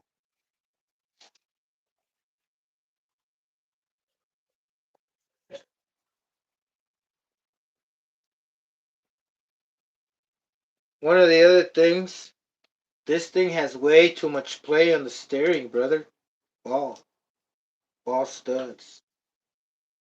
We ball. Ball. And using phones? Oh, man. Good luck, brother. You're on your own. New bearings, TRB. Yeah, brother. You get foams and it's not the best. Not the best alignment. I mean, even if you align it, it fucking loses its alignment as soon as it reaches a surface level where it's uneven on both sides, or if it goes over a little pebble, it's gonna like fucking turn 20 degrees. All right, shit. Um, bearings, brother. Focus. Stay focused. All right, here we go. I need bearings. That's what I wanted to do. Switch the bearings already. Super stoked. Super stoked.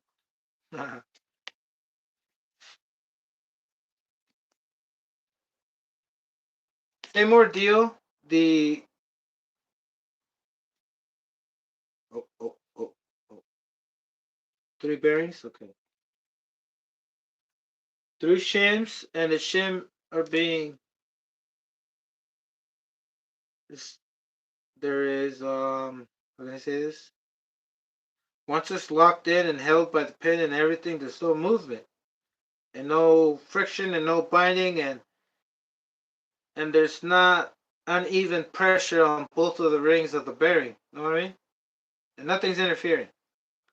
So that's a secret, I guess. That was always the secret because Schumacher does come with those little spacers, but I don't have, and they don't sell. Let me find the little box over here. And then that spacer, one time I had a clutch bill, a Savage XL, or I don't know what Savage it was. It was a 1/8 scale clutch bill for HBR Savage. And I noticed that there was a spacer in there. I was like, what is it for? What's the spacer for? In the front? With the washer? There's like this little thing right here. And so with 3 of these, I think this is a 1.5 millimeter. So you get 3.5s. Yeah, that's spacer. Because these, I was going to buy a pack, but it got sold immediately. It was a 10 pack. And they wanted like $20. But then I got a pack of 100 for less than $10. And divided by 3, 30, 32, 32 of those spacers, right? So what makes sense and what doesn't make sense? Because what makes sense does not make money. And what makes money, what doesn't make sense. You know what I'm saying? I don't know if you know what I'm saying. Oh, jeez. I got that wheel on. Yeah, blue bearings. Blueberries. Yeah, I'm only using three. Three on each side, I guess.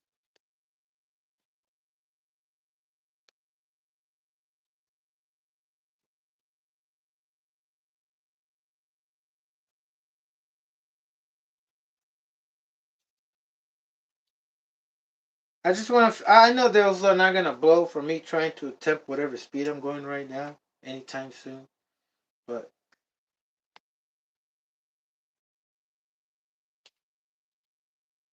I just want to feel secure. You know?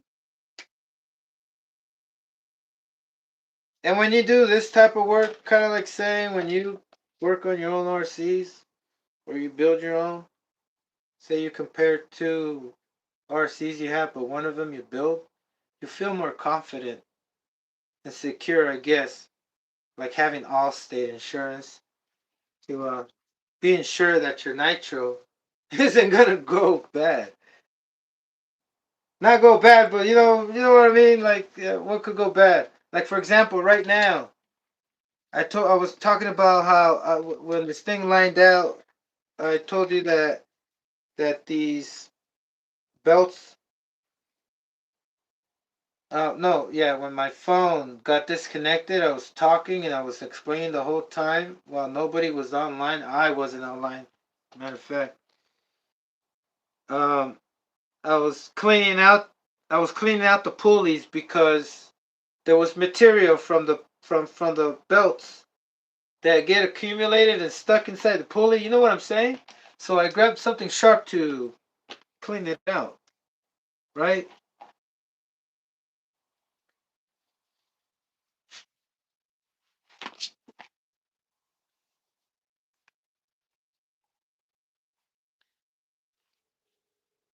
And with more power comes more responsibility, or else what's gonna happen is you're just gonna kind of like when you if a bearing goes bad, your whole transmission is gonna go bad, like on the Twin Titan or the Savage, right? On your transmission, any bearings, not you'll get away with the hub bearing, you know. You're just gonna have to replace the hub. But imagine if your this one of the bearings inside your 3-speed and the Savage goes bad, and then it just lines everything and it grinds everything up while you're going fucking fast, and then all of that fucking just bad news, right? Inside there. So everything's is for prevention. You know, don't want something so simple to fail. Like I'm not talking about not recharging your batteries, but you know everything can be preventable besides head-on collisions. But like I said, runaway could be preventable. But nowadays, man, there's something worrying about me. I'm worrying about something that's going on that I think that's going on outside, man. These planes keep spraying shit outside, and I don't really know what, obviously, right? But my fucking amplifier for my radio, my signal, it's a lot shorter, and I know it's not bad, and it's a lot shorter because sometimes it does work fine unless it's faulty. But I've noticed that in some areas, I guess it works better. I don't know. Maybe the exposure of our UVs. Something going on, brother. There's really something fishy going on in the sky that's messing up my radio connection. I'm not kidding. Are these upside down? No. I was like, what the fuck? It's the only one that took off.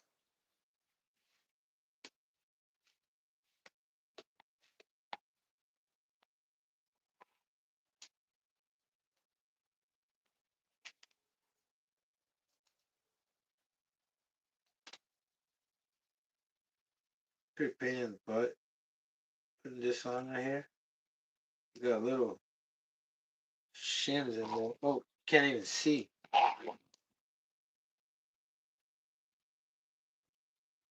Yeah, I gotta have this like this so the fucking little thing doesn't fall off. Ooh, it fell off. Oh, it fell off.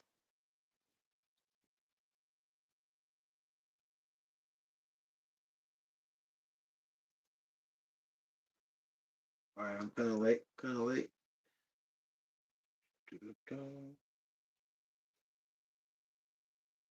Oh, dummy. Dummy. Dummy.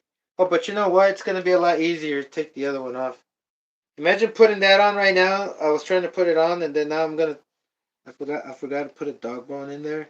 Now I'm gonna try to put it on with the dog bone, which is fucking I don't get it. So I'm gonna take this off over here instead. But that was necessary in the beginning. That was the plan, not to take these off, these other screws, because I don't want to deal with those little two things coming off. Right, these things. I don't know what to call these spacers, inner spacers. But yeah, that's that. Like R. Kelly.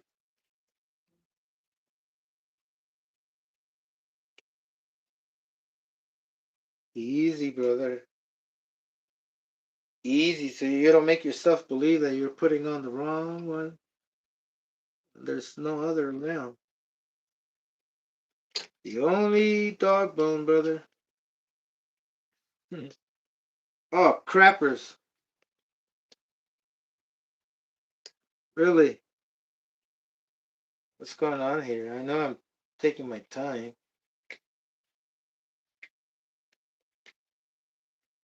Here we go. Yeah, fine threads and plastic is kind of like weird, but it holds up more than these aggressive threads, which I think. Crap. The other ones are fine.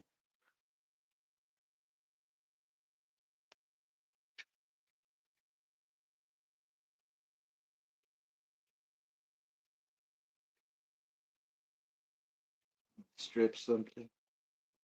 Keep going.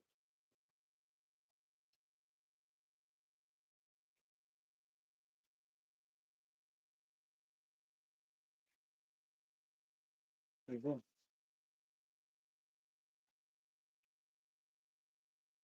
Damn! I almost ripped that thing apart. Trying to take it off, not break it. Man.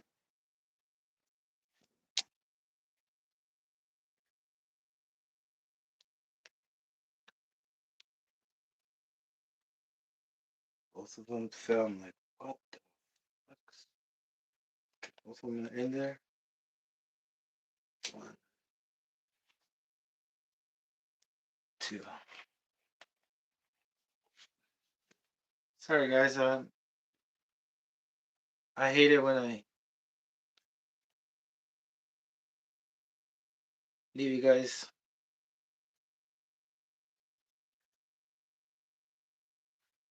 Yeah, that's I know. You trying to do that. So here goes nothing. Ooh. Okay. Okay, on my side. There you go, Ever. That's okay.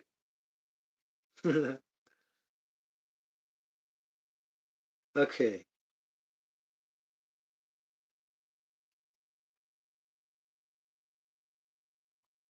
One berry's missing.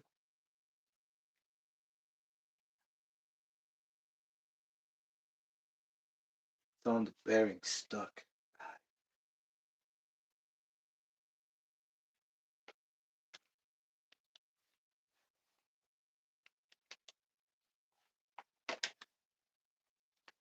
I don't think I had or I was going through this difficulty when I did it the first time.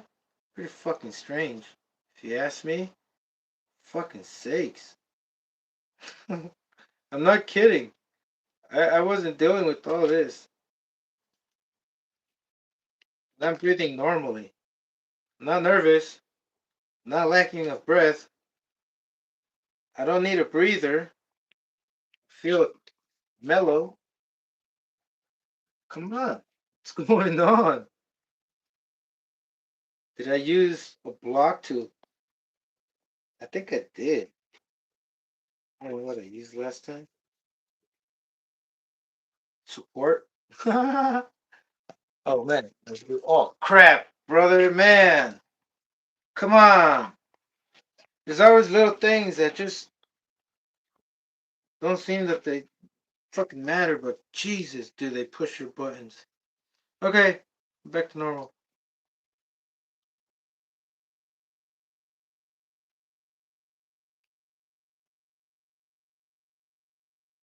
Wait, not yet. Let me just put this dry shaft back and then I'll feel normal again because, jeez. Unnecessary stuff. Not to do, but to deal with. Shouldn't be going through this stuff. Okay.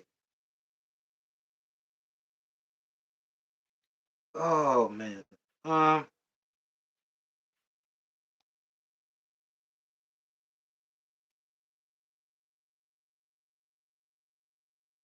no wonder that screw was so hard to put on there. It was the wrong one. The fine threads go on the other side.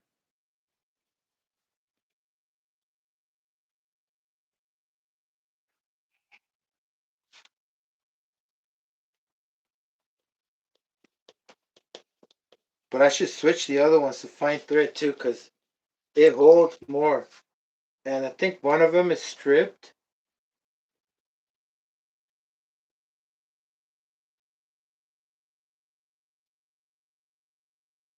Yeah, no wonder. I was like, I don't remember dealing with this. Fucking taking it, putting it on. What the? I ever. It's okay. The show must go on. That better not be the wrong one. You mean confirm?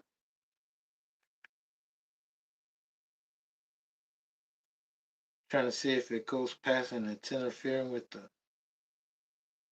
Oh yeah. Give me a second, brother. Let me figure this out. I did something terrible right here.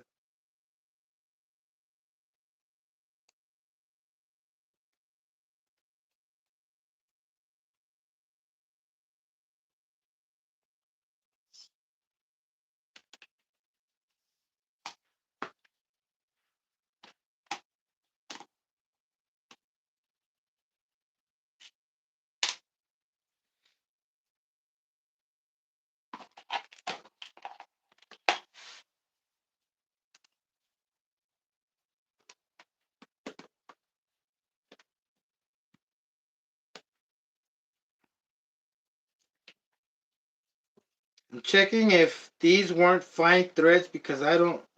I'm just rechecking some stuff. Oh man. Okay. Yeah.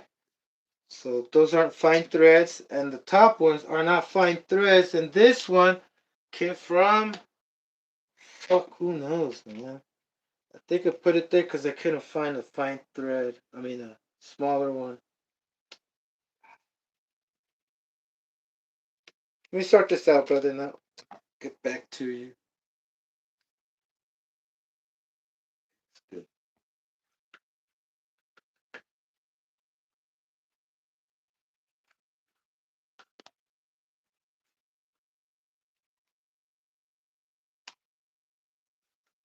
Because I know I switched them all. How I got it wasn't. They were too short. Put longer ones.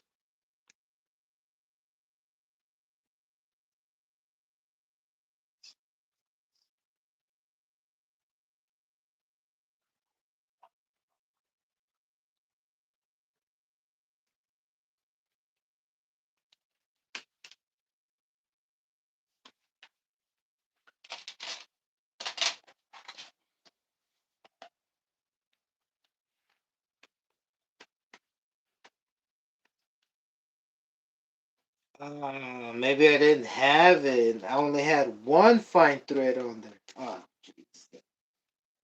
Oh, great. Okay, so that's what happened. This was on there because I don't have another one of those. Yeah. But hey, at least I confirmed it right. At least I didn't put it underneath over here where fuck shit up. Well, that cost me 10 minutes. See what I mean, brother? Huh. Ah. But that's a good thing that it's nice and it's tightening real good.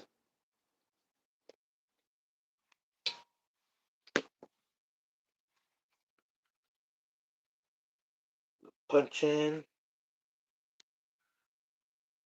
Punch in.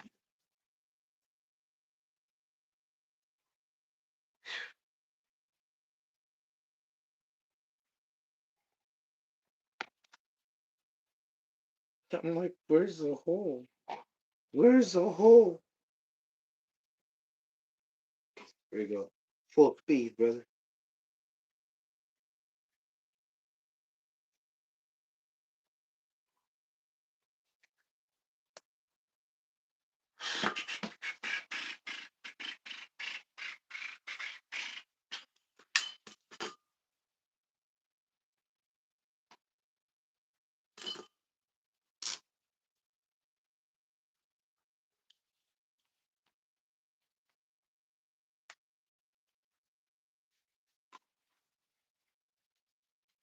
Alrighty. Whoa, whoa, what the fuck? Whoops. Now I put it on the wrong side. Ah.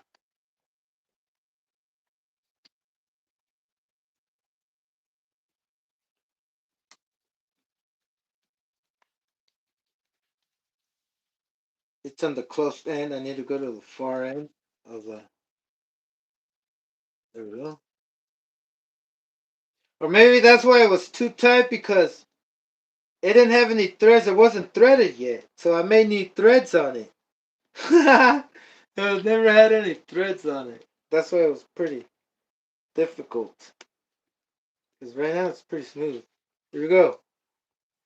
I play on my drive shaft. It's okay. Acceptable. Um, that way they can switch positions. I mean, have more area to spread out. Okay, then put on the exhaust, and we should be golden.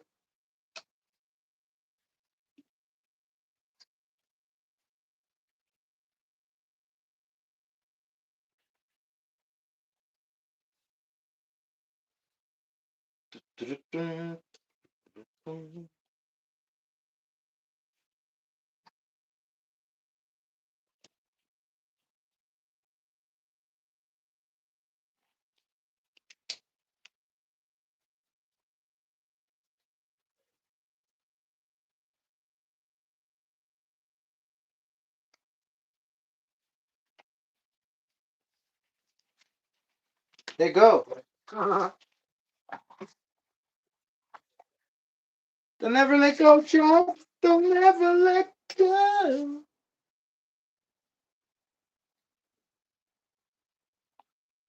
Every time you leave, you slam the door.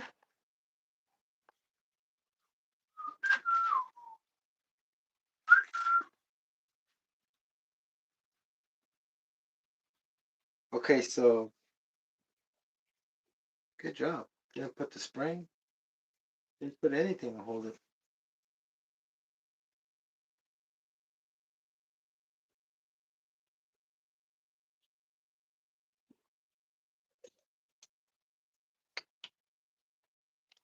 Get back here. Come over here. Get over here. I mean, not come over here. I meant to say get over here. All right. Hold on. Can't distract myself. This thing's pretty tight. You don't want it too tight, or it's gonna mess up the boot. But you want it kind of tight, where it gives you a good flexibility. nice and flexible, not too much, not too giving, but kind of giving a shit. If you pull a little bit more, I'll snap. But you know what I mean? Touch. Like bend a little, and a little. That's good. You don't want it too wobbly. You don't want it too tight. Because it might crack. Yeah, and a hard hit. Collision. But anyway, you want this thing to be flexible. Like your payments. Um, got it. I got it. Wheels. These wheels are gonna go nice. And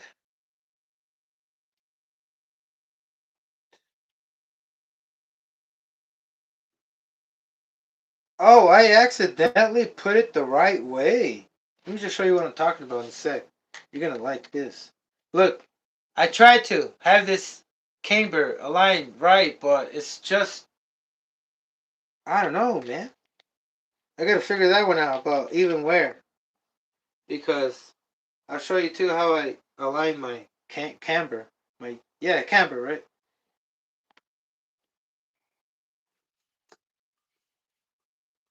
So the whole purpose of the shims is so when I tighten this thing up,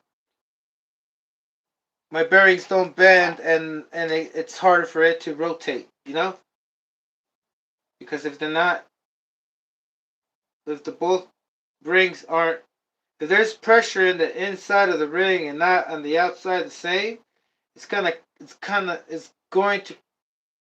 cause the bearings more friction. I don't know if you know what I'm saying, but I know that the bearings don't bend that easy, but with the torque that you're putting on at that one point, remember it's per square inch. The pressure points are per square inch. And this needs support. Or else maybe your wheel's gonna fucking fly out. I mean unthread. Your lock nuts. I don't know, brother, but I'm safer this way. This the fail safe way. This is the fail safe, right? Okay, so it's more smoother. If you don't have these things, if you tighten it up, does just get tighter to rotate. You know what I'm saying? There's a lot of binding inside those bearings. It's all about the bearings because you're squishing the inside instead of both sides even. You're just squishing one, and that's it.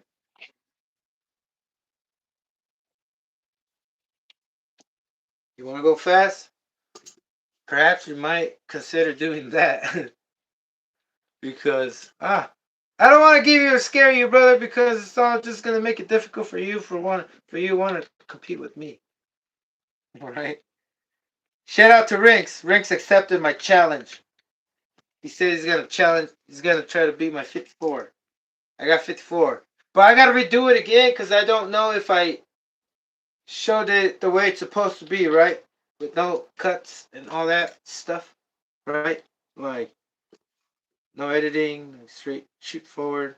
Gotta show the GNSS. Learned it from JP's.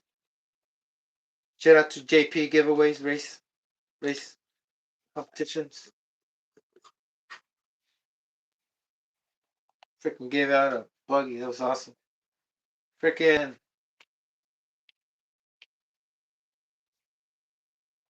Texas was like, "Hey, you should join. Just participate." And I was like, I was in the middle of something. I'm not giving out excuses. I'm just saying. The only buggy I had that was 8 scale, and I was able to do all of that because you had to keep the diff. And I don't know certain things that were required. Prerequisites. I call them prerequisites. Before you can enter the race or before you can order right pimp, you gotta call in. You gotta get with the group and ask if you can order. Even though you can order the whole store, you gotta ask to order. And then you gotta place the order. to order. I don't know if you follow me. Yeah, to be, you have to, because if there's a waiting list, if they're back order, you're gonna have to order to be in the waiting list. And that sucks. That's horrible. Imagine having enough money and then not being able to buy it, or buying it and then being like, oh, you can't order because there's a waiting list. And you have to request to be in the waiting list. That sucks. That fucking sucks. Anyway, moving on. Uh, yeah, this thing looks. You know what this reminds me of? An F1 car, like Kyosho F1 or something like that. Cause it's so skinny in the bottom, in the middle, right? It's like right here. You got the nose. Pretty cool. I love it, man. I'm gonna hate getting rid of those camouflage, freaking carbon fiber shock towers from Extreme RC. I got more. Anybody need some? Let me know. They're for a B5. B5. B5. Check it out. These are the front ones for the B5. Not an electric channel, but look, if you want to convert your B5 into a nitro, I got carbon. Better hurry because I might use it for something else. That's that. Uh, yeah. So, the whole purpose of this video, I'm glad it came out okay because I didn't think I was going to be able to be satisfied for what, like, be satisfied at, like, knowing what I probably said and what I didn't say, because I'm now sure that I was able to say most of the stuff that I wanted to say, okay? I mean, as long as I can understand myself, I know you guys can understand me. And I know sometimes I can't understand myself, and what I'm trying to fix is when I tell myself, fuck it, if I can't understand myself, they can't understand me, fuck it. But things are changing. And I'm changing. I'm starting to speak better. I notice it, brother. I've never. I notice. I can notice it. Wait, what am I doing? Another thing I want to share before I go on a break, because I'm coming back. I always come back like Batman. Look, like I don't want to be the Titanic guy. I want to be Batman now. Batman comes back all the time. Even if he dies, he comes back. Like that. But Jack never came back, man. They never made a fucking Titanic Part 2. Oh man, Rose, you're so beautiful. Like, first time I saw Rose, that's when I wanted. That's when I started dating. I wanted to start dating, cause I think that broke me through puberty. Being scared of dating a girl, cause you're too young and you're scared of dating a girl when you're that young, like 10, 11, 12 years old. What am I talking about this? Rose, come back. I've been broken hearted lots of times. Look, this time, look, I don't get it. I saw the movie. I knew what was going to happen to me, but it happened the opposite. Instead of me leaving for some reason, say work, or at that time I wanted to go to the army. You know, I was I was I was trying to predict my future relationship with the wife I was going to be with at that time. So it didn't go like that. It turned out the other way. All the time I've always been left. And it was always my fault. Anyway, who cares? Yeah, bro. Yeah. Look, all I gotta do to segue from that is just stare at this. Look at this. Look at this. I wasn't doing that earlier. But look, if you do this and you have to shave your 1/8 scale clutch shoes, just note that there's enough clearance that if you use it again, it's gonna like shave off some aluminum, and then it's gonna kind of like cause it to bind a little, but not enough where it's gonna make the car go when you start it. No, it doesn't do that. I'm gonna start it right now. As a matter of fact, when I come back, I'm gonna start it because, man, some of you I know y'all want to see this thing start. You're not gonna hear it because I have my I need to connect the hose in here, or else I'm gonna suffocate. But when I get back, brother, I'm gonna take like an hour break. If y'all still alive on the live, if you're still online, you know, like American Online. Shout out to American Online, brother. You know I forgot my screen name. I was about to give you my screen name. For what? Oh man, just in case, just in case. No, who knows? Not everybody back then had an automated freaking screen name. You couldn't fucking request a fucking screen name. You had to come up with it. Oh, Chad, thank you, AI.